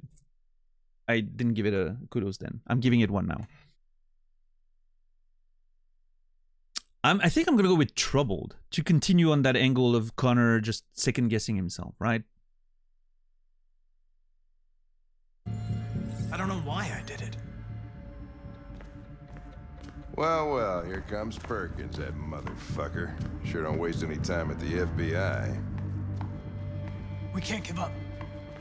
I know the answers and the evidence we collected. If Perkins takes it, it's all over. There's no choice. You heard Fowler. We're off the case. You've got to help me, Lieutenant. I need more time so I can find a lead in the evidence we collected. I know the solution is in there. Connor's group is full on board right now. Maybe these deviants deserve a chance. Maybe it's better if you don't find them. What's happening here is too important to let it be stopped by a machine. Oh shit. Sorry, Connor. But I'm not gonna help you. He doesn't like us enough for it. Maybe if he liked us more, he would have helped.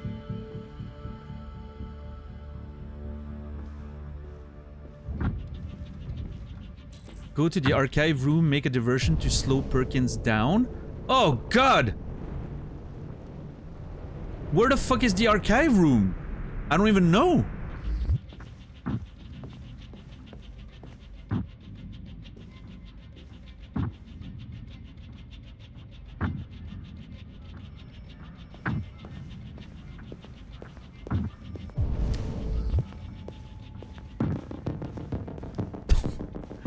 Hey, Connor's on his own right now.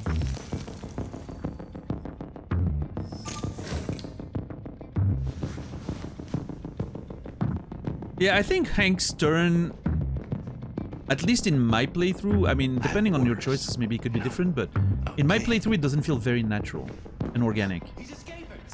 I'm sort of headcanoning it in a way that makes sense, you know, with the doubts and the tests and all that I talked about earlier, but...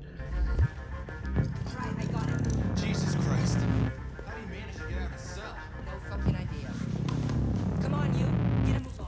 Oh, there it is.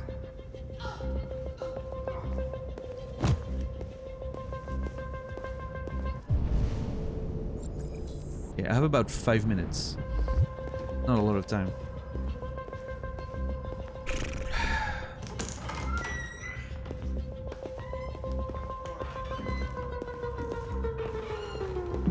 Hey, Connor. I'm talking to you, asshole. Oh god, not Where that you going? fucking asshole. Wouldn't any plastic pricks around here, or did anybody tell you? The asshole, I'm talking to you. I'm not. Get ignored, nerd. Maybe I should have talked to him, I don't know. Locate Jericho, access the database.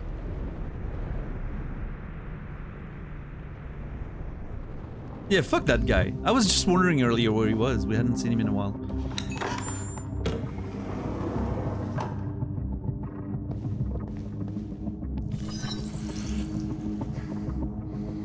Hank's password. It's the dog. What would a hard-boiled, Maybe? eccentric police lieutenant choose? fucking password? Obviously. This is okay. This is so dumb.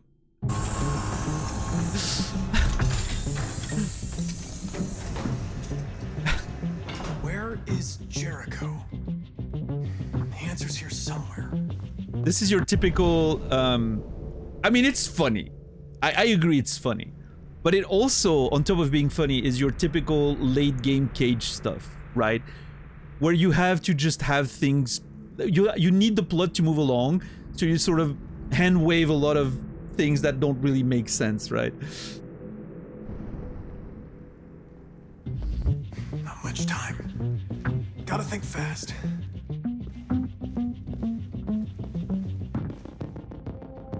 Statuette.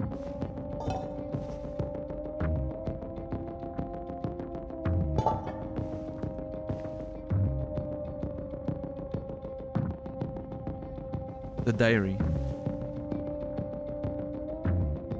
Rupert's diary, but it's useless. It's encrypted. I'm sorry, guys. It doesn't look very good, guys.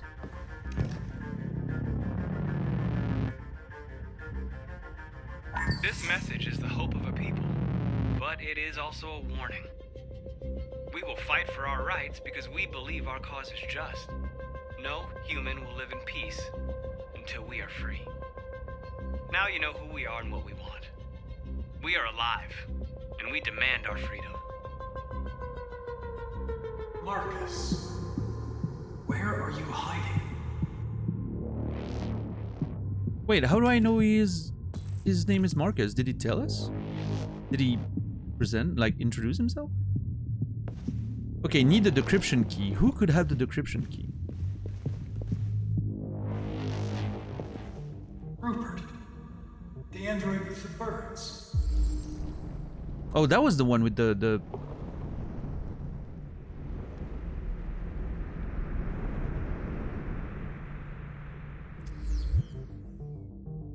$91,640. The deviant who took a child hostage.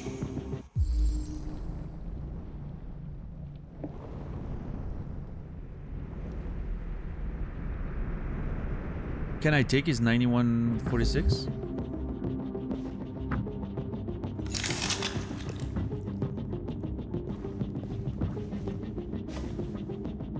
If anyone has the code, it's this guy, right? The encryption.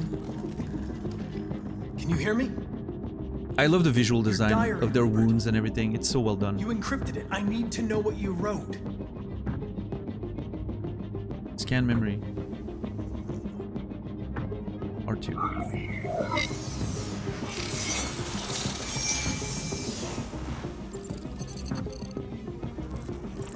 Hell yeah, let's go.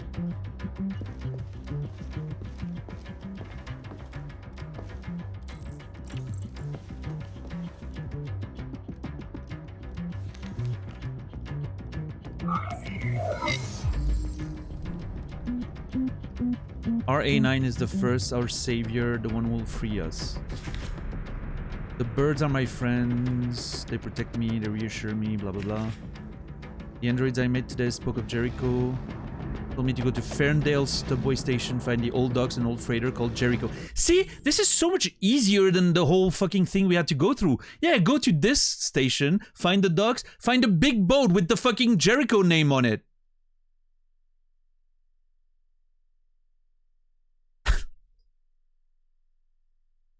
What the fuck? Why did we have to go through this whole thing that we did?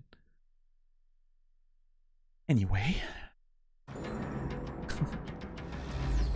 Alright, we know where Jericho is. Nice. I've been dreaming about this since the first second I saw you. Ah, that asshole again. Don't do it, Gavin. I know how to stop the deviants.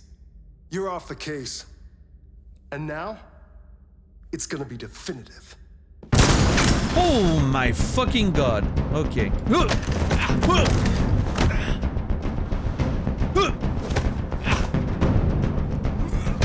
Street Fighter time. Let's go! Those prompts are fast as fuck!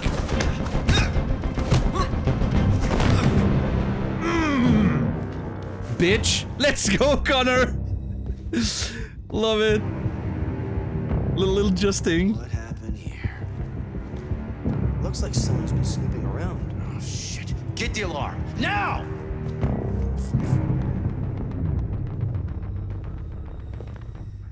Look at this badass. Fuck yeah. Connor is really opening up. I love him. It's really, I really like how he's opening up. This is cool. So, okay, so the goal was to locate Jericho, which we were able to very easily do because we captured the right guy, we found the diary. But there's all these other ways to get there, right? Which is very interesting.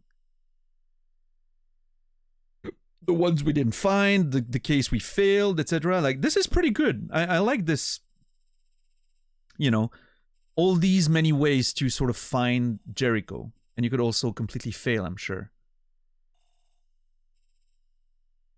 Yeah. I'm assuming this is what happens if you fail and you can't make it. This was very well done. I like it. This is cool.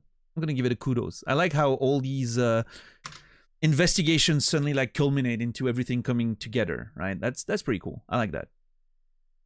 Well done.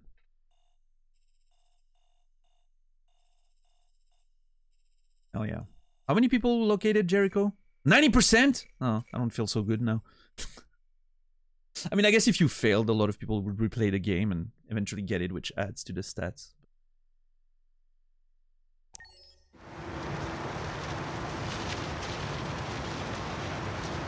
Oh, Kara! I almost forgot about that.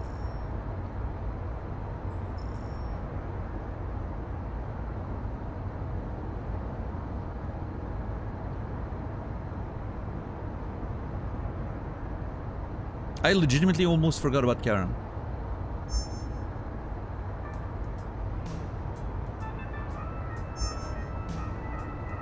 With all androids being turned over to the authorities, the country is grinding to a halt. Hospitals and schools are closing, water cuts, blackouts, and network failures are expected. Maybe most worrying of all, our armed forces have lost 2/3 of their effective personnel. How about some music instead?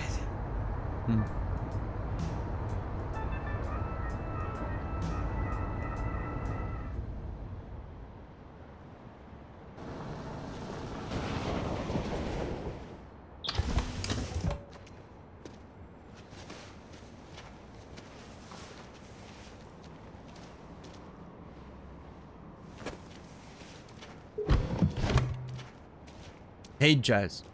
Just play the right notes. I'm always gonna say it.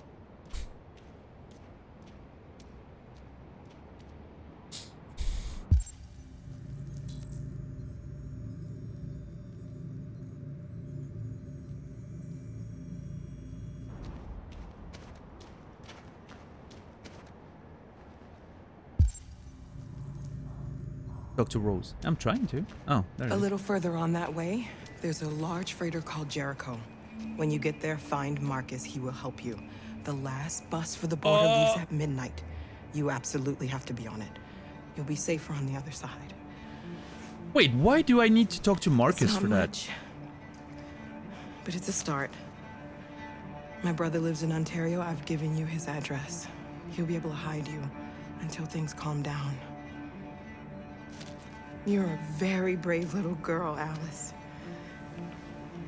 You deserve to be happy.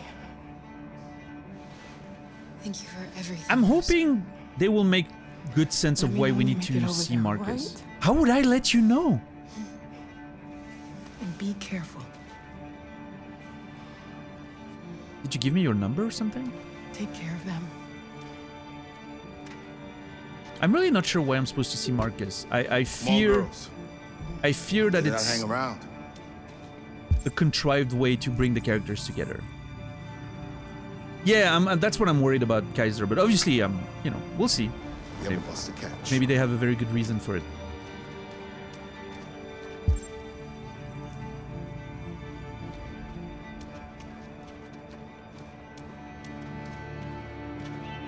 I love the music though. It's so good.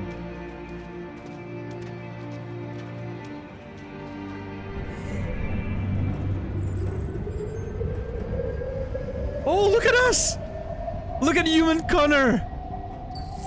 Okay, not this again, please.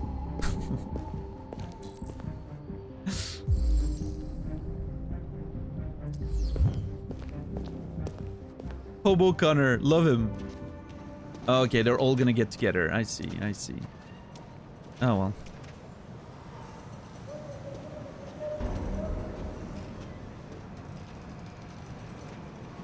I understand why Connor's gonna be there, right? I don't understand why Kara needs to see Marcus take the bus, but... Because, like, the bus is most likely a human bus. Can I not just take the bus and pass for a human? With all androids being turned over to the authorities, the country is grinding to a halt. Hospitals and schools are closing. Water cuts, blackouts, and network failures are expected. Maybe most worrying of all, our armed forces have lost 2/3 of their effective personnel, which consisted of specialized android models. We've got to find a warm place for Alice. Is extremely alarming. It's them all right. Explore Jericho, find a warm place for Alice. No, we're supposed to... We gotta destroy these bastards before they kill all of us. We soaked the thing and then we torched it. I mean, to think this fucker was watching over my kids? They rushed the police and they slaughtered them. Those things are monsters. Monsters, I tell you. Following the android crisis... Monsters, I tell you. ...of all military androids, American forces in the Arctic have been forced to withdraw, Oh. leaving the way clear for the Russian army. Oh no, we lost the war! According to some sources, We lost the war for the United States of America! By forcing the military to retreat from the Arctic. Oh my lord. We threw a wrench in American neo-imperialism. I think this is the real victory here. It doesn't have anything to do with the android's freedom. Who's the real monster? Oh. the Russian forces also seem mysteriously to have withdrawn. The Kremlin has made no comment for the moment, but it is quite possible the Russian army... How is that not a warm... Oh, confronted with never a mind. similar crisis among...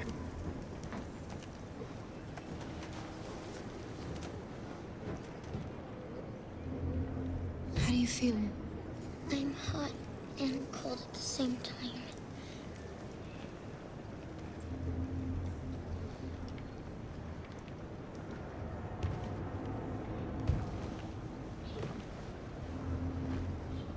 Stay with her.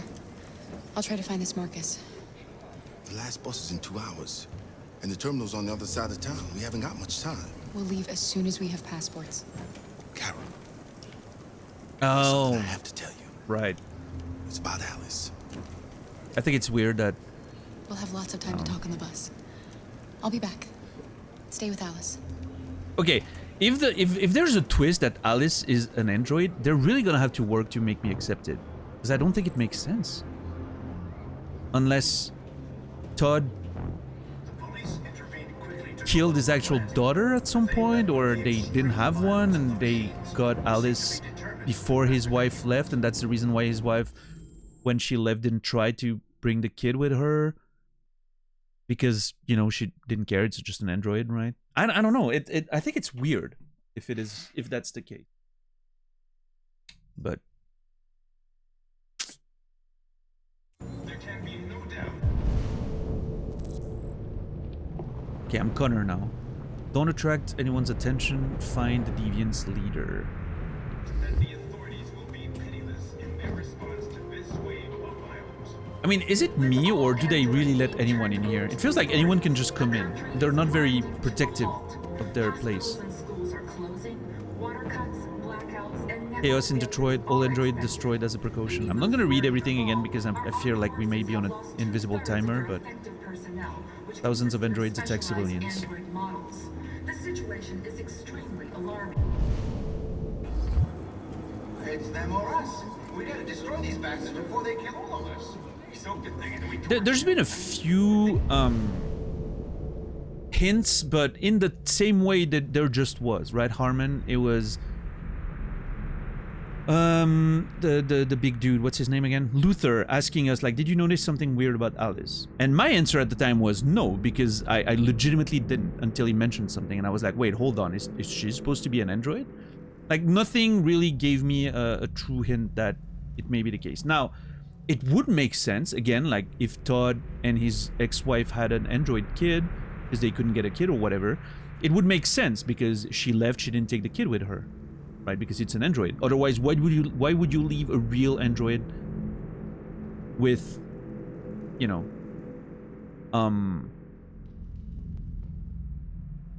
with Todd, right? But and she never ate anything. She never ate the spaghetti we made. She said she wasn't hungry when we suggested she eats the cereal bar or whatever. I don't think I've seen her eat at all, actually, now that I'm thinking about it. So, I don't know. Maybe she's an android. I don't know. Yeah, she had a fever. That's true. Which could be overheating, right? The android overheating or something. But I don't know. Personally, I don't think it makes a lot of sense. But I would like to see, if that's the twist, I would like to see how they pull it off. Make it feel convincing. Monsters! Monsters, I tell you! Monsters, I tell you! Following the android crisis and the neutralization of all military androids, American forces in the Arctic have been forced to withdraw, leaving the way clear for the Russian army. But according to some sources, the Russian forces also seem mysteriously to have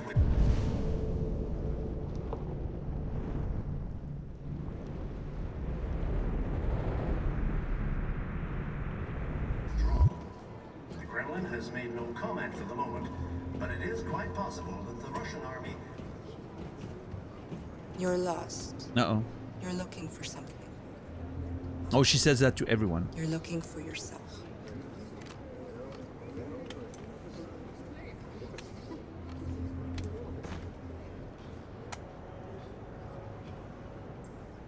There was a veritable... Find the leader of Jericho, find Marcus. Where the fuck is that asshole? Groundswell of violence in Detroit this morning. Several hundred androids took to the streets, destroying everything in their path and threatening the lives of anyone they encountered. The police intervened quickly to quell the Oh, there he is. but they met with the extreme violence of the machines, which seemed to be determined to... Are you Marcus? I'm with a little girl and another android. There's a bus leaving for the border in less than 2 hours, and we need passports. No, Detroit's under curfew. There's soldiers everywhere. They're rounding up all the androids and sending them to camps. Maybe you should stay here a while. Maybe you're right. You might be safer here until things calm down. One of our people used to work in the State Department. He has electronic passports he can easily modify. I'll have him get them to you. Thank you. You said you're with a little girl, right? You know that humans hate us. Why are you protecting her? Bond, no difference, secret. Bond. She needs me. And I need her. It's as simple as that.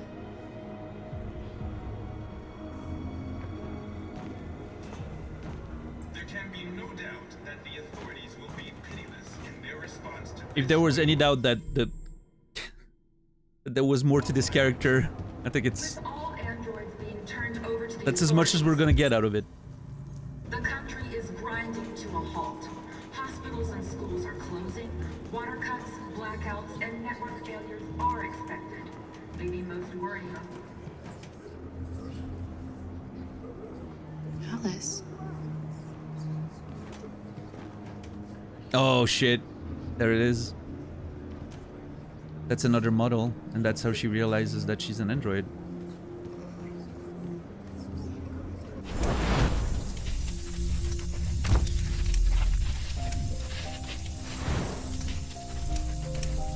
I remember those things dropping.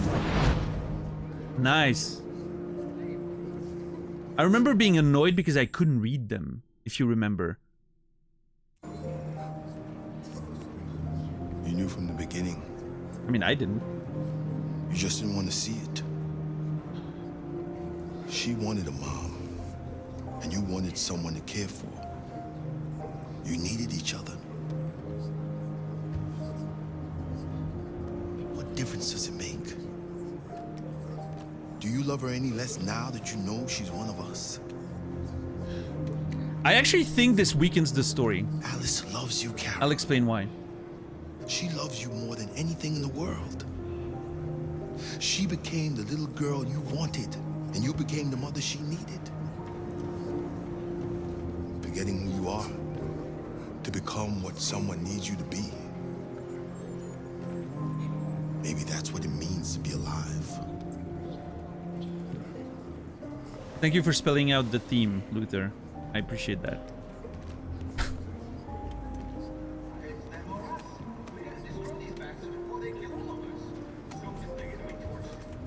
I think it weakens the theme because it was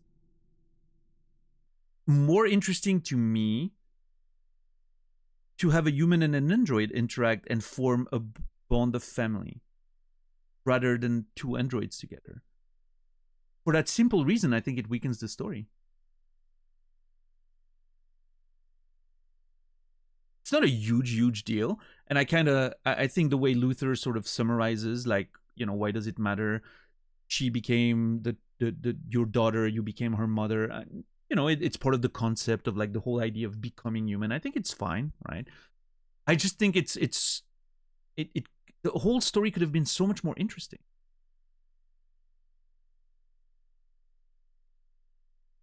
Yeah, that's the thing, right? Bloodflowers. It makes you second guess everything in terms of how truly humans are the emotions that they displayed. It sort of weakens the change and the character arc. Because you could all bring it down to like, it's not a human kid that saw a motherly figure in you, which could be enough of a sign, you showing love to a human, which could, you know, be enough to maybe consider that that's what it means to become human. It's just two androids maybe potentially following the protocol, right?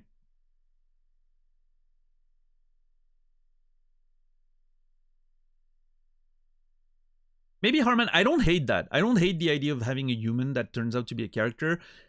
I don't think that should have been the character to show it, though.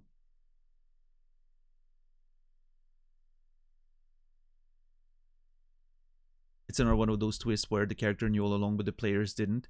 Yeah, like the Heavy Rain one. Yeah, I don't know. I don't hate it. I think it's a fine twist if that's the direction you want to go. I definitely think it weakens the story, thematically speaking, though. The most interesting parts of this game are when humans and androids sort of have to relate to one another. Hence why the Connor and Hank situation is the most interesting. Oh, what if Hank is an android? And if he hates androids is because of self-hatred? I'm kidding. That's not the case, probably. But, yeah, I don't know. It's just, Also, I feel like the way it was brought up is kind of weird because as soon as Luther says, have you noticed something weird with her? Like, immediately my brain went, oh, wait, is she an android? Like, that was literally just spelling it out, pretty much. But then I also looked at the game and I was like, well, it doesn't really make much sense. Like, there's a lot of indications that she should be human. Again, like, I think the fever could be put down to, like, overheating, or maybe they can display human behaviors to make it more realistic for the parents or whatever. But, yeah, I mean, it's just... If that's just it, then it's not really well hidden. It's not very well foreshadowed, and then it's very poorly hidden. So it has like the worst of both worlds when it comes to twists. Because like the moment Luther says something about it, like immediately your brain goes like, oh, well, she's an android then. So like the twist sort of falls flat. But,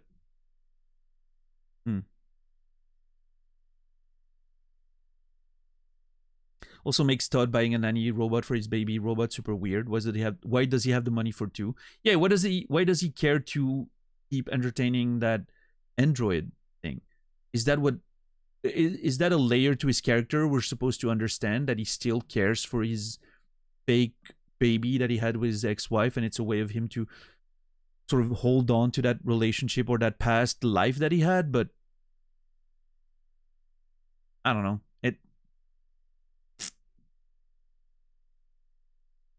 I think it's kind of weird.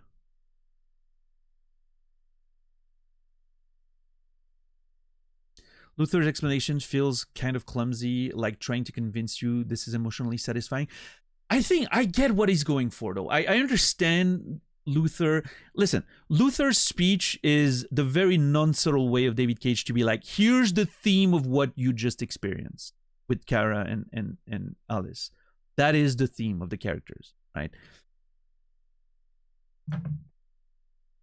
Which I personally don't like very much when characters spell out stuff like that. I think it's more interesting when you sort of figure it out, but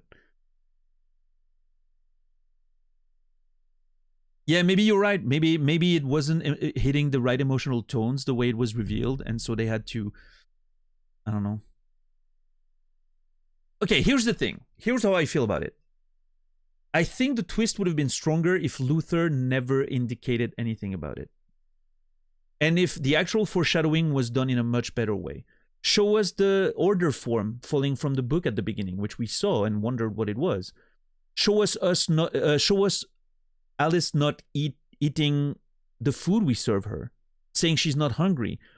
A little more hints peppered here and there of how she may be an android, right? Rather than having Luther sort of spoil it immediately. That would have been more satisfying. Make the reveal a bit longer, right? I don't know. Yeah, I agree. Hello, I agree. I think Cage thinks gamers are dumb, so he has to spell it out. And that's a lot of the issue sometimes with games writing, is not trusting your player's intelligence. It's not just games. Movies, TV shows, books sometimes suffer the same fate, right? Not trusting your audience's intelligence is a sure way to make the story feel overwritten, stilted, unsatisfying, too, artificial or whatever, right? It's a surefire way of doing that, and you're gonna alienate a lot of your audience because of that. Nobody, and especially when it's poorly done. Like, listen, think about a movie like Inception. Inception worked extremely well for a lot of people because it made you feel smart as an audience. Same with The Matrix. None of those movies are very subtle. None of those movies are extremely complex in the way they present things. They make sure to spell a lot of things out so that the audience can follow them and understand. Like The Matrix is very, The Matrix is buttering the themes very heavily, right? It's not trying to hide it. But it was done in a way that makes you feel smart. Because you're like, oh, I understand what's happening. This is so clever, right? So it works in those situations. But when it's poorly executed, it makes you feel like, do you really think I'm stupid? Then I wouldn't get it. And, a lot of people experience that emotion, right? Of like, oh, well, this is a bit too obvious, like too spelled out, too explicit or whatever. Nobody likes that. Everyone likes to feel smart. So you need to hit that right middle ground between having a complex story that you manage to make your audience understand without spelling everything out completely, right? Which I think is great. That's usually what can, if you want a story that hits a wide audience, that's usually the line you want to hit, right? And then if you want to do something that's a bit more, steeped in subtext and a bit harder to access, but also a lot more layered and interesting for your audience, then you go really, with the more, sort of stuff that requires the audience to figure it out by themselves, which can be super interesting, but also can lock out a part of your audience because, it's not too obvious. Like Disco Elysium could be an example of that, right? It can be alienating to a lot of people because it's a bit too obscure sometimes with its themes and narrative, but or the Souls games can be part of that as well, especially the earlier ones, right? Not a lot of, at least in terms of story, right? There's not a lot of spelling things out. So if you're interested in the story in the earlier Souls games, you really had to figure them out by yourself and put it together by yourself, which led a whole lot of people to play those games without even realizing there was a story there or caring about it, right? Yeah, Hollow Knight's a good other example for sure. But yeah, this goes a little bit too much into the I'm going to explain everything to make sure everyone understands, which is going to make most people feel that the game thinks you're stupid.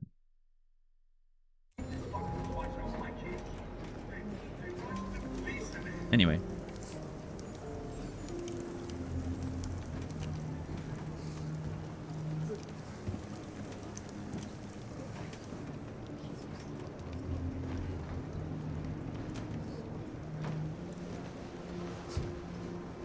Let's see if we can hit the emotional core of the story there. Kara, is there something wrong? Hug or distant? Hug, of course. We'll be together forever, won't we, Kara? Yes. Forever.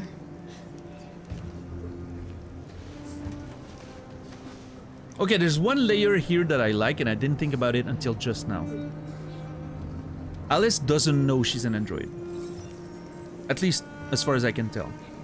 That's an interesting thing. I don't think it's going to be explored at all, because we're nearing the end of the game. Evidently. But I think that's an interesting concept.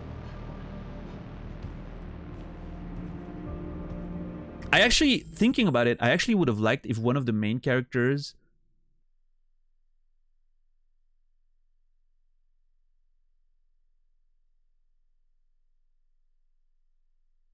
If one of the main playable characters had been a human's, presumably a human, but turned out to be an android. I think that would have been interesting to explore. Or the other way around, actually. I don't think I've seen that in a lot of stories. A human thinking they're an android, and that everything about them is fake, their memories are implanted and all that, but turns out the twist is that they're actually human. That'd be cool. I don't think I've seen that in a lot of stories.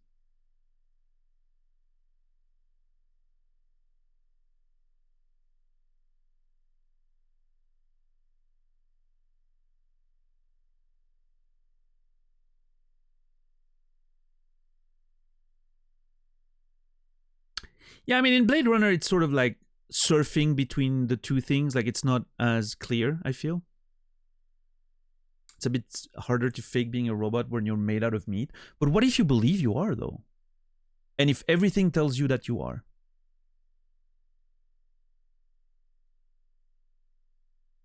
I don't know. I think it could be pulled off. I think you could pull off a story like that. It would have to be a very specific frame for the story, and I don't know exactly how I would write it, but I think it could work.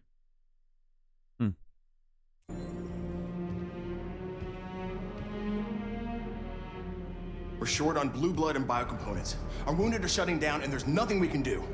Humans are conducting raids in all the big cities, and they're taking androids to camps to destroy them. It's all our fault. None of this would have happened if we just stayed quiet.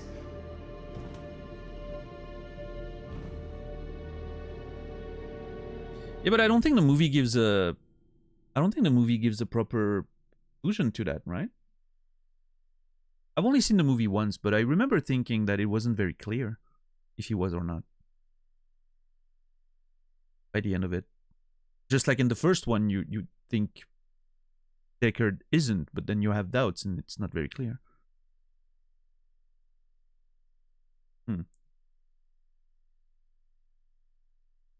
Just in case, I'm going to delete that for the sake of...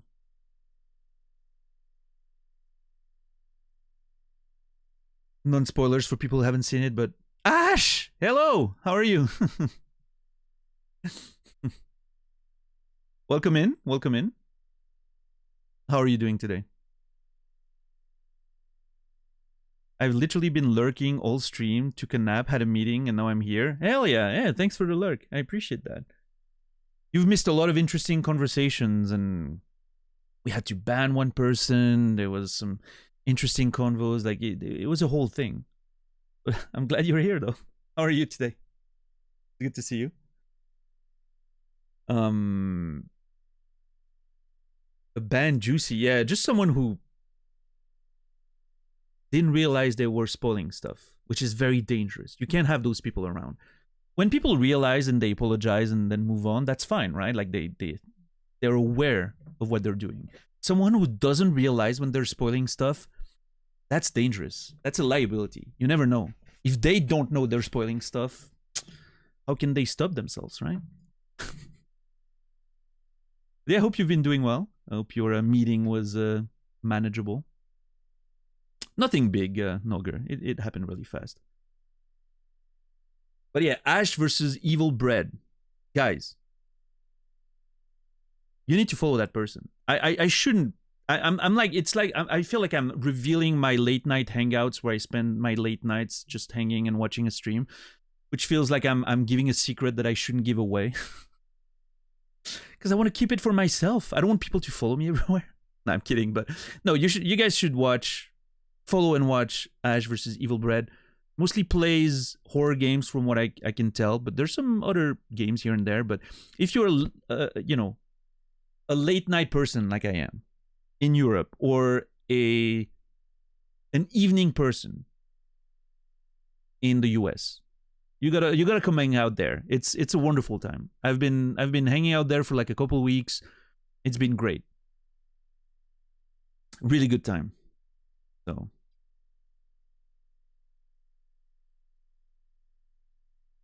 I was almost late, had the time wrong, so I threw myself together, got in just in time. Is that for like work? Are you like, I don't want to ask question if you don't want to reveal stuff, obviously, but I didn't know if you were like a full-time streamer or if you had have a job on the side. Ugh, disgusting. I met the vibe check. Well, I'm glad. Thank you. It's not always easy to get into new communities, and especially you seem to have like a very tightly knit community, so it's not always easy to sort of, you know, find your place, I guess. But yeah. Full-time streamer. It was for an ambassador program I'm part of. Oh, that's awesome. Hell yeah. Well, that's wonderful. I hope your meeting went well then. As you can see, we're playing Detroit Become Human. I think I'm trying to finish the game tonight. Did you kill anyone yet? I mean, I killed plenty of humans with Marcus. Our Marcus is very, very hardcore revolutionary, no questions asked, no prisoners taken, and all that. It's been rough. But every one of the main character is alive and kicking. We just got the twist that Alice is actually an android, which honestly I'm not too sure how I feel about that revelation, but $10. Thank you for gifting a subscription to Ash. I appreciate that. Thank you, $10 as always. And Ash versus Evil Bread. As we say around here, you will be remembered. And now you can watch without the pre-rolls. So that's great. Oh yeah, Connor got shot once by Hank. And then he just came back, so everyone's fine, I guess.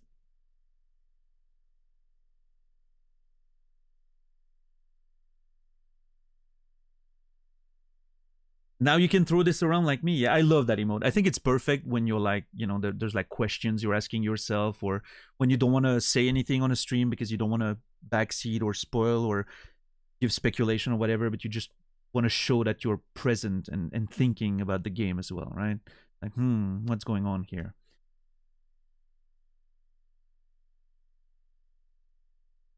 How have you been enjoying? I had to leave. I don't know how much longer was your stream yesterday after I left, but how you've been enjoying the rest of I'm Sorry We're Closed?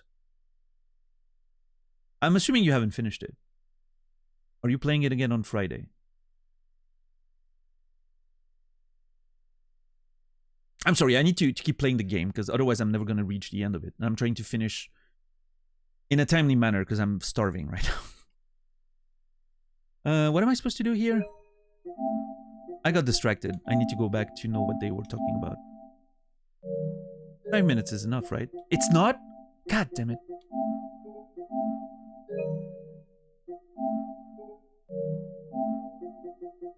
$15. Yeah, it's fine.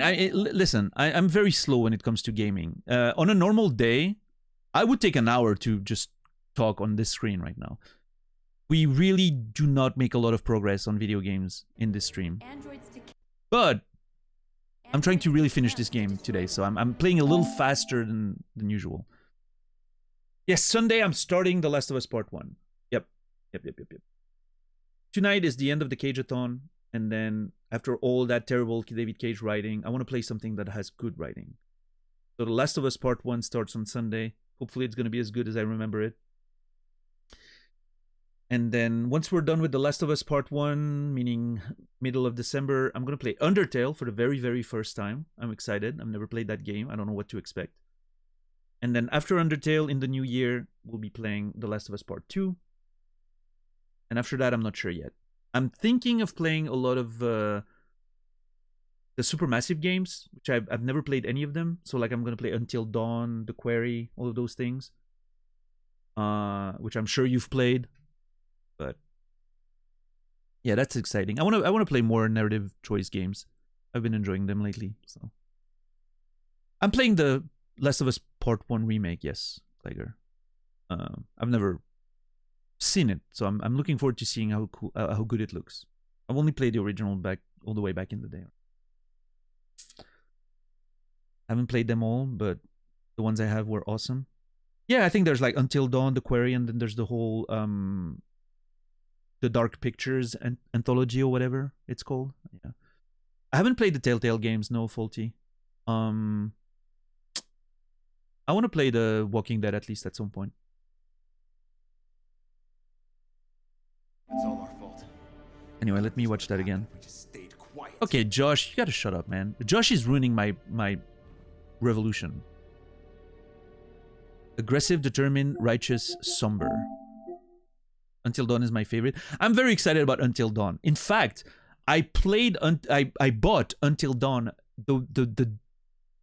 the week it released back in the day, physical version. In fact, I still have the game here down there somewhere in my desk, and I never played it for some reason. I never played it. I was working a lot at the time. I think when Until Dawn first came out, I was working on my first novel. I think a whole lot. So when was that? Until Dawn, 2015. Oh no, I wasn't working on my novel yet. 2015, what was I doing? I was still teaching full-time. I was hitting the gym 6 days a week. I didn't have time to play video games, so I think I just never got around to playing it. And now, by now, there's like, you know, new versions. Isn't there like a remaster version of Until Dawn? Which one should I play, the original or the remastered? I don't know. Because very often with those remasters, sometimes you lose like the original like aesthetic a little bit. And so I feel like it kind of hurts the experience sometimes. The original looks better, you think? Yeah. That was the case for like the Life is Strange, right? For instance. So, I mean, I have the original, so maybe I'll just play that, right? I bought it, might as well use it. The remaster looks worse and runs worse. Okay. Well, I'll keep that in mind then. But yeah, I remember hearing about Until Dawn back in the day because of like they had a huge cast of actual actors and I was very excited about that, so I'm excited about playing it. Almost 10 years later. Alright, I'm gonna go with aggressive, determined, righteous, somber. I'm gonna go with determined. All we did was show them who we really are. I don't want war, but I'd rather die free than live as a slave. Fair enough. It was a peaceful march, and you chose to attack. Now hundreds of humans and androids are dead. You reap what you sow. Okay, Josh, they were gonna kill us anyway.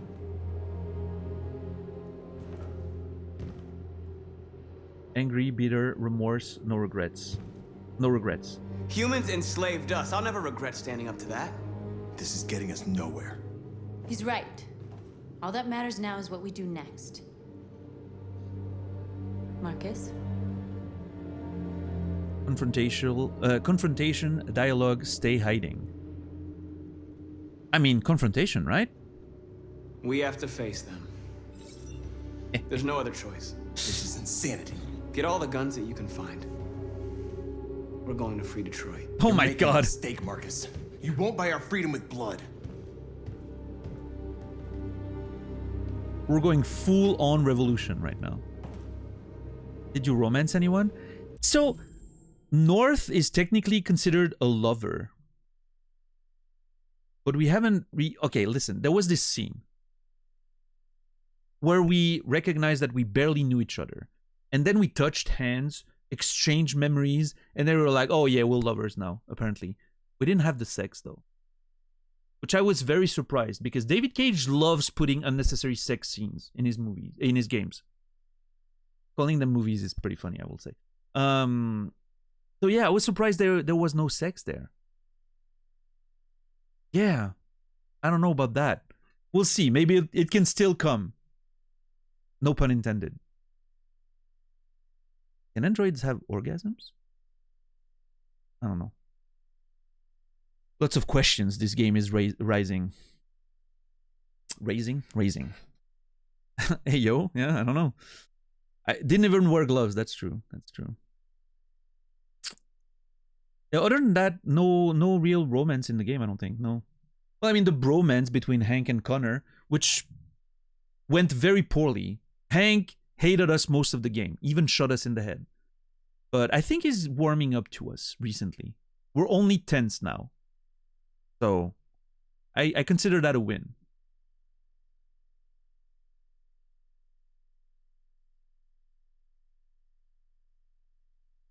Sad, angry, thoughtful, bitter. I'm gonna go with angry. Humans can't be reasoned with. They're violent, hateful, they're stupid. What do they expect us to do? Shut up and obey? Okay, Marcus is They losing. can't stop what we've started. Marcus is losing all kinds of nuance Since you've been right here, now. you've given us hope. I know it's my fault, but oh, Today, hold on. a deviant arrived in Jericho and he told me that he stole a truck transporting radioactive cobalt. He said that he abandoned the truck somewhere in Detroit and rigged it to explode. Are we gonna explode a nuke? I convinced him not to do it, to give me the detonator. Hold on! Dirty ball. We can't lose this war, Marcus. If humans overcome us, our people will disappear forever. This may be our only chance to survive if things go wrong. I'm gonna keep it. I just hope we never have to use it.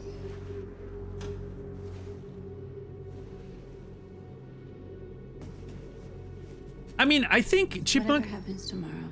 Okay, before the unnecessary sex scene that's about to happen there, I think it's fine that one of the angles is dehumanizing the enemy. Actually, I think in terms of the theme of the story, it's actually probably a pretty good thing that there's a path where the androids get humanized and from your perspective, the humans get dehumanized. I think that's interesting. Now, I don't think David Cage has the chops to really pull it off in a way that is meaningful and interesting, and there's clearly not enough time remaining in the game for that to be an interesting, fully fledged theme, right? But I don't think it's necessarily a bad idea, right? I think my problem here with this is that Marcus becomes very caricatural. He's like, oh, they're stupid, those stupid humans, right? We're just gonna kill them all or whatever. You can dehumanize your enemy while still maintaining like a level of cleverness with the story and you know, make it something more interesting than that.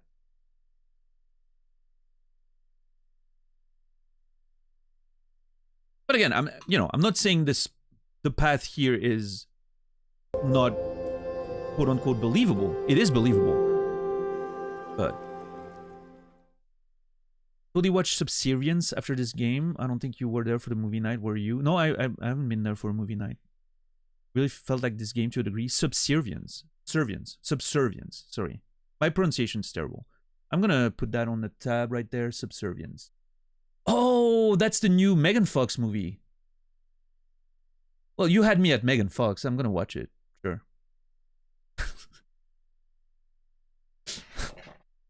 Listen, I'm easy. I'm very easy to convince.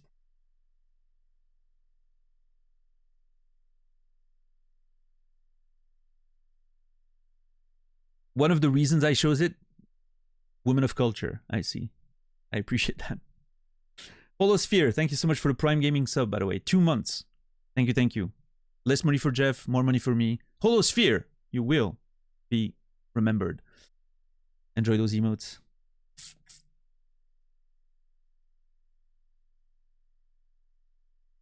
Yeah, I mean, this feels a lot like the whole Marcus plot line is very much a giant "you tried, David," right?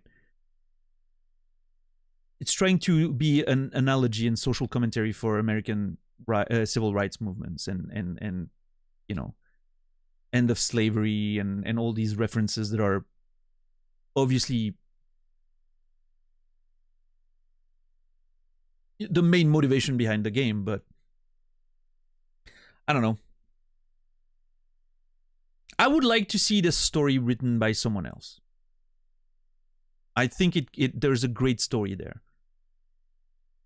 Fundamentally, I think the concept is sound. I think it just fails to really explore those ideas in a way that really serves the concepts and the themes and the history that's behind it, right? But I don't know. All right, let's resume. I feel like there's an unnecessary romance scene that's gonna happen there. I just want you to know that I'm glad I met you. Okay. That's a lot more reserved than what I expect from David Cage. He's not telling him he's the most important thing in her life or whatever. Okay, we have to kiss. You know, we have to. There's a kiss or don't kiss just under the camera there. You don't see it. We have to kiss, obviously. We have to see how it, you know. I know I don't have to, but it's the same conundrum as the Madison scene in Heavy Rain. We have to see if it's gonna work or not. Let's go for it. I was spamming this.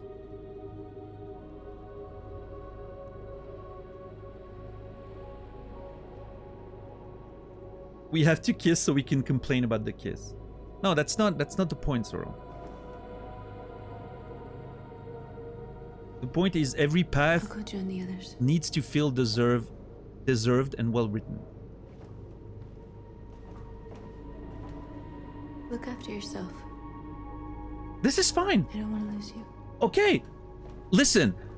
That is the one kiss in all of the Cage-a-thon that I'm like, you know what? This is fine. This was good.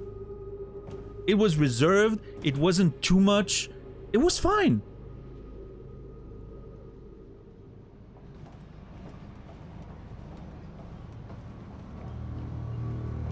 Oh shit.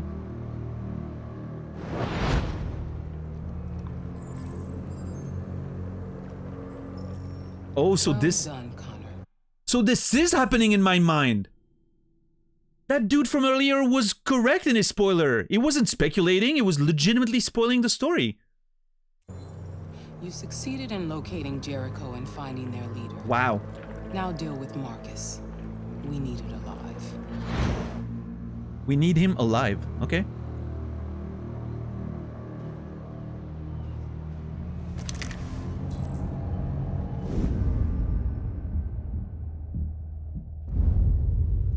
I've been ordered to take you alive. Oh shit. But I won't hesitate to shoot if you give me no choice. Wait. Who am I acting as right now? Marcus? I'm assuming I'm responding as Marcus, right? Reason, defy, discourage, threaten.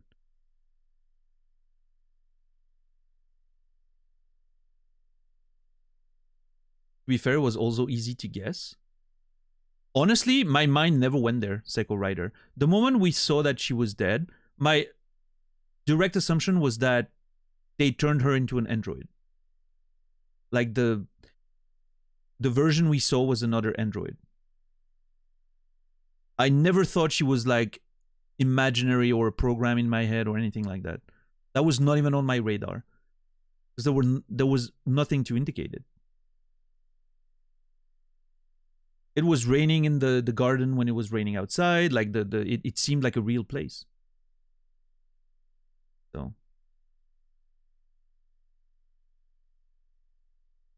And I'm not saying it's impossible to figure out. I'm sure some people did, but I'm just saying it wasn't on my radar. Always found those scenes strange and unnatural. I just assumed it was some weird rich people's garden on top of a building somewhere or whatever, right?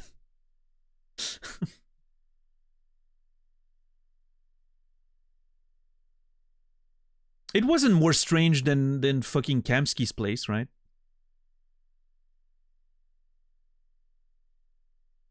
I mean, it's fine, Bloodflowers. I legitimately didn't think that was true, so I'm still surprised. There you go.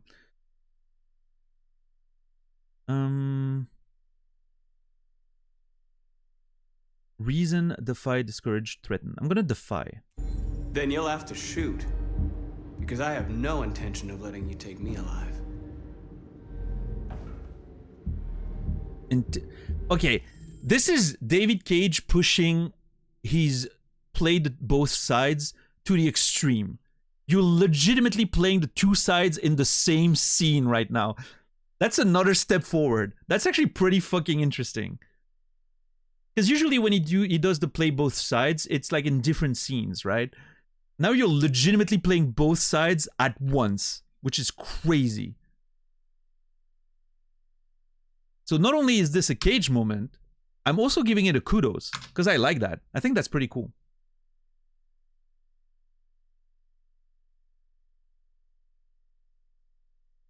Intimidate or instructions? Let's go with instructions. You're coming with me. Very convincing. I know you, convince or appeal. Convince, appeal, I know you. Have we met before?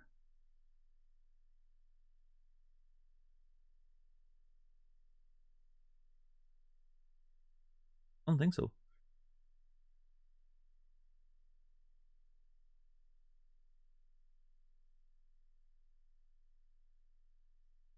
I'm gonna go with I know you. I don't know, it sounds good. You're Connor, aren't you? How do I know that? That famous deviant hunter. Oh, okay. Well, congratulations. You seem to have found what you were looking for.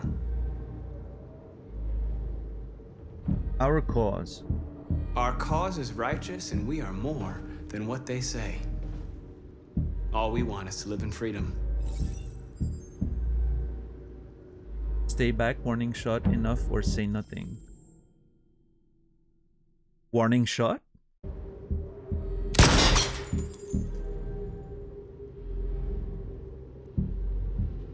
So doubts, question, undermine. So doubts. You never have any doubts. You've never done something irrational, as if there's something inside you. Something more than your program. Question. Have you never wondered who you really are? The music is insane. Whether there. you're just a machine executing a program or a living being, capable of reason. I think the time has come for you to ask yourself that question. Okay, it's listen. Time to decide. There is a chance this might be the most... Oh, shit! Become a deviant, remain a machine. I don't like that this is so obvious. I would have liked sort of one or the other happening as a result of that conversation, that back and forth, right? A bit more naturally. And then depending on the choices you make and the actions you take or past buildup of instability or not, it leads into one or the other. I understand that the deviancy can only happen if you unlock it. Fine. I wish it was still like something that happened naturally instead of you making the choice with the button press, right? I will say, this is the most interesting deviant, like deviancy option we've had in the game. Connor's the first one that doesn't turn deviant because of another human being's abuse, because of a human being abuse. He's turning because he's getting convinced by another android, which is very interesting. If I were Connor, I would go deviant and still shoot him for being condescending. I kind of want to go deviant. I'm kind of interested in that path there. It's not a full kudos because of the way you just make the choice rather than it happening more naturally. I think it's been in between. Like, it's a bit of an in between.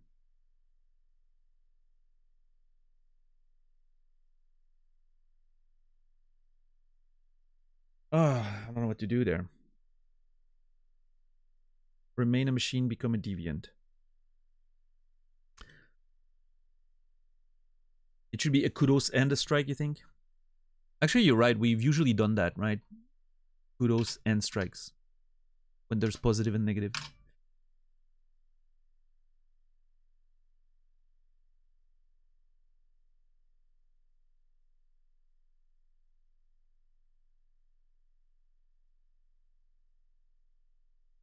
You know what? I'm becoming a deviant. I think it's more interesting. I just want to see what happens.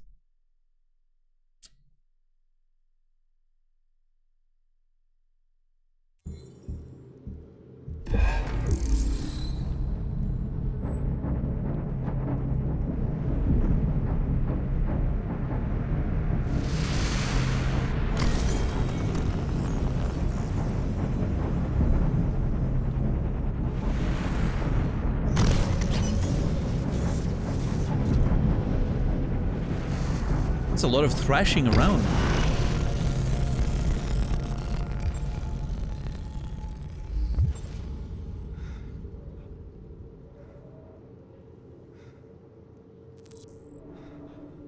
I am deviant. Amanda betrayed. They're going to attack Jericho. What? Well, that warning came a bit too late.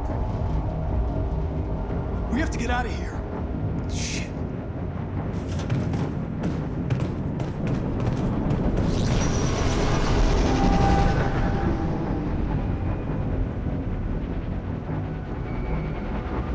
What's going on, Kara? Quick, we've got to get out of here.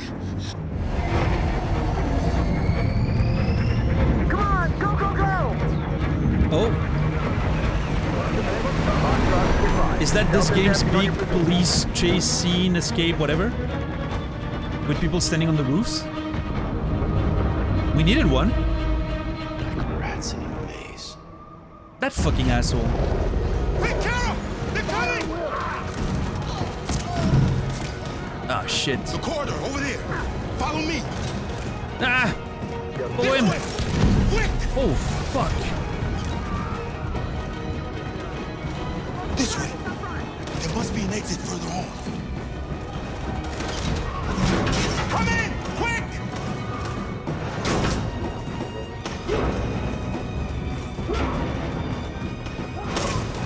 I'm not sure which direction I'm supposed to go, but not towards the gunfire, I guess.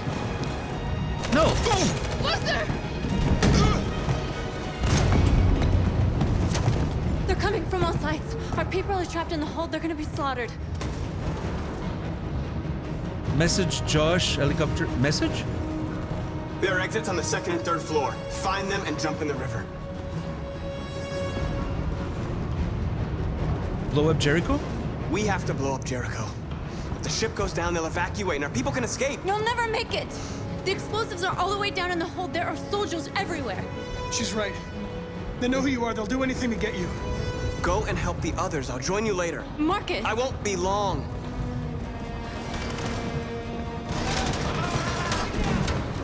Oh shit. Why is the game lagging suddenly? Is my console overheating? I don't know. There's a part of me that kind of feels like Connor's turn is a bit forced, but... Save our people, Marcus. Oh, rip.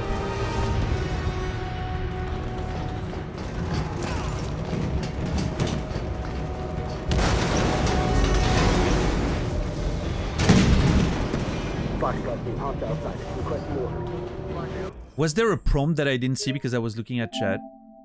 Whoops.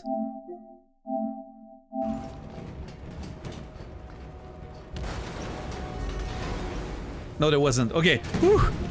Saved.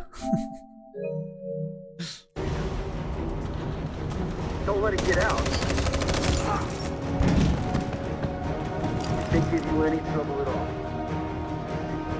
Affirmative, will go. I feel like we're getting away with it right now.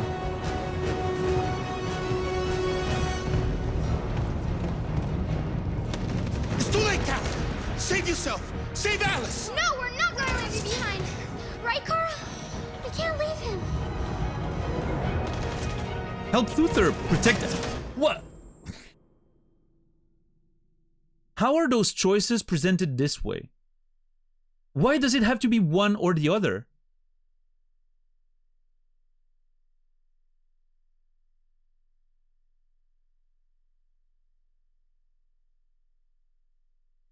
It should be help Luther or escape, or, you know. Because if you present it this way, of course I have to protect Alice, right? That's the only choice that makes sense. God damn it. But if you said help Luther or, you know, leave fast or whatever, and then maybe something happens to Alice, at least I feel like I made a choice, you know. But if you present it like that, I don't have a choice. Obviously, I'm gonna stick with the person that's been around the most, right? As much as I like Luther,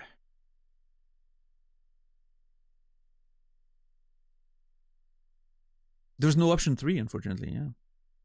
If you let it run, I think it picks one for you. Luther's more interesting. I agree, but... I'm gonna go with protect Alice. This is the whole theme of their story, right? The mother-father... mother-daughter bond, right? Screw them kids. No, I'm with you. I'm with you. But consistency. Go! What are you doing? They're going to kill him. Sorry, Alice. Luther! Damn it.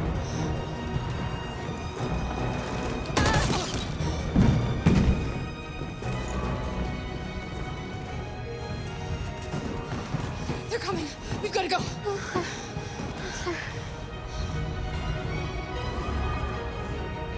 Console first. We have to be strong. So he didn't die for nothing, Smooth you is... understand? No, fast is smooth, smooth... No, wait. Slow is smooth, smooth is fast. I mean, yeah, sure, I guess so, Sorrow. But the way it's phrased, you can't take the risk, right? Because it says protect Alice from what? From something. She'll die out there, Kara. Open it. Open the door. They're gonna kill me. I'm begging you, please. Open up, let me in.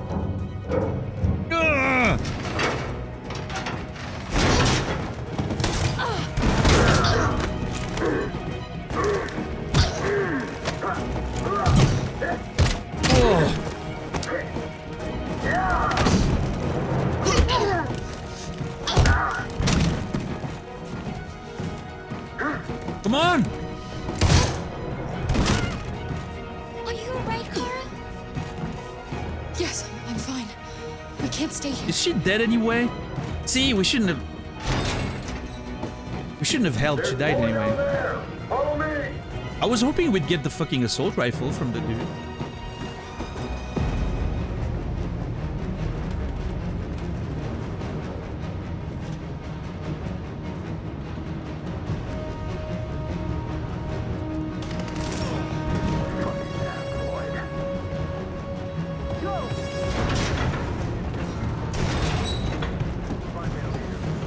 No!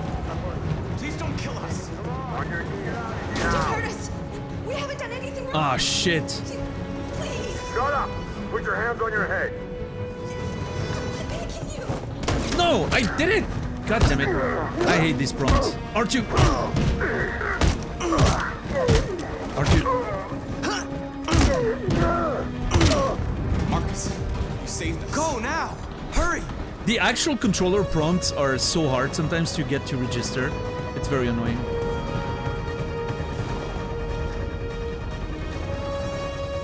Gamma Squad out. Tango!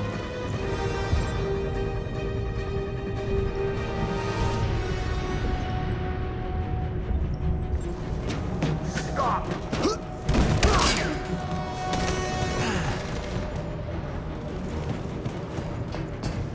Look out! Here they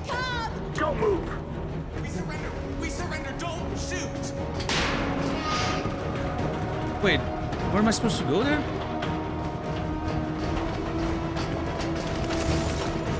The game wasn't very clear with what I was supposed to do or what I could do there. I don't know. That was on me. I was a bit confused.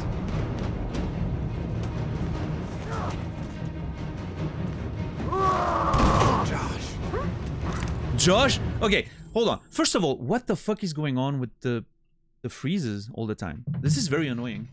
My console overheating. No, it's not. I don't know. Okay, Josh wants intervene or hide. Listen. Josh was always against me. Maybe that's a way of limiting dissent in our ranks.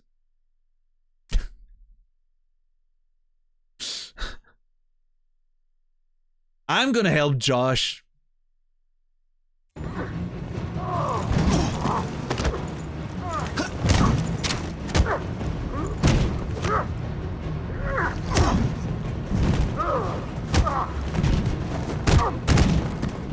Quick, this way! Find North. I'll join you later. Cool. Way out! We're safe, Alice. Oh shit! The elusive X prompt.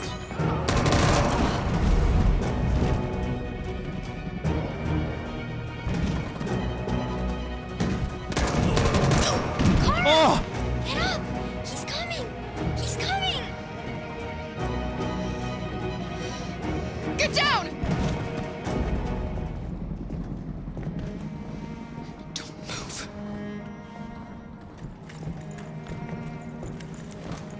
Please don't kill me!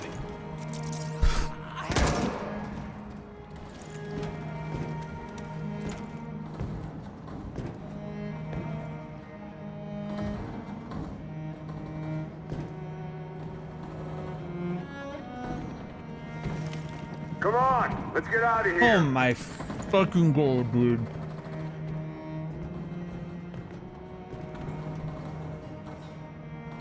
Was it safe? Holy shit, that was tense. Okay, that was fucking intense. Quick, we gotta go. What's up, Trim? Okay, that one was... That decision there, not moving or defending Alice, was... I figured not moving was gonna be the best play, probably, but... Go, move! Go and join the others. Let it get out!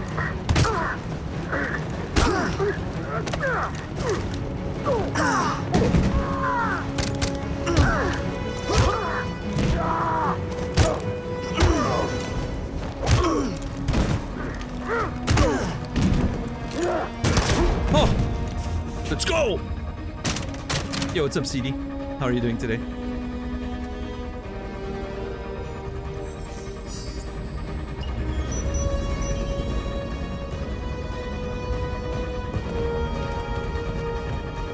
Yeah, I don't mind Psycho Rider. I think, you know, it's a big battle. I think Gonna explode any second. We gotta get out of here. I think it's pretty okay. I like it. I don't mind a good action scene. There's not a lot of action scenes during the game, you know, as opposed to Beyond Two Souls, for instance, that had a lot of them. So I'm okay with it. Of course. Fuck. Save North. Oh, that fucking prompt was the worst. No, I did it. That's like when I'm playing Street Fighter and I'm like, I take this. I totally take that troll. I'm still... Over there! Run! Go, now! Oh, let's go, Connor! Oh, that L2 was brutal.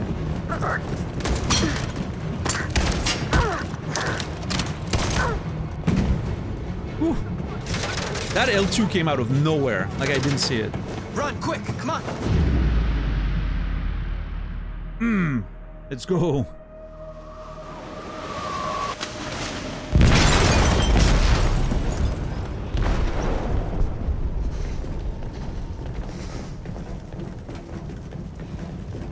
They detonated an explosive in the hold. The ship is sinking, sir. The men to evacuate. Calling all units. Abandon ship and evacuate immediately. Is it over, Marcus? Bad time to find out androids aren't waterproof? Okay. That'd be very funny. You see a whole scene where they're all like just spazzing in the water.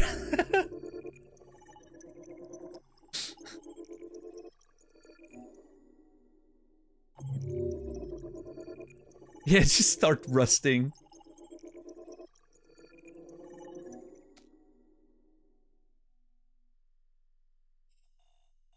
Marcus fled with his people. Alright, hey, we did well. Josh, North, Connor. Who's missing? Simon, maybe? Because Simon's been dead already.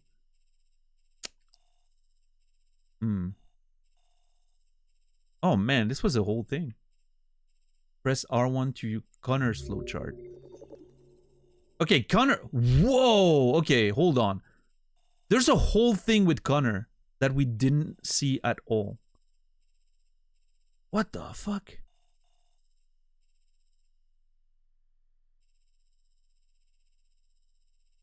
I wonder if it's something that happens if Hank is with you, maybe.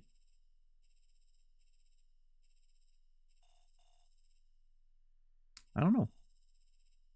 That's pretty intense. Yeah, they all, literally all got shot at least once, and they're all fine. But Simon had to fucking die. From being shot in the fucking shoulder. What a fucking asshole.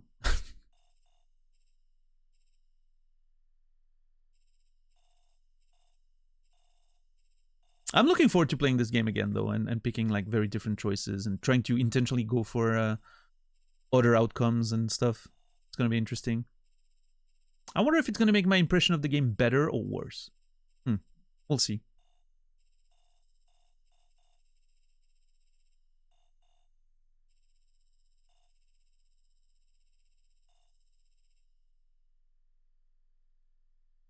All right, let's see where it goes.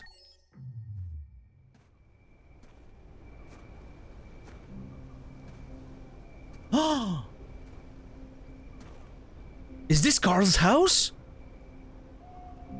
No way.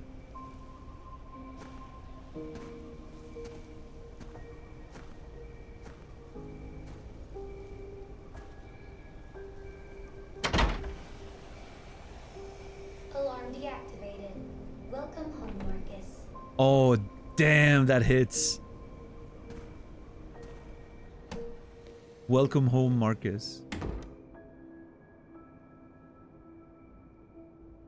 Is this scene gonna reconcile me with Marcus's character a little bit?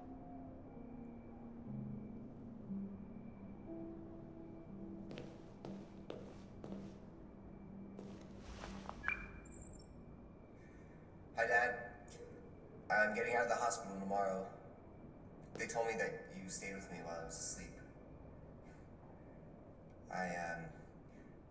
I'm really sorry about everything that happened.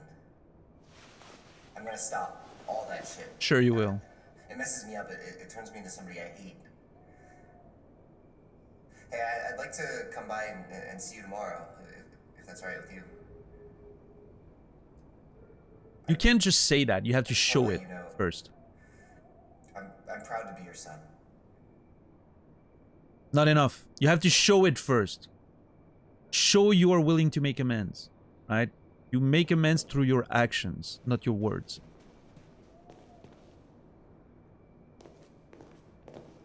Oh, I really wish we could activate the birds.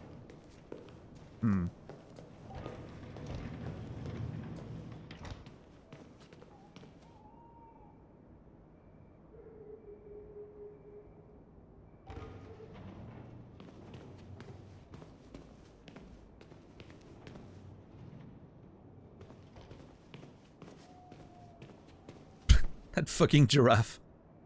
It's so funny. I can't get over that giant giraffe. Oh shit, that's a cool painting.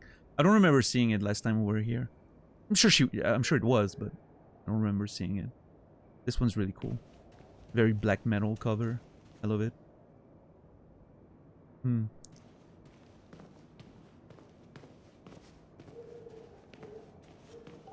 First step is admitting you have a problem. That is true. That is true.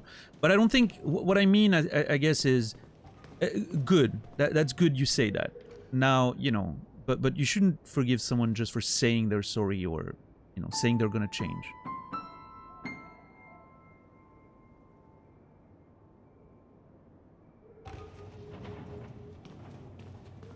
That's how you fall for manipulators and good liars. Oh, I kept the painting. This could have been such an interesting story. With all the art angle and all that. Ugh.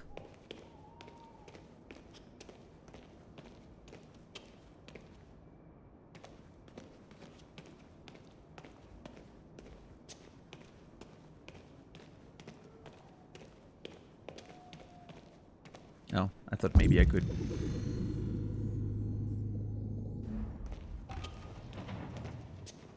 Yeah, I don't know. Kimi is just saying stuff out of context. I don't know. It's Kimi. What do you expect? See Carl. I guess he's upstairs in bed.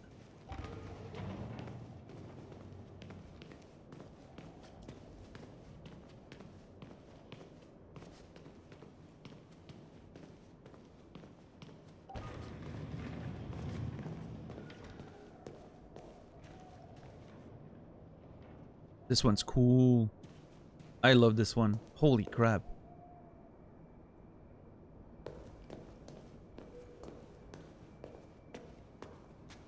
Oh, that's true, Kimi. My bad.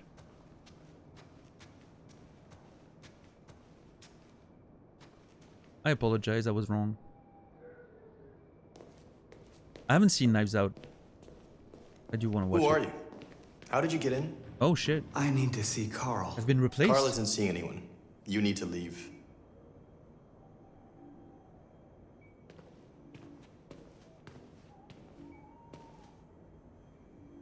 Convert? And now Carl doesn't have an android anymore. Please. I need to see him. He's very weak. I'm not sure he'll be able to talk to you.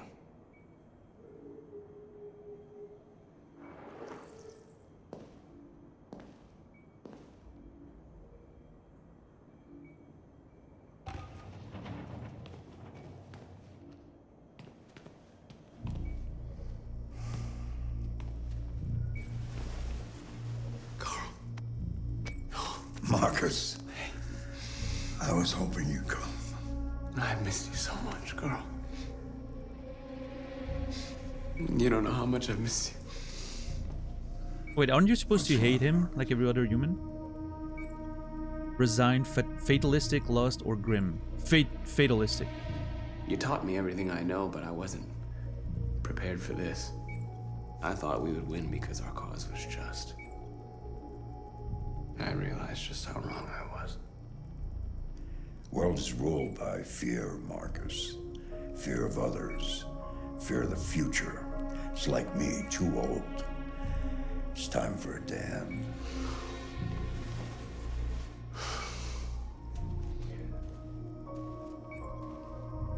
Advice, decision, anger. I don't want bloodshed. Oh. No matter the color. That's totally wrong, by the way. But I can't let them slaughter my people. I have to make a decision that's going to affect millions of lives. And I'm telling you, I don't know what to do.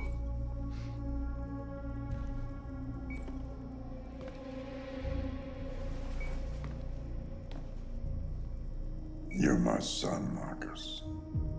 Our blood isn't the same color. But I know part of me is in you. When the world falls into darkness, some men have the courage to lead it out. You're one of those men. Face the abyss, but don't let it consume you. Okay, see, are you telling me this storyline would have been more interesting? The paternal father and son story with the artistic angle to it, to the way Marcus awakens. The grief, dealing with grief because the Carl's getting old and all that, as another way in which Marcus awakens to the reality of human, you know, being human and all that. That would have been so much better than the Android Jesus angle we got. God, such a wasted potential with those characters. Instead, it's a throwaway 3-minute scene, instead of being something that should have been focused on. Oh well.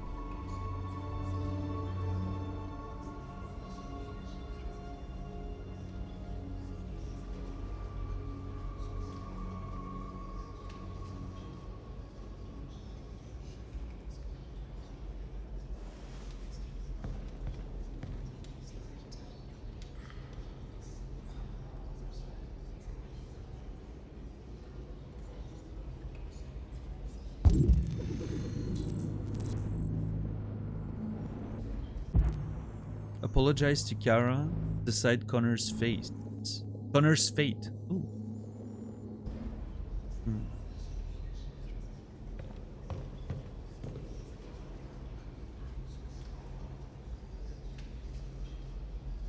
I love that this takes place in a church.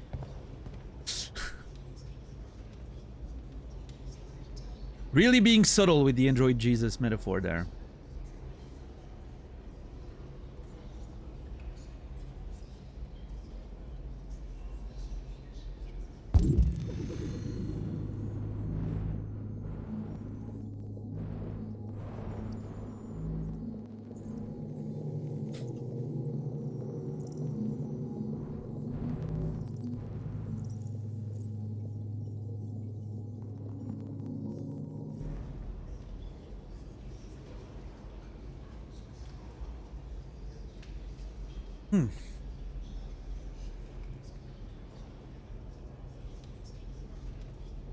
Androids losing purpose, losing God's kind of a trope, I suppose. I mean, it is, but...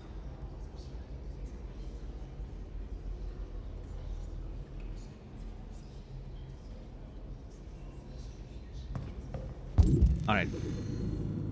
I was starting to wonder, like, the game is starting to... The game's running much longer than I thought there. I was expecting... It felt like the ending was sort of precipitating a bit faster, but it seems like there's more to it. But I'm still gonna push through. I still want to finish tonight. I don't feel like there's... Potentially, I don't potentially feel like there's enough for a full... Alright, Zoro. A good one.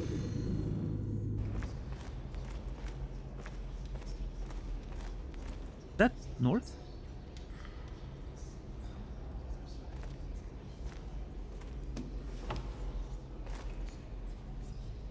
Oh shit, timed.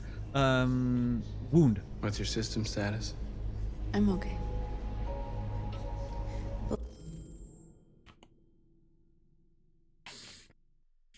Way to affirm your humanity, asking what's your system status instead of how's your wound. Well, it didn't hit any bike components. You could have been killed trying to save me, Marcus. You have to think of our people first. Which, by the way, it's not an actual complaint. Being human doesn't have anything to do with your actual physical components, right? And them just talking about their physical aspects like they know they're androids. Of course, they don't fool themselves thinking they're biological. So I think that's actually pretty fair, right? So, you know, I think that's not a bad way to do it. I just thought it was funny, the juxtaposition. But first, nothing else matters. Survivors. How many of us survived the attack? A few hundred? Maybe more if you count those hiding all over the city. If you hadn't triggered the bomb, we'd all be dead. Situation. They say they don't want to take any risks with deviants. So they're rounding our people up and taking them to the camps for extermination. In a few hours, we're gonna be the only ones left. In a few hours, it'll all be over. We'll have changed the world, or the world will have destroyed us. You have to make a choice, Marcus. Another one? Whatever you choose, we will follow you. Yeah. I love you, Marcus. Oh! She said it.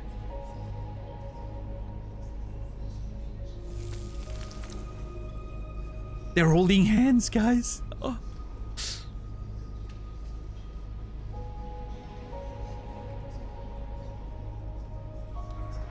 Unprotected hand holding.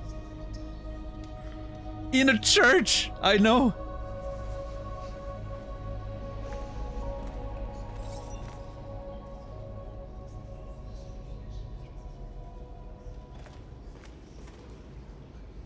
I cannot believe the best romance in any David Cage games was between two androids.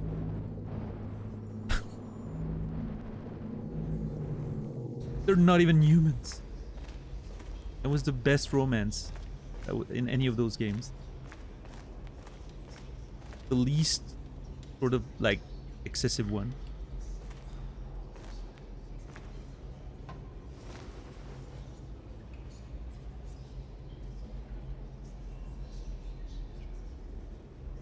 If it weren't for you, I'd be dead. Thanks to you, I might see our people free one day. You and I haven't always agreed, but I know that we're fighting for the same thing. Whatever you decide, I'm with you, Marcus. Finally. Finally. It's falling back into... What's the expression? When someone finally follows the rule, the orders or whatever, falling back into rank or something. I don't know. Falling in line. Thank you. Apologize to Kara. Where's Kara? I guess it's the other one that's all the way there. Let's talk about Connor first. It's my fault the humans managed to locate Jericho. I was stupid. I should have guessed they were using me.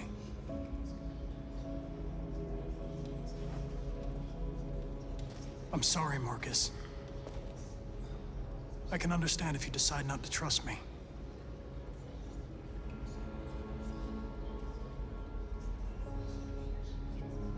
I mean, he helped. You're one of us now. Your place is with your people. There are thousands of androids at the CyberLife assembly plant. If we could wake them up, they might join us and shift the balance of power. You want to infiltrate the CyberLife tower? Connor, that's suicide. They trust me. They'll let me in. If anyone has a chance of infiltrating CyberLife, it's me. If you go there, they will kill you. There's a high probability. But statistically speaking, there's always a chance for unlikely events to take place. Good line. Be careful.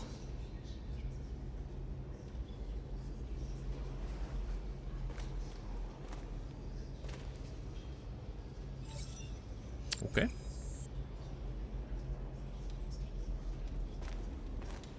Not sure what that's gonna lean into, but I'm curious. I thought you'd be safe staying with us. I was wrong. You need to leave the city while you still can. Getting Alice away from here is all that matters now. We have to catch the last bus. We might still have a chance to cross the border. Wasn't the last bus supposed to be like 2 hours after the moment they arrived? Are you gonna tell me this is less than 2 hours later? I don't believe that.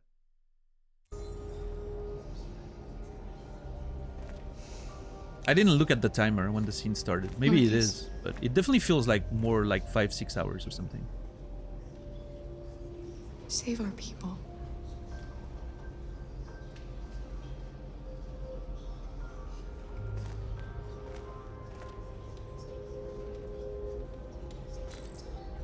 Okay. Inform your people of your choice. Am I gonna make a speech again? Oh boy. Oh god. I'm making a speech again. Oh jeez.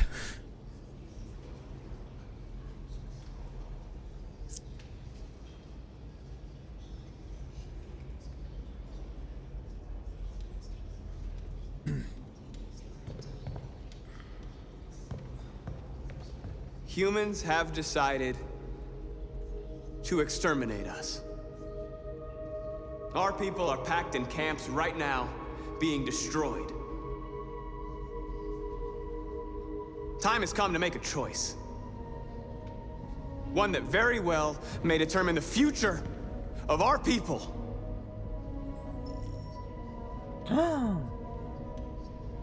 March peacefully towards the camp to pressure the authorities. Demonstration. Launch an assault on the camps to liberate the androids. Revolution. Oh shit.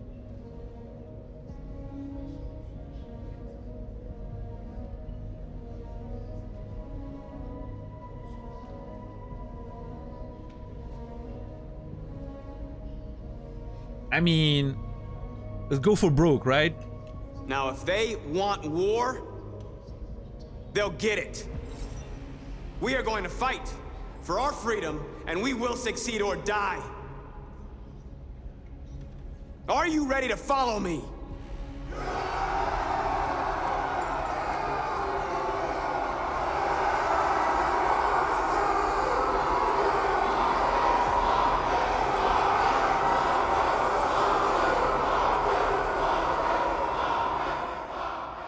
We're just a little different than, you know, it's Android Jesus, but if Jesus was a, you know, mass murdering sociopath, it's fine.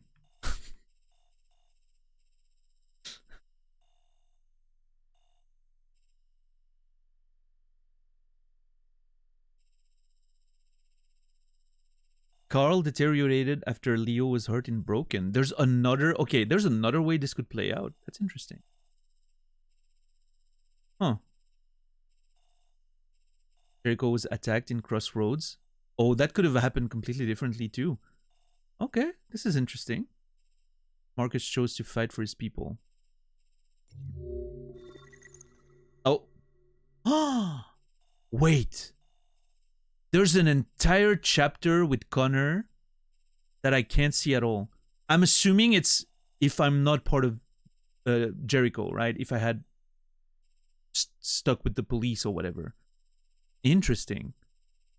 Well, that's going to be stuff I can explore when I play the game again. That's cool. At 6 a.m. this morning, a national curfew was declared. Civilian movement will be strictly... Hold on. Why does the President of the United States sound like a French person?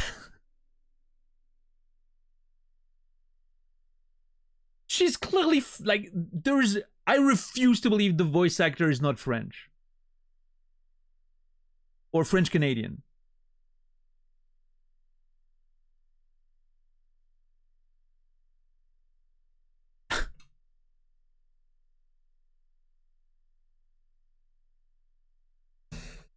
Anyway. Controlled. The right to assembly is suspended. All electronic communications are restricted, and I have granted enhanced powers to our security agencies. In addition to these measures, all androids must be handed over to the authorities immediately. Temporary camps are being set up in all our major cities to contain and destroy them. Okay. I am now asking all civilians to cooperate with the authorities and rest assured that everything in our power is being done to guarantee the security of our nation. Madam President! Wait, I'm playing the... Madam President! I'm playing the press! I did not expect that. Hell yeah.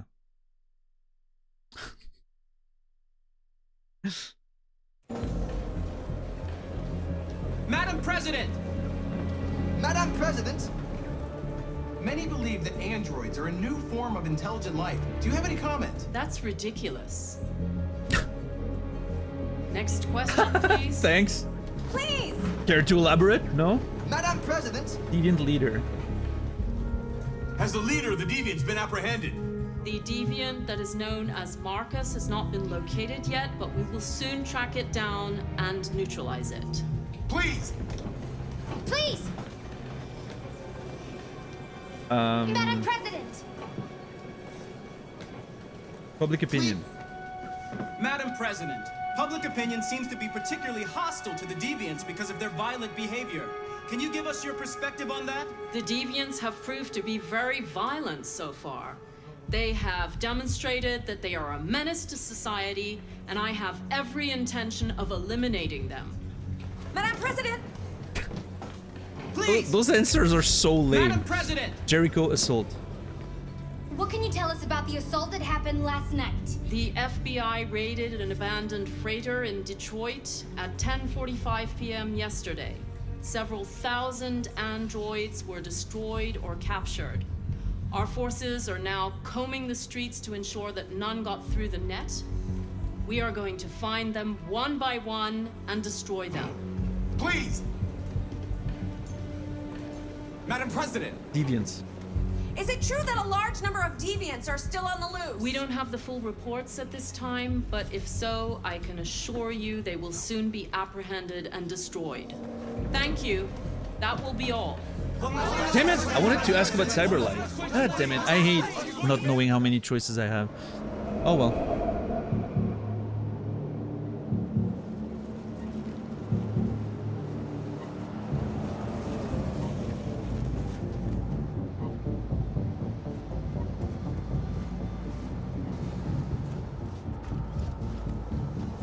Accurate real-life press conference? That's true.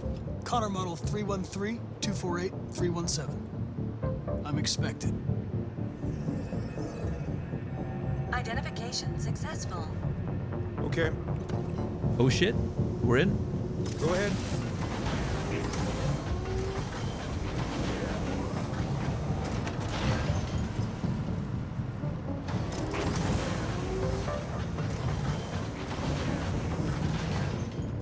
Have you guys seen the movie In Time? I don't know why that barrier there going up and down reminded me of In Time. With like the stuff that's separating the different districts and all that. In Time is one of the most interesting concepts for a movie that I've ever seen. And the execution is so bad that I'm still mad about it years later. It could have been so great.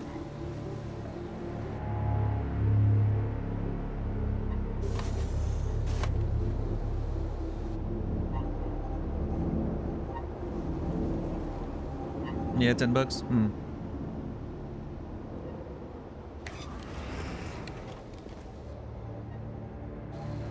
Follow me.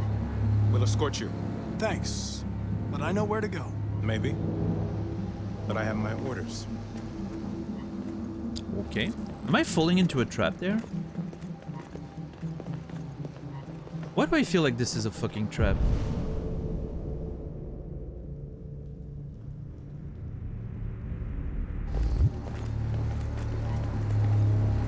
Why do I have a vague memory of it? I don't know. Justin Timberlake, isn't it? Which would be a reason why you watched it. I don't know. Agent 23 identified. Connor android identified. Agent 47 identified. Agent 47! Complete. Access authorized. Oh shit, look at that.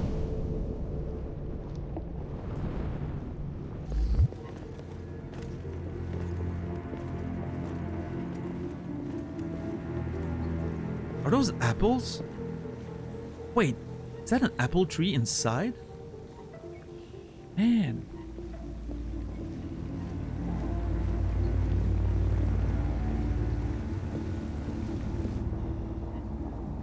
God, what I would do for a fresh apple just off of a tree.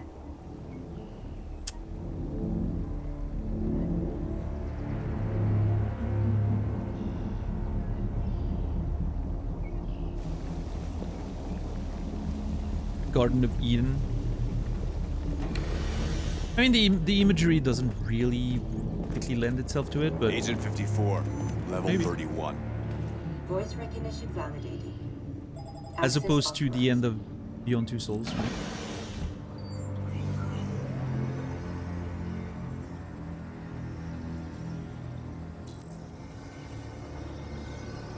Neutralize the guard, stop the elevator? Whoa. Hold on, I'm doing a whole thing there.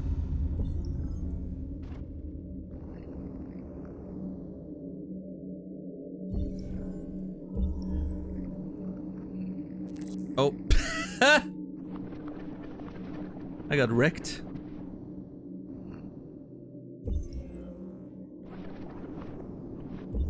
Wait, shouldn't I go for the weapon?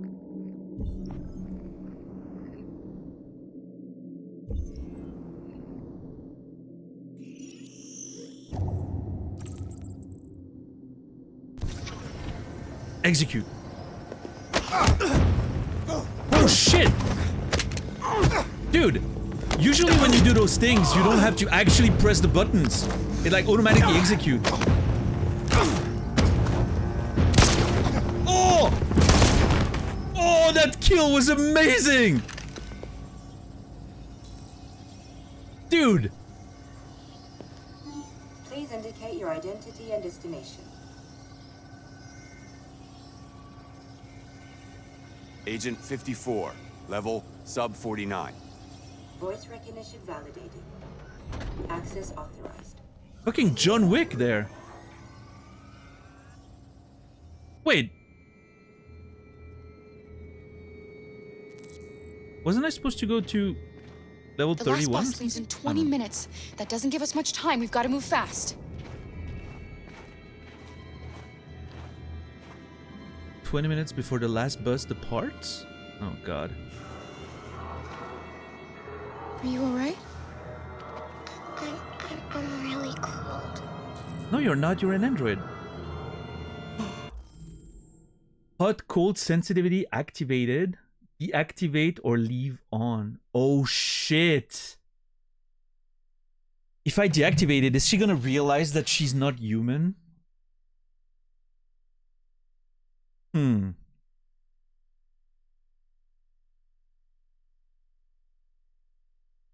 Oh, that's interesting.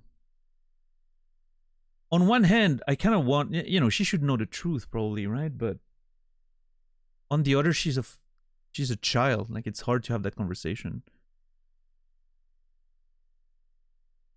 I'm gonna leave it on. I don't want her to be troubled now that we have some, you know, we have to pass for humans as we try to escape. I don't think it's a good idea if suddenly now we're about to, like, she doesn't need an existential crisis now, is what I mean.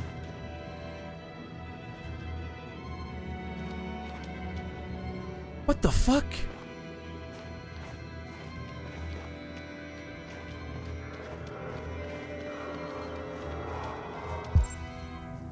Dude, this is dark.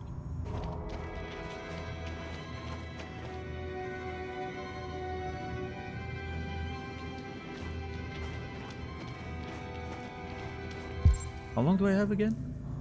20 minutes or something? The counter is not shown.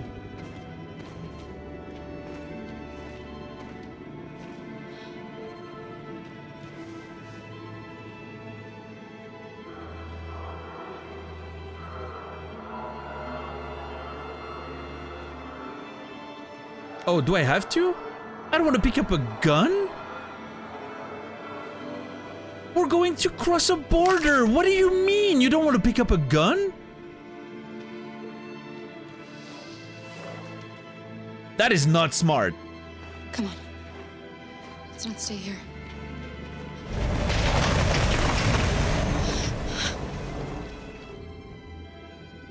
No! Please don't hurt me! Shut up on your knees! What are we gonna do? No shit. We have to keep going if we want to catch that bus.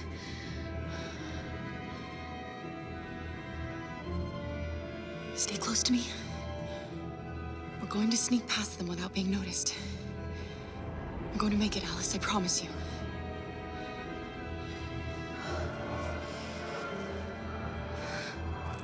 Don't kill me! I didn't do anything! Shut up, I said! Are there many more? Lucky that they're like rats. The more you look, the more you find. Now we don't have to spend the night here. Freezing my nuts off. There are soldiers everywhere. We need to be careful. Come on, get moving.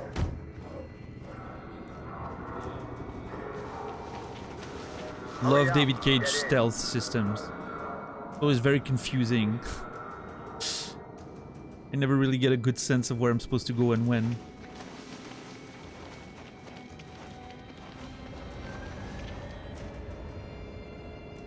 Look over there. It's the Jerry's. We can't help them. The soldiers are everywhere. We can't just leave them. They're going to kill them.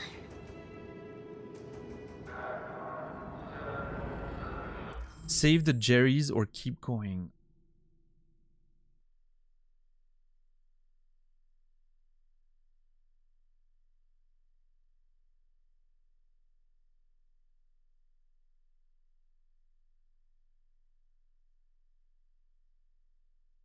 Save the Jerry's or keep going.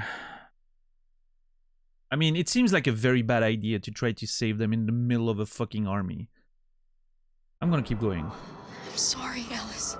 There's nothing we can do.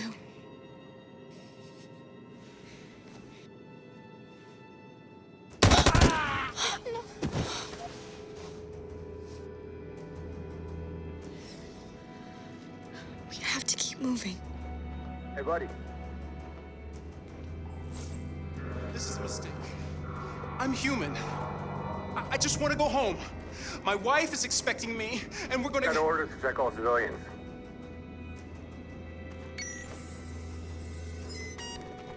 No. No! Please!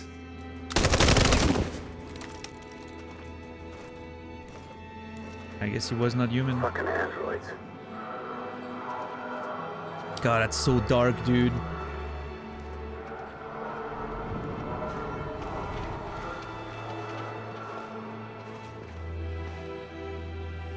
I didn't realize I was supposed to go all the way around. I thought we could just go to the car there. Whatever. Dude, the prompt there. What the fuck? That game is trying to trap you, to make you fail.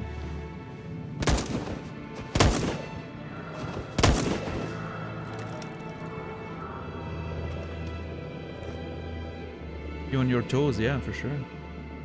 This is very, this feels very appropriate to play before The Last of Us. And I feel like there's some similarities there, thematically speaking. Between the androids and the infected.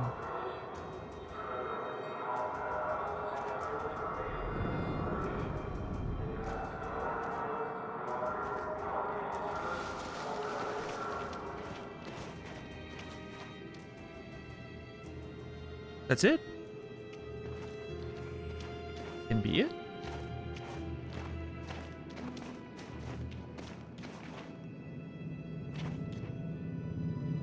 A checkpoint. We have passports, it should be okay, but you never know. They have literally... Is there another way? Okay, they literally showed us that they have detectors to see if you're human or not. How are we gonna ever cross the border? There is zero way, I believe, that in this world they don't have like scanners in at the border to check if we're human or not. Considering, you know, I don't know, maybe not, but or maybe that was foreshadowing. But we might miss the bus. Maybe it's better to be safe.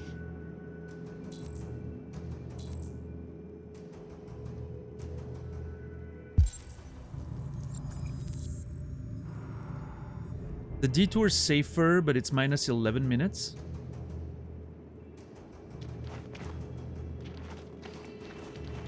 I'll go with the detour. I have time, right? Wait, is that where I'm supposed to go? For the detour? Yeah.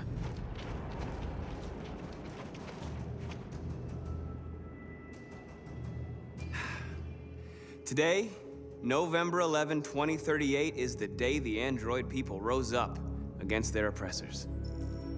We've been fighting since dawn to liberate our fellow androids from the camps. We won't cease hostilities until we are free and negotiations begin to grant us equal rights. There are millions of us, and we will stop at nothing.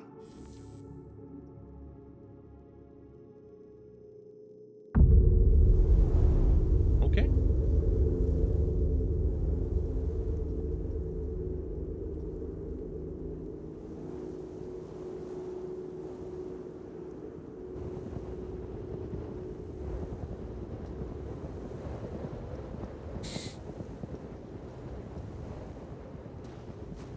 Oh shit.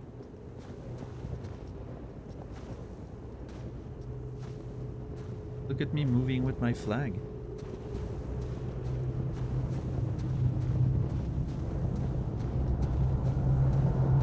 Wait, am I being followed by an army right now?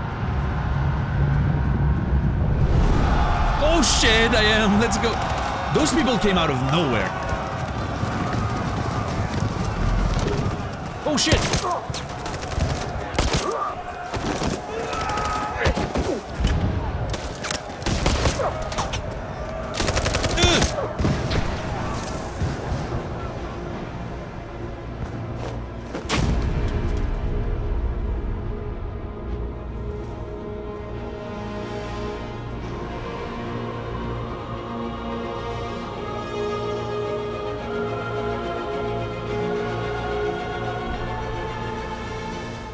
This game is definitely very backloaded with the action scenes. There wasn't a lot of action scenes earlier, and now it's just like full on, like, you know, fight after fight. Oh, there was a camera.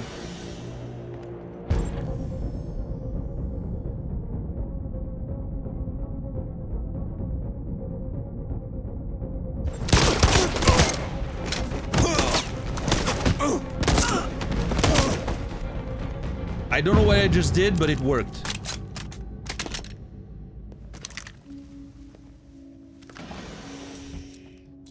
I thought I was choosing which one to kill first, but apparently that was just press all the buttons and everything dies. Connor fucking Wick. Give me a pencil and I'm gonna solve that whole revolution thing.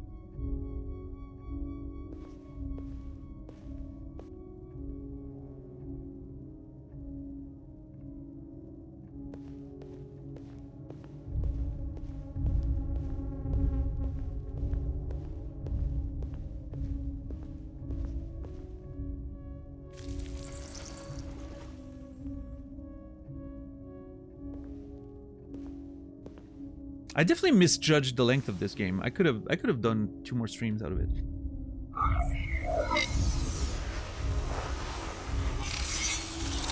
Easy, fucking piece of shit. Step back, Connor, and I'll spare him. Sorry, Connor. This bastard's your spitting image. Oh shit. Also, did I fail because I didn't press correctly, or what happened there? I was just spamming the button, so I don't know. We've arrived, Alice. We made it.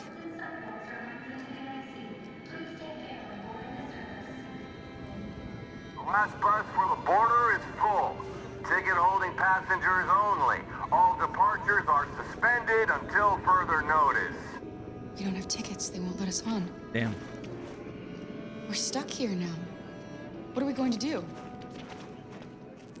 Steal tickets? Could have told you that? Yeah, but that's not how the channel works, right?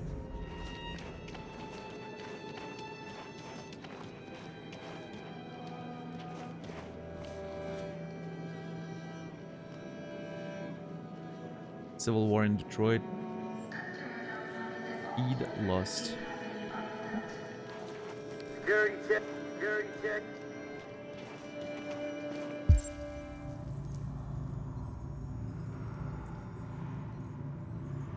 Please don't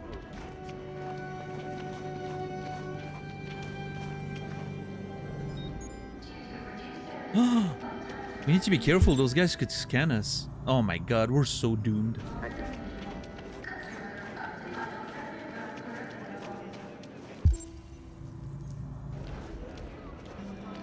Marcus. Security check. Please don't move.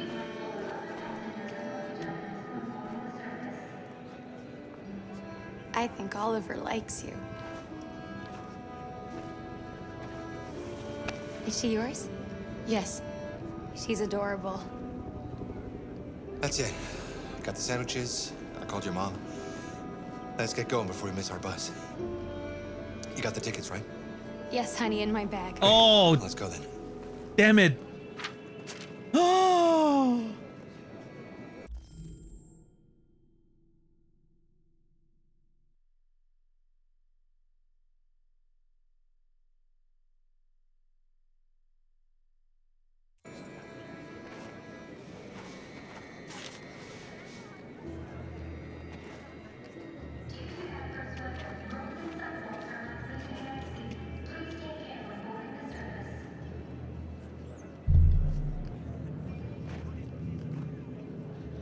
I'm sorry. Oh my god, I'm so sorry. I was sure. Shit, I don't believe it. I don't know what happened. You can't have lost them. Did you have a good look in your bag? They were in my backpack. The envelope must have fallen. Fuck. Excuse me, you didn't happen to see a blue envelope somewhere, did you? It has our bus tickets in it and... Oh, never mind. Oh my god!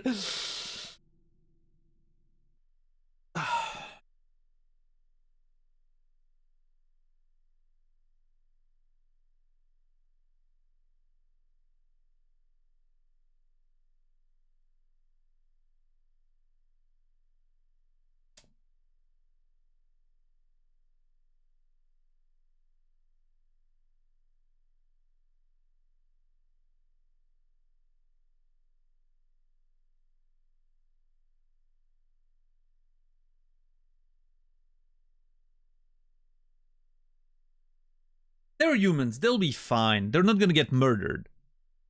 Right? No. Sorry. What are we gonna do? We can't stay here. We have to find a safe place for Oliver. I'm so sorry, honey. I don't know what happened. They were right Come on, here in my Alice. bag. Security check. Please don't move. Got your tickets? Yes, here they are. Okay, go ahead.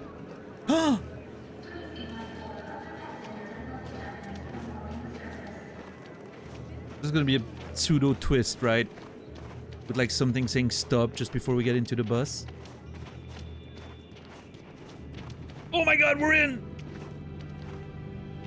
What's going to happen to that family and their baby? They'll be fine. Because of us? Ah, they'll be okay. Reassure. No. No, of course not.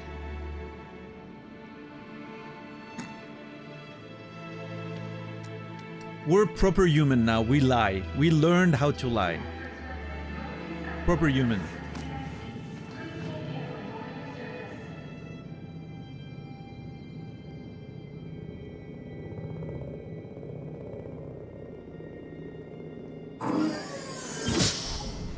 Shit. Is that it? Have we made it? Can't be that easy, right? And the situation is escalating towards civil war in Detroit, with our armed forces preparing to put down the android rebellion. They seem to be headed towards the camps where the androids have been interned pending destruction. Soldiers have taken up positions around the Hart Plaza camp. Authorities seem to be expecting a confrontation with the rebel androids here at any time.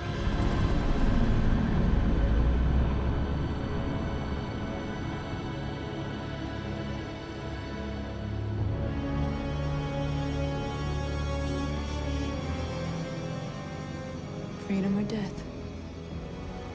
Freedom or death?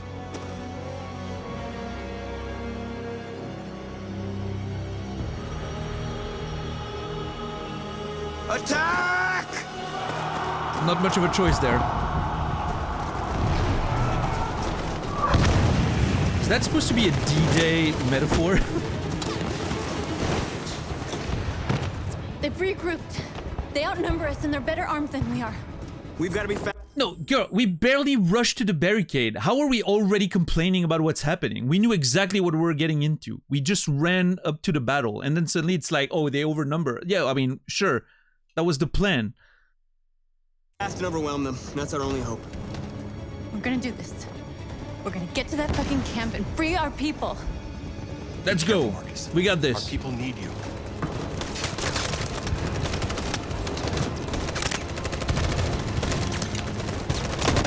Oh shit, actual gameplay. Huh.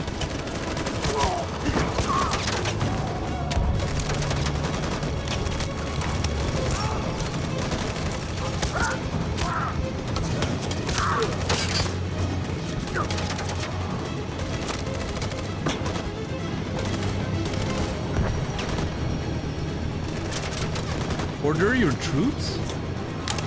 Fire!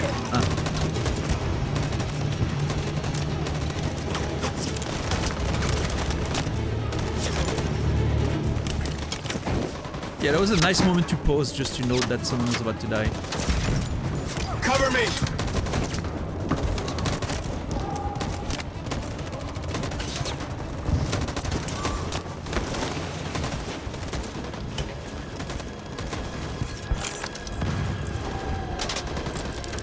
Oh god. Won't save me this time, Marcus. The blood we spill will be on our hands. Those are lame last words, Marcus. Just saying. No, Josh, sorry.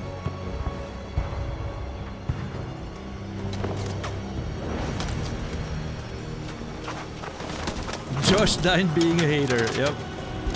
Cover me!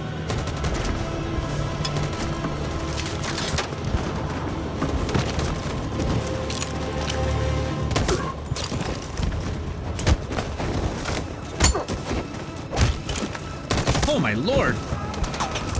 So many prompts.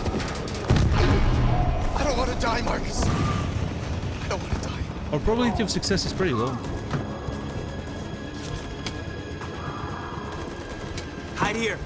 Don't move till it's over, okay?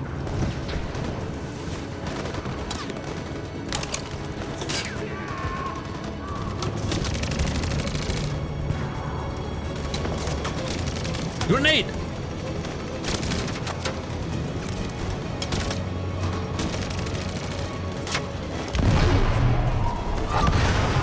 Oh.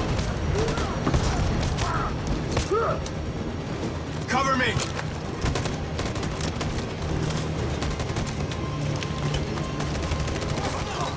We're just not doing great, I think.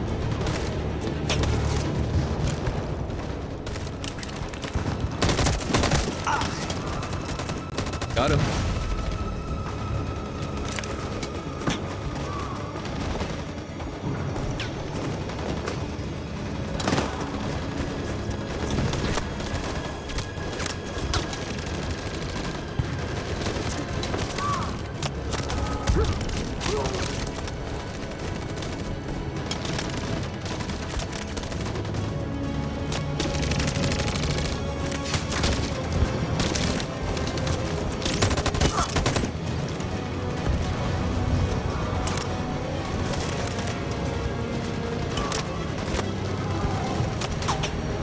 What am I not seeing?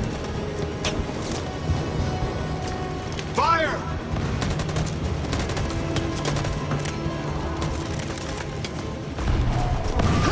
Oh shit! I should have had more covering fire.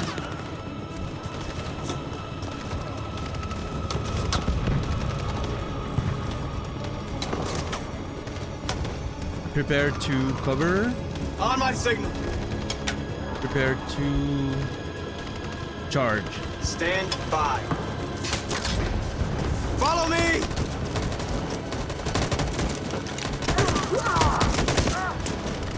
Okay, that was decent. Alright, Tower have We good. can't move forward! That machine gun is taking down everything that moves!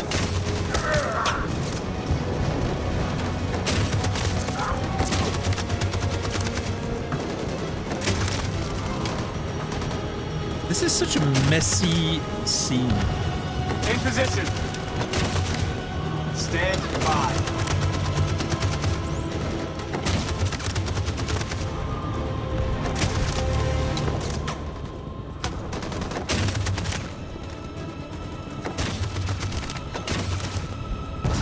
Stand by. For Jericho! Oh, let's go! 73%.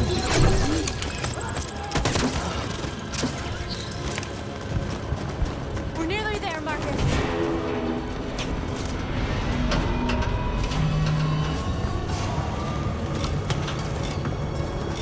For freedom!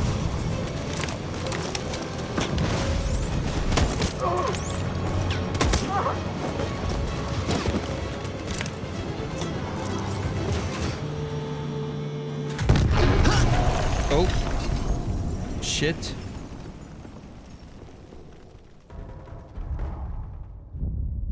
Uh-oh. Your friend's life is in your hands. Now it's time to decide what matters most. Him or the revolution? Don't listen to him. Everything this fucker says is a lie.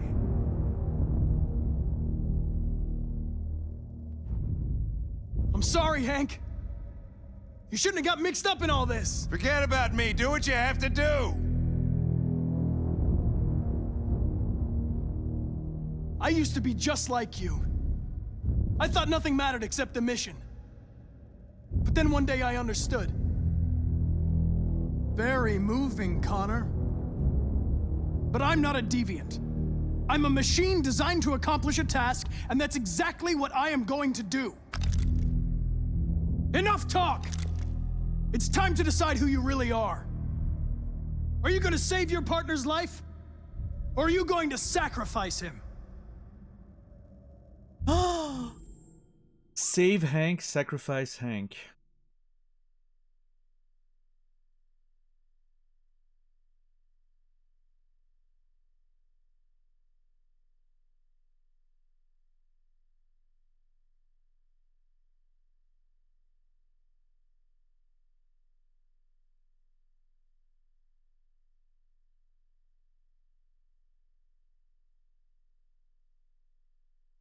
Oh boy, I don't know.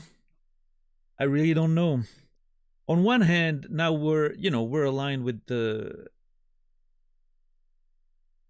androids, and we really want that to work.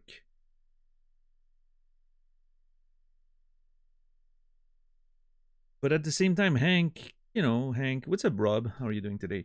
At the same time, Hank helped us, right? A lot on our way, even though he hated us and all that, but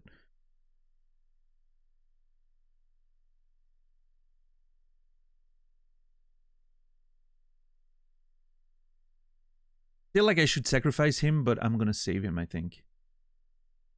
I like Hank. Hank's my favorite character in the game. I kind of want to save him. What's up, Fallon?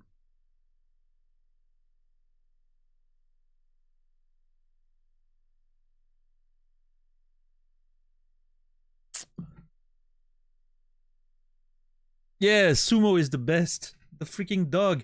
We can't leave Sumo alone. He needs his master. If only QTEs has pause screens. I mean, I know I'm not supposed to pause during those things, but if the game doesn't want me to pause, they can just not put a pause there. I'm gonna use the pause. I don't care.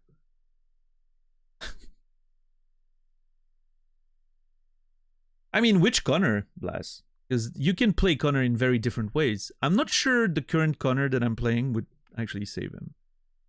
After all the change of heart he had during Jericho, right? But I mean, Hank fucking shot me, right? So, but we've evolved since then, right? Our relationship was just starting to get better. You know what? I'm saving Hank. Whatever. All right. All right. Back to neutral. You win.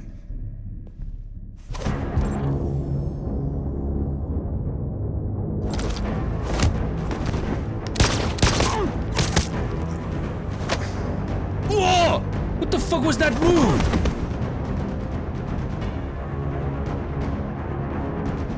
Supposed to... Game expect me to do like fucking Street Fighter moves in the middle of a fucking David Cage game.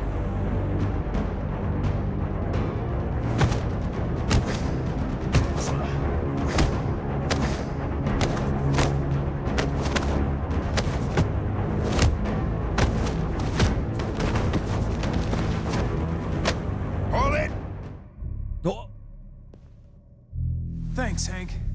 I don't know how I would have managed without you. Oh no, which one is Get which? rid of him. We have no time to lose. It's me, Hank. Oh my... I'm the real Connor. One of you is my partner. The other is a sack of shit. Question is, who's who? What are you doing, Hank? I'm the real Connor. Give me the gun and I'll take care of it. Don't move! Why don't you ask us something? Something only the real Connor would know. Where did we first meet? Jimmy's bar. I checked 4 other bars before I found you. We went to the scene of a homicide. The victim's name was Carlos Ortiz. he uploaded my memory. What's my dog's name? Okay, so we know which one's the real one, and we're supposed to play as the real one. That is pretty good. I like that. That's clever. It's gonna test us on our knowledge of the game. What's up, Shadow Abbey? How are you doing today?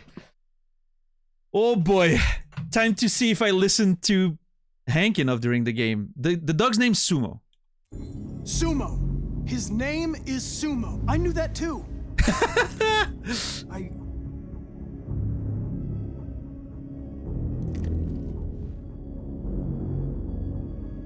My son, what's his name?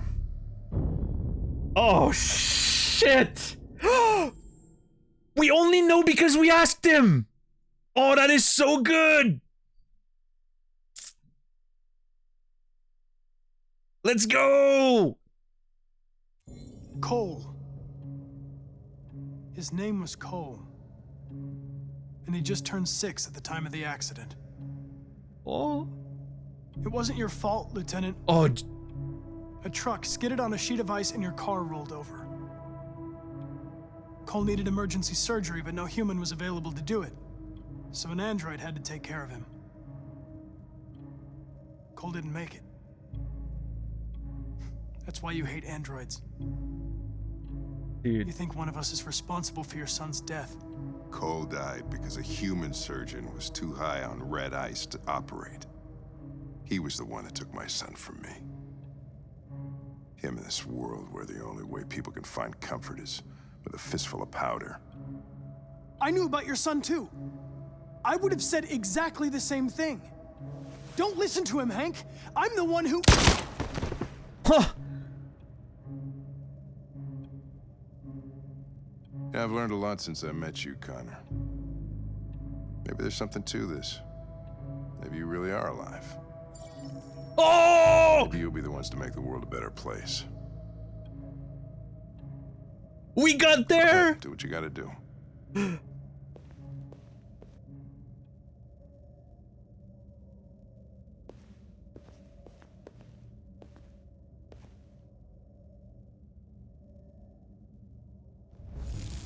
Dude, we got there! I cannot believe we actually made it to friend.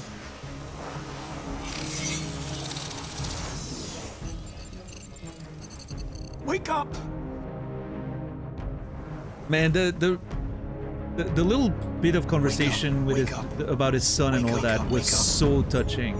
That was so well performed. Wake up, wake up, wake up, wake up. The performances and the voice acting is really carrying a lot of the weight there. Like, the writing's not great, but fuck, the performances are amazing. So when it touches like the right emotional tone, especially with the music and everything, it is really good. That was really good.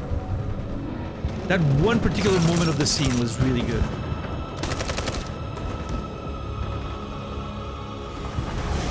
Oh yeah, Hank is amazing. I don't care much for Marcus's Android Jesus revolution. I don't care much for Kara's story angle either. I think it lacks good characters. Because Kara and Alice are both not very well defined. But Hank and Connor, I will, like, that's the best thing David Cage has ever written. Their whole storyline. I dare say it was pretty good. Ah, damn it. Okay, I had enough good.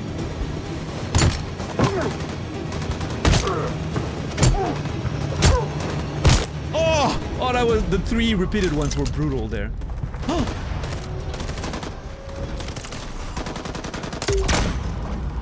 Let's go.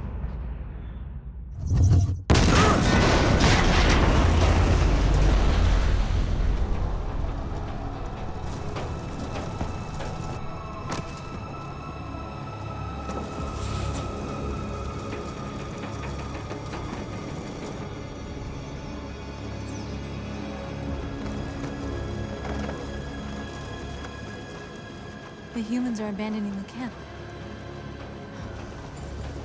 We did it, Marcus. We won. This is not a victory.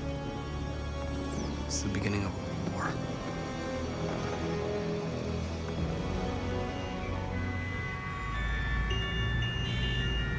That's the border? Ah, shit. I'm annoyed at the waiting time at the border, even in a video game. But also, yes, a kudos for that scene with Connor and Hank. With the sun. That was great.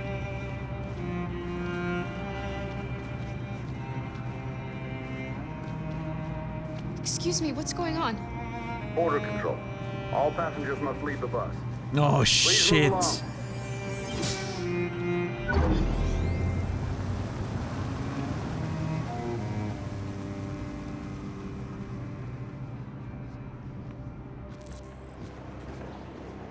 This way, please.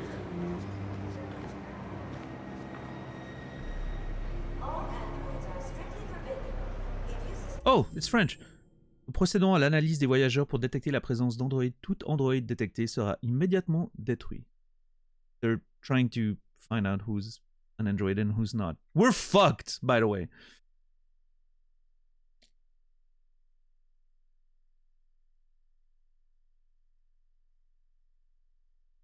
They're doing temperature checks. Oh, she knows French. We're trapped. What are we gonna do, Kara? Don't worry, Alice. We'll be fine.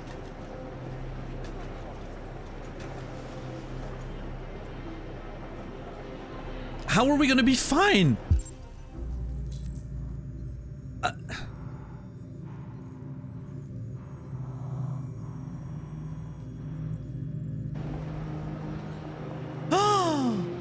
Rose.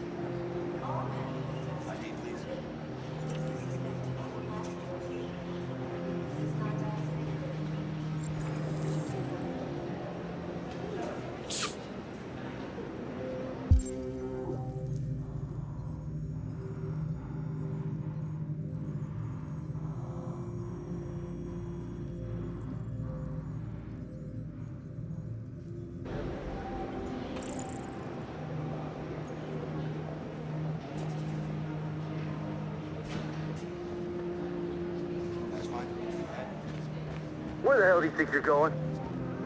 My daughter needs to go to the bathroom.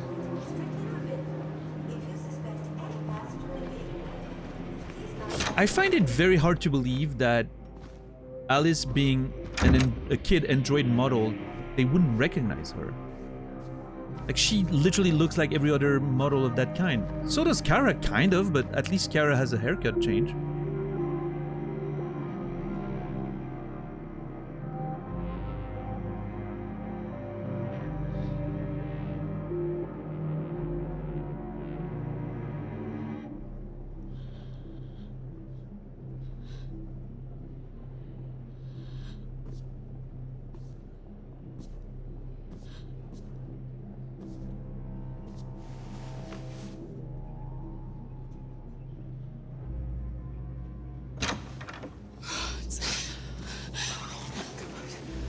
I'm so glad you're safe. We saw the Jericho raid on TV. I was terrified. I thought you might have been killed. Thank God you're all right.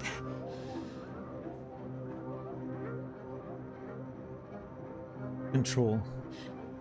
They're checking for androids. We won't make it through. You have to.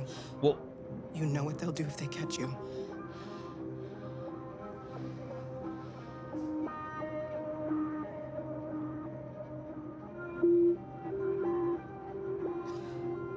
Rose.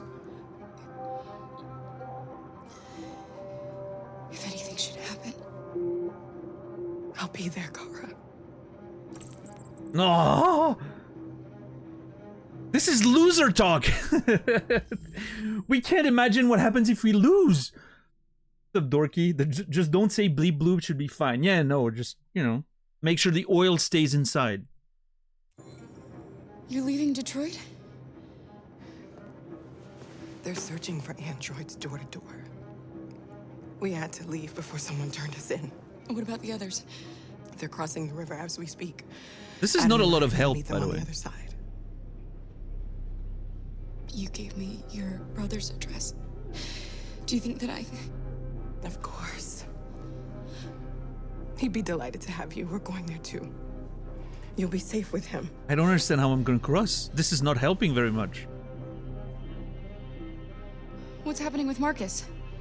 He's attacking one of the android camps as we speak. I don't know if he'll be successful, but violence only leads to violence. Okay. Even though I don't particularly like those two characters, I'm still invested in trying to get them safely on the other side.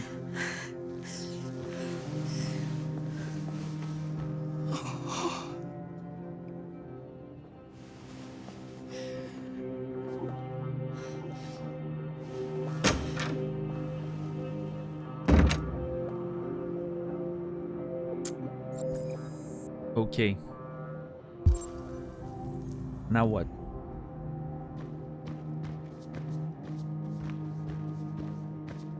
Yeah, Rose is great. Like that one scene in her house when she screams is so well done.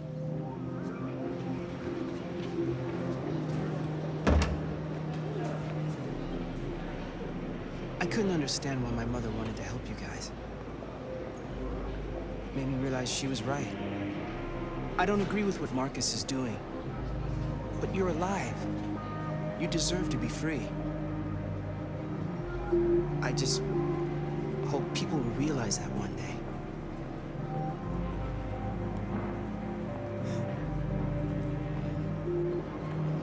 Okay.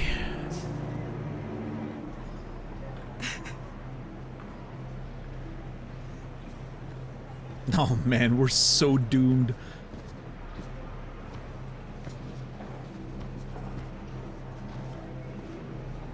I have no clue how we're gonna get through this.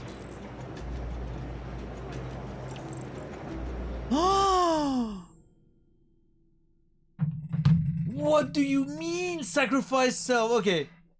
Oh, God, I don't have the first two, which I'm assuming happen if you do different paths and all that. Sacrifice self or no sacrifice?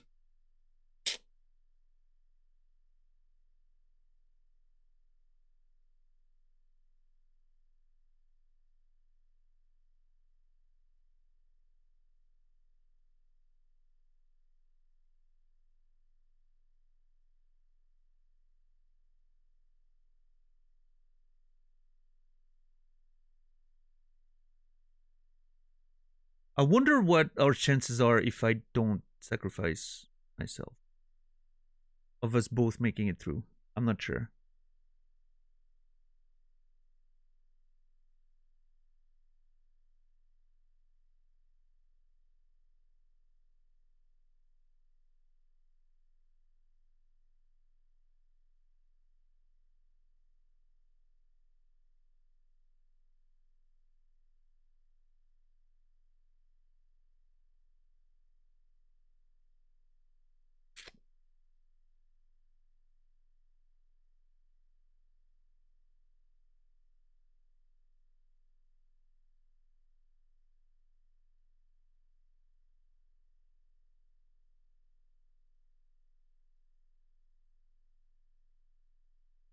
I saw the gun, Chipmunk. I'm not reading above it. Don't worry.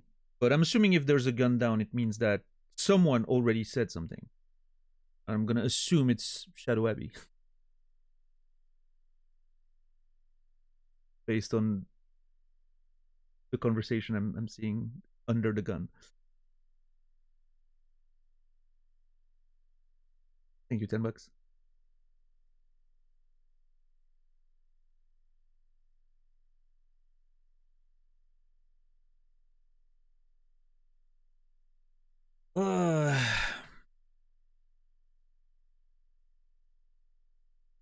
So my expectation is that the game is pretty linear in how it's dealing with this, right? You do things that open certain paths, and certain paths lead to different outcomes. I'm assuming that the one we didn't open, which is like the default one, if you fail everything, so to speak, is not going to lead to a very optimistic ending.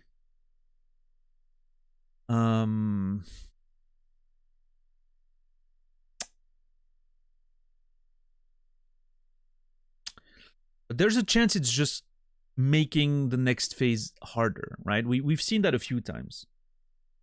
If you unlock a path, it makes it easier, but then if you have the default option, it's still possible, but just more difficult. I guess sacrifice self maybe guarantees that Alice makes it.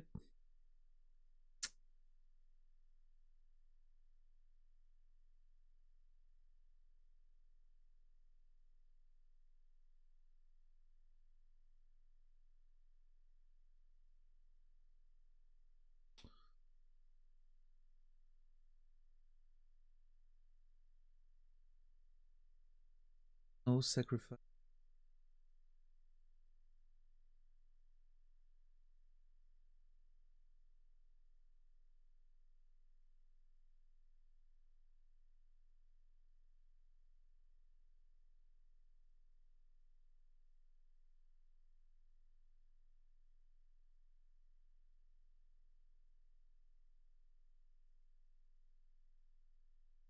I'm trying to measure if I want to risk it, right? I'm trying to figure out if I want to chance it and go with the no sacrifice and hope I find a way, right? The sacrifice self is a guaranteed, you know, it's a guaranteed, I guess, end of the road for Alice, right? Which doesn't guarantee that for Kara, which doesn't guarantee that Alice is gonna make it.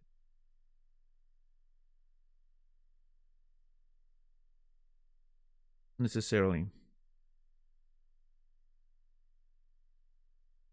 Okay, listen. Okay, Alice said we're gonna be together forever, right? And I said yes. I promised her we were gonna be forever together.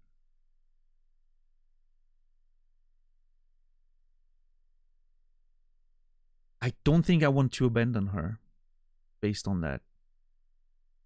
So I think I'm going to pick no sacrifice with the hope that I can find something. That the game's going to allow me to maybe find my way out of this, but it's going to be more hard, or there's going to be other choices to make or something. Which it may not. Maybe it's just going to be, well, you don't have any other options, you don't want to sacrifice yourself, screw you, right? But I think I'm willing to take the risk. In this case, because we said we were going to be together forever. I promised her several times. She asked me at least twice during the game. So I guess we both make it or we don't. Next, please.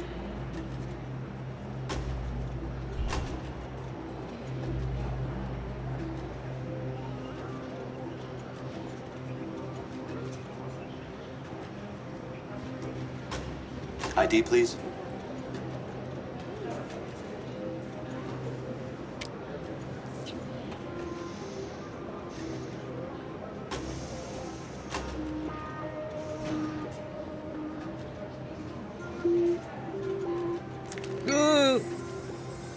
Please. I just want to be free.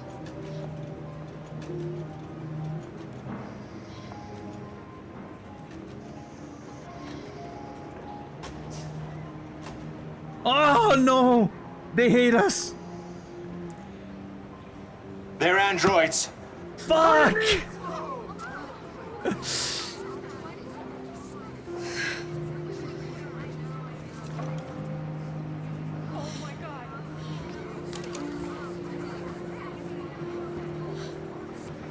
The way the public opinion thing ties into that is pretty clever. Sorry, Alice. I will say. I love you, Carl. I love you too.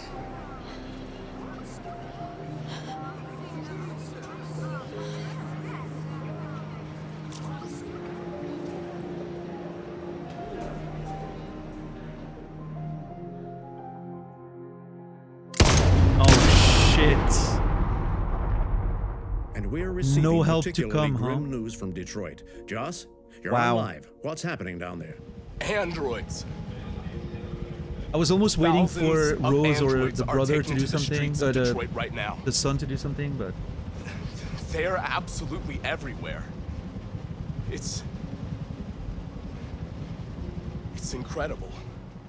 From what we can gather, these androids are coming from the CyberLife Tower, which had thousands of machines stored in its assembly plant. And it seems that huge crowds are leaving the city. It's an exodus. Much of Detroit's population are trying to escape the fighting however they can. It's a disaster. An unprecedented disaster. For the first time in history, a U.S. city is falling into enemy hands. Today, November 11th, 2038, several million androids invaded the city of Detroit. Faced with the threat of mass civilian casualties, I had no choice but to order our armed forces to retreat. The events in Detroit have changed our world forever. Humanity must face a new reality, the emergence of another intelligent life form with whom we must share this planet. Good start. May God bless the United States of America.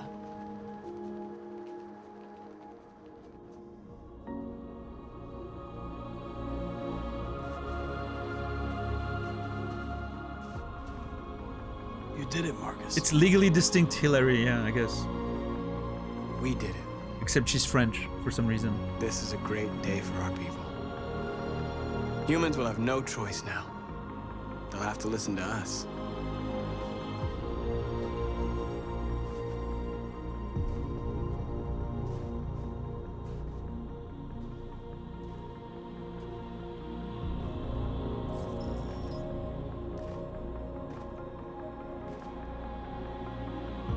We're free. They want you to speak to them, Marcus. Oh shit, another speech? Oh boy. Oh, okay. Listen, now's not the time.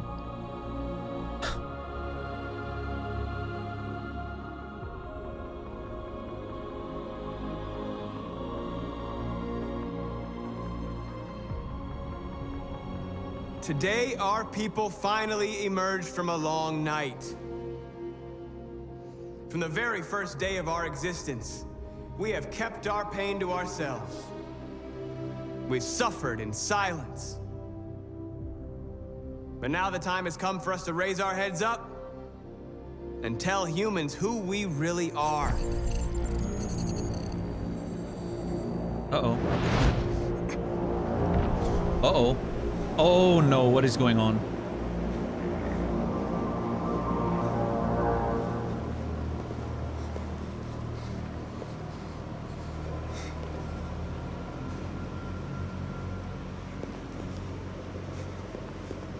Amanda?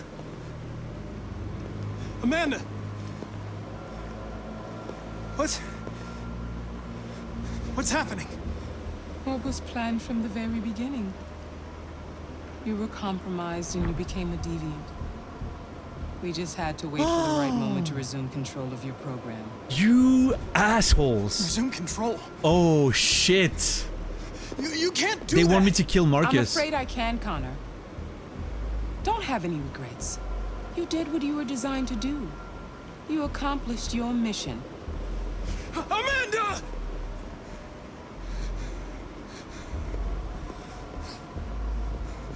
There's got to be a way.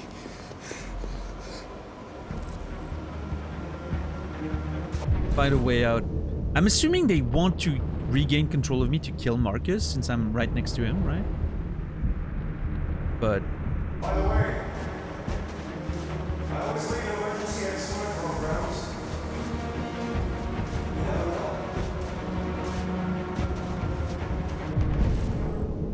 I always leave an emergency exit. I mean, there's that weird stone thing we haven't been able to use ever, right?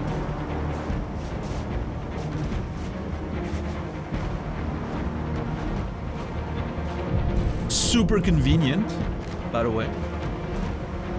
Not very hidden or anything.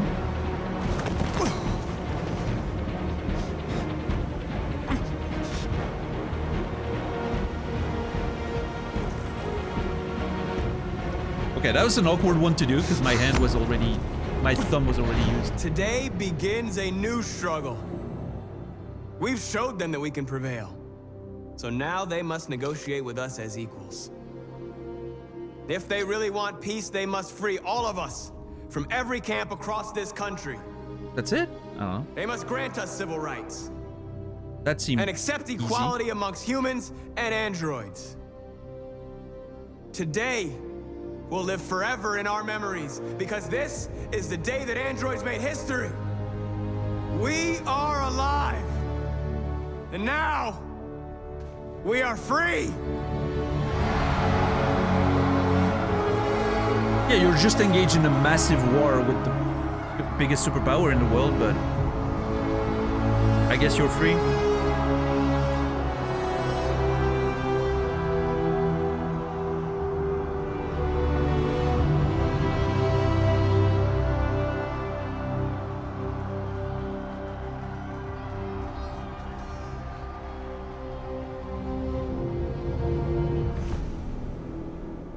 Oh, what's going on now? Oh. Wait, I thought something was happening again. Is that it?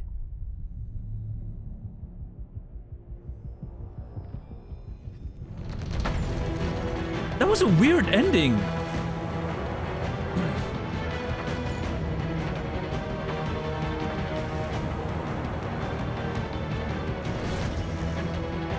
That little tone there at the end with Connor made it seem like there was more that was about to happen, right? Or is it just me? I don't know, it felt like something was about to you know, I don't know.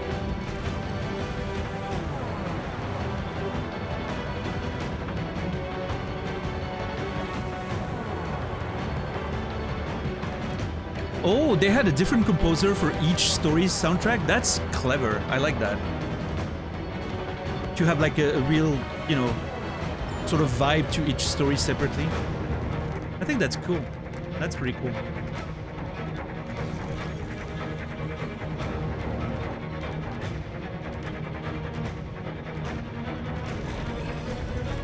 Yeah, I don't know. That ending felt inconclusive in a weird way. I was expecting something like, I don't know, I was expecting one more scene or something.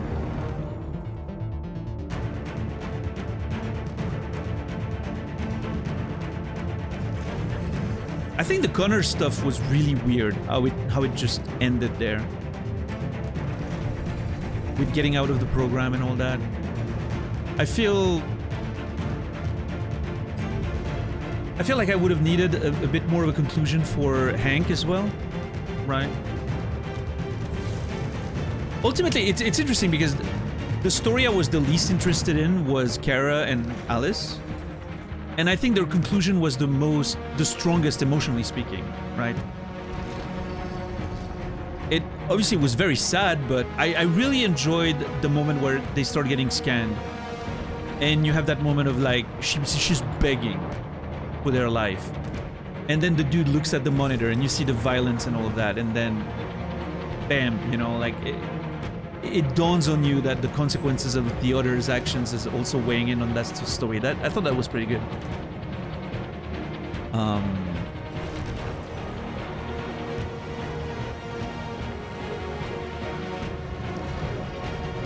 But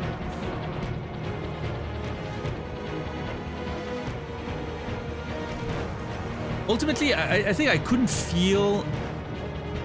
I've never seen that, I don't think. I couldn't feel as sad as I could have for Kara and Alice because I don't think their characters amounted to much. They were ultimately pretty bland as characters, I think.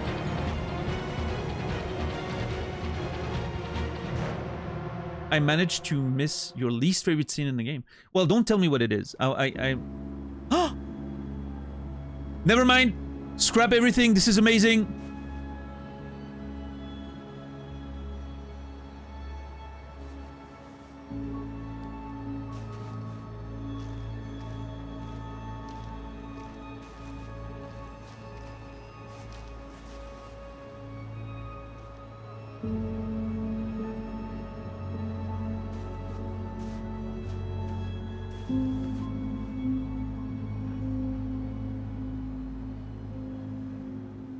Okay, that was a little bit of fan service right there. I don't think it adds anything to the story. In fact, I think it raises questions as to what's happening there, considering the, you know, the war that's going on and all the situation.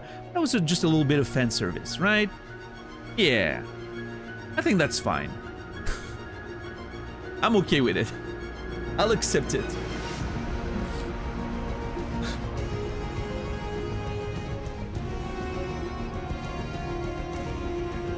But anyway, what I was saying is, what was I saying?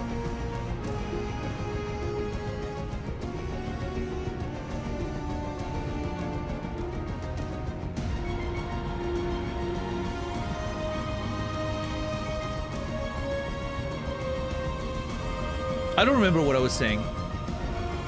But yeah, I mean, ultimately, I feel like the Marcus story is the most frustrating one. Because there was so much potential in the Marcus story with Carl and the whole artistic angle and everything like that. And I really feel like that they sort of... And obviously a part of it is the way I played it, right? And maybe the other paths are more interesting, but I stand by what I always say with the David Cage games. If you make a multiple path game like this, each one needs to feel satisfying.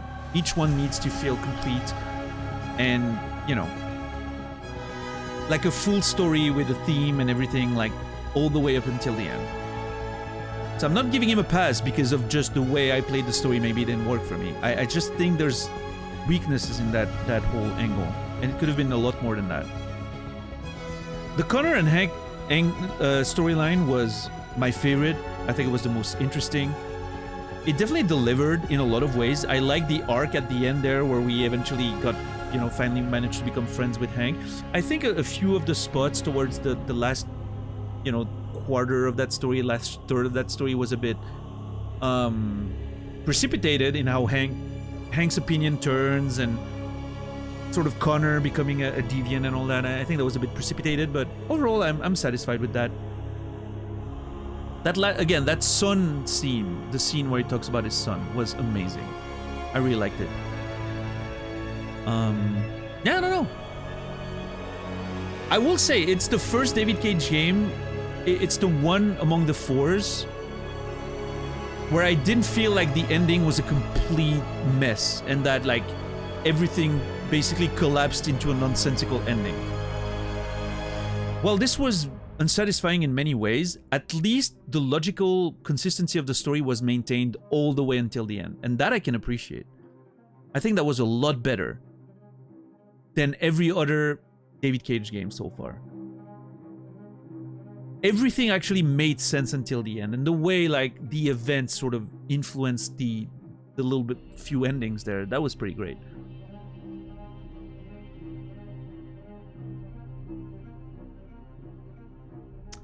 Yeah, I don't think there was any gratuitous... We didn't have any sex scene. We didn't have any shower scenes. It was definitely good. Any strikes or kudos for the Kara scene? I think the Kara scene overall, like the very end of it, deserved a kudos. That was nice. That was neat. I really enjoyed it. I'm putting a strike for the sort of conclusion of the Marcus and Connor angle pre-credit. I didn't think that was very good. And another one for the... one for the Marcus and one specifically for the Connor... escaping his mind thing. That was weak and didn't really amount to much. It just felt, I don't know, it felt disconnected. I feel like I would have liked that scene to matter more, because the moment it started I was like, holy shit, they want me to assassinate Marcus, and I thought that was a great twist. But just walking to that thing and pressing the button and that's it, come on, like that could have been a way more interesting scene.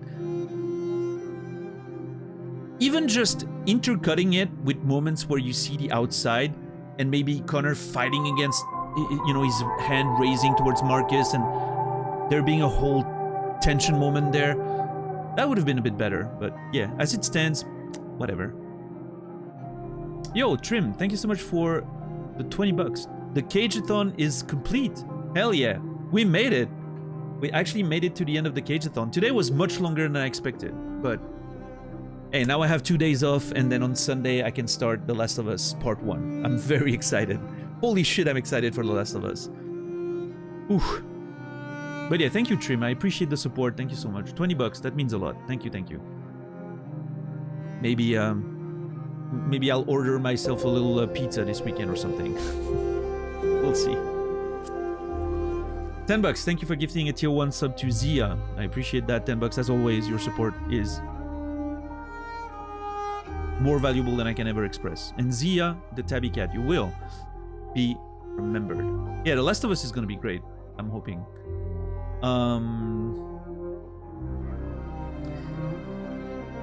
Women by Cage. Does Kara end up being a woman by Cage? Unfortunately, I think yes. I wasn't able to. I didn't want to make a decision until we saw the entirety of Kara's story. My version of Kara's story, unfortunately, is a woman by Cage. She doesn't really do much, doesn't have much of a personality, unfortunately, and then she just dies. So, oh well. What's up, Shawnee? How are you doing? Yeah, I'm super excited for Undertale. Yes, also Alice was very much a child by Cage, but yeah. And I think an extra You Try David for the final sort of the president's discourse and like the whole, you know, sort of ending to that sort of revolution thing. We're finally free, blah blah blah. That's typical You Try David, I think. Yeah, Alice could have been a medallion once again. She barely has more character than the Indigo Child. No, let me be fair. I think the Alice and Kara stuff hits the right emotional tones. Unlike the Indigo Child in Fahrenheit, right? The Indigo Child in Fahrenheit is literally just an artifact. No character there at all. At least the relationship between Alice and Kara had some emotional impact, which I think was very strong. It could have been so much better if they actually had strong characterization. And I've said it a few days ago, and I'll say it again.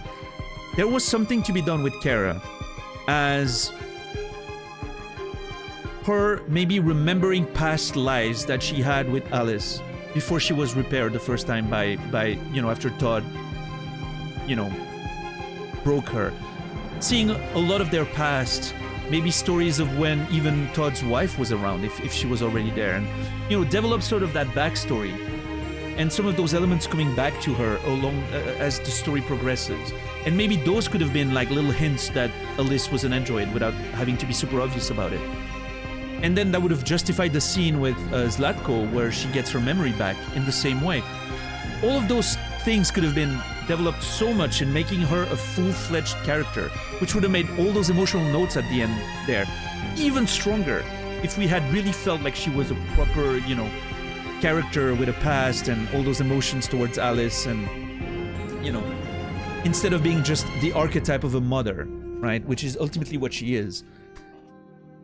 So that could have been really cool if they had explored that a little bit more. I'm going to play Undertale in December, and I'm completely blind. I know nothing about Undertale except that it's a old school RPG. That's the only thing I know about Undertale. I legitimately know nothing. I don't know any of the characters. I don't know any of the... I barely know what the game looks like because I've seen maybe a screenshot at some point. So yeah, that one's gonna be blind.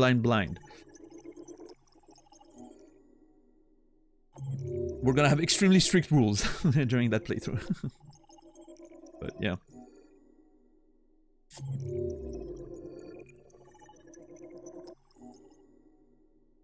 Alright.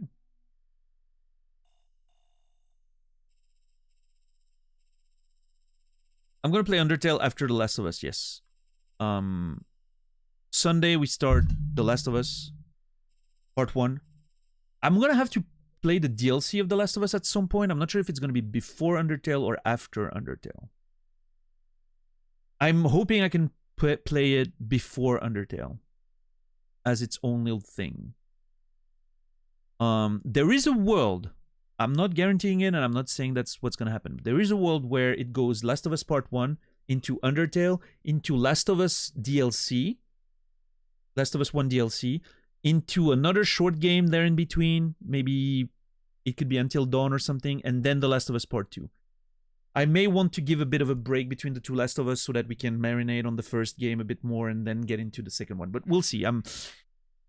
Those The only thing I can guarantee for now is we start The Last of Us Part 1 on Sunday. And then whether or not we'll play the DLC before Undertale or not, we'll figure it out. But yeah. Pizza party. Yeah, I don't know, Ash. I've been spending a little bit too much money recently on ordering pizza and whatever, because there was a lot of stuff that I wanted to watch the previous weekend. We watched a lot of like Street Fighter tournaments and wrestling shows with Nasrallah, my good friend Nasrallah. So I've spent a lot of money on pizza and stuff, so I need to be a bit more careful. But I don't want to, yeah, maybe at some point in the weekend, we'll see. Gotta be responsible with my finances, you know.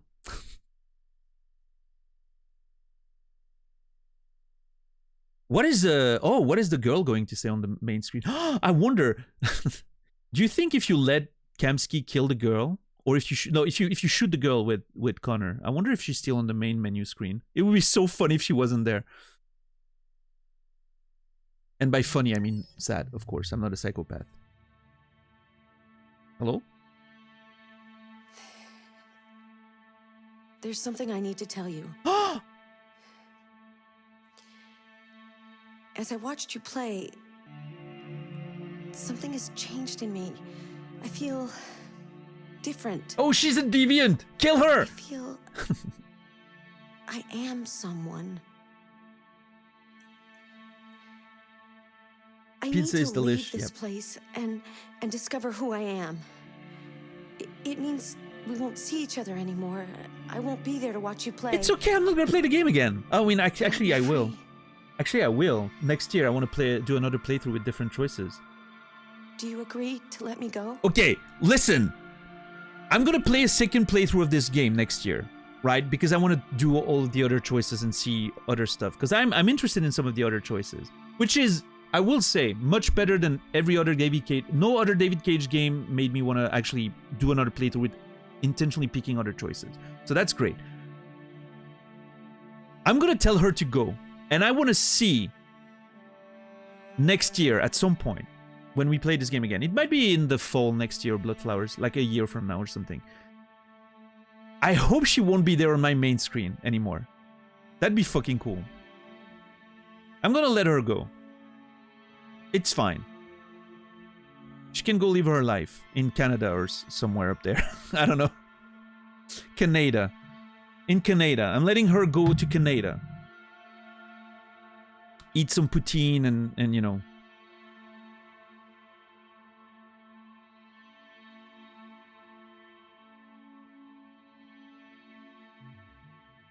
If you love someone, let them go. Sometimes that's what you have to do, yeah. If you truly love someone, sometimes you have to let them go.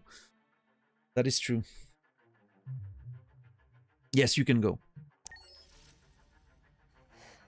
I'll never forget what you've done for me.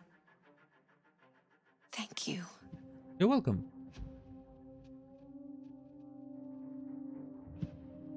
And she's gone.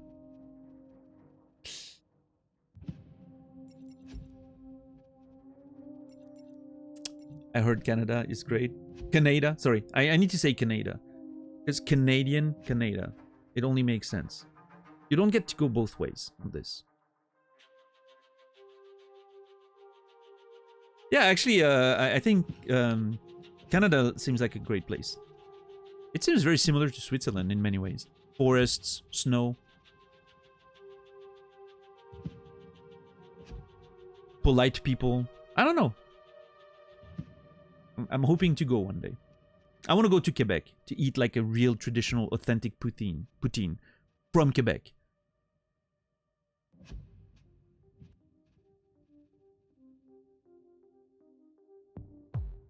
Yeah, Bloodflowers.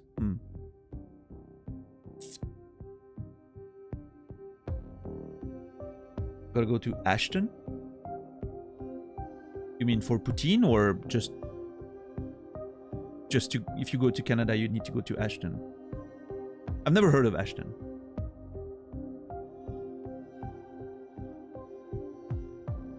Since you are Swiss, is it pronounced Switzerland? You know what, Nogar? Fuck you, okay? You don't get to do that. I get to do that. I have a microphone.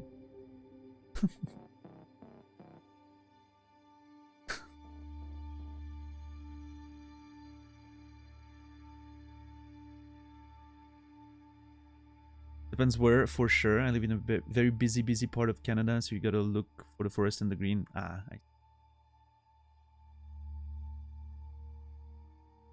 Yeah, I live in the middle of nowhere in Switzerland.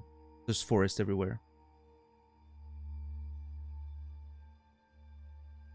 In fact, there's a chance that right now, since I've been, you know, I haven't moved from the computer in like 7.5 hours. There's a chance I'm gonna go eat something, and then I'm gonna go walk outside in the snowy forests a little bit. In the woods near my home. Just a little, you know, like 20 minutes walk, and then I'm gonna come back in and maybe take a nap or something. There's nothing better than a good nap in the, you know, warmth of your room after going outside in the cold snow. Do they have mountain goats in Switzerland? Yes. In French, Canada and Canadien are pronounced the same? Yep, of course. There's a debate about who has the OG poutine. Whoa, what do you mean? Like, are people saying that Quebec is not the original poutine somehow?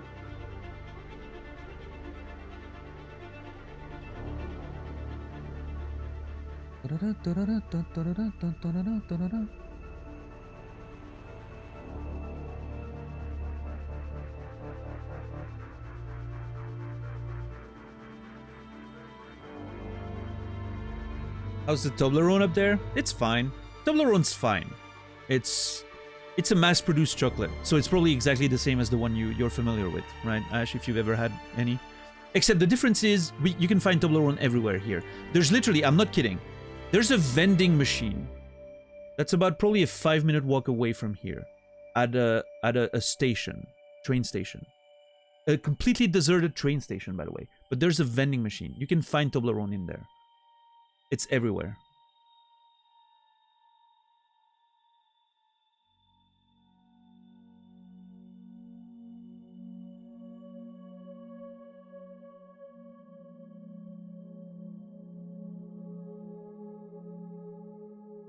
But yeah, I mean, Toblerone is fine. It would never be my first choice for chocolate, though.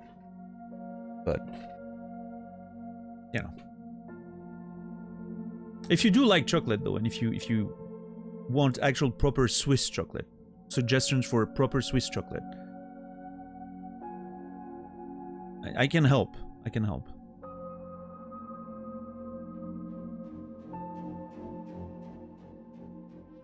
I would eat so much Toblerone.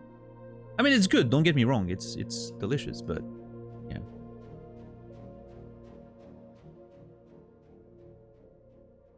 Well, anyway, that was it for Detroit Become Human, and that is it for the Cageathon. Can you believe? We are done with the Cageathon. Oh my god. Final score. Let's look at the final score. 70 kudoses, 73 strikes, 27 cage moments, 13 women by cage. That's every woman in all of that's every woman in all of those games, by the way, except Jodie and Rose in Detroit. And 12 you tried David. David definitely tried to have some social commentary in those games, but yeah, thank you, $10 for the scorecards. Appreciate it. All the suggestions, yes, yeah, absolutely. No, I'm serious, by the way, Ash. If you desire Swiss chocolate, I can make it happen. Either suggesting stuff you can maybe find in wherever you are, or I can even maybe get you a package or something. If you're yearning for Swiss chocolate, it is doable.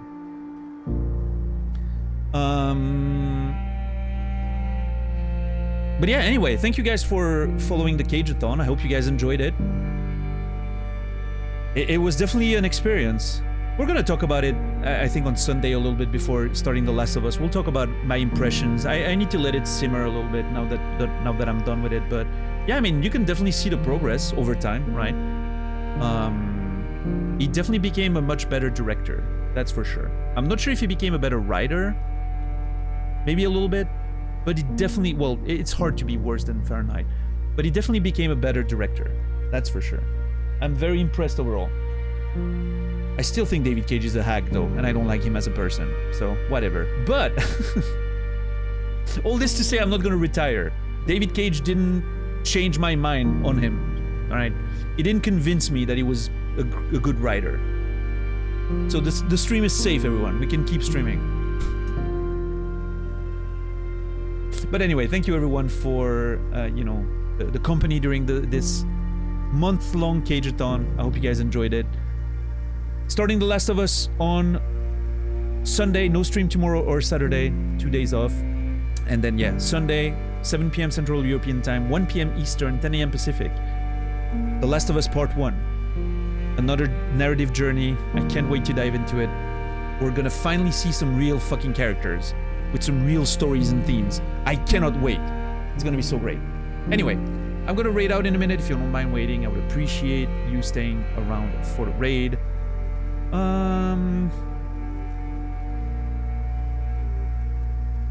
I am gonna send us to...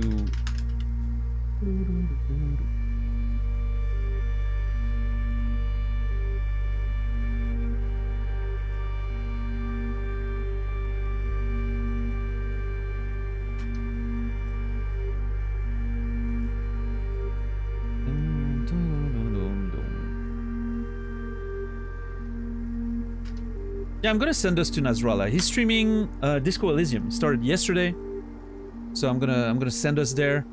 If you don't know Disco Elysium, it's probably the best video game ever made. I'm gonna go, you know, send you guys there. I'm not gonna watch probably because I don't want to spoil myself on the second playthrough.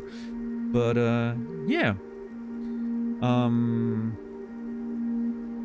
Again, thank you guys for hanging out. Thank you all for the donations, gift subs, the raid, the resubs, and everything. Thank you for the lurks and the conversations. I really hope you guys had a good time. I will see you guys on Sunday. I wish you all a beautiful rest of your day, evening, or night.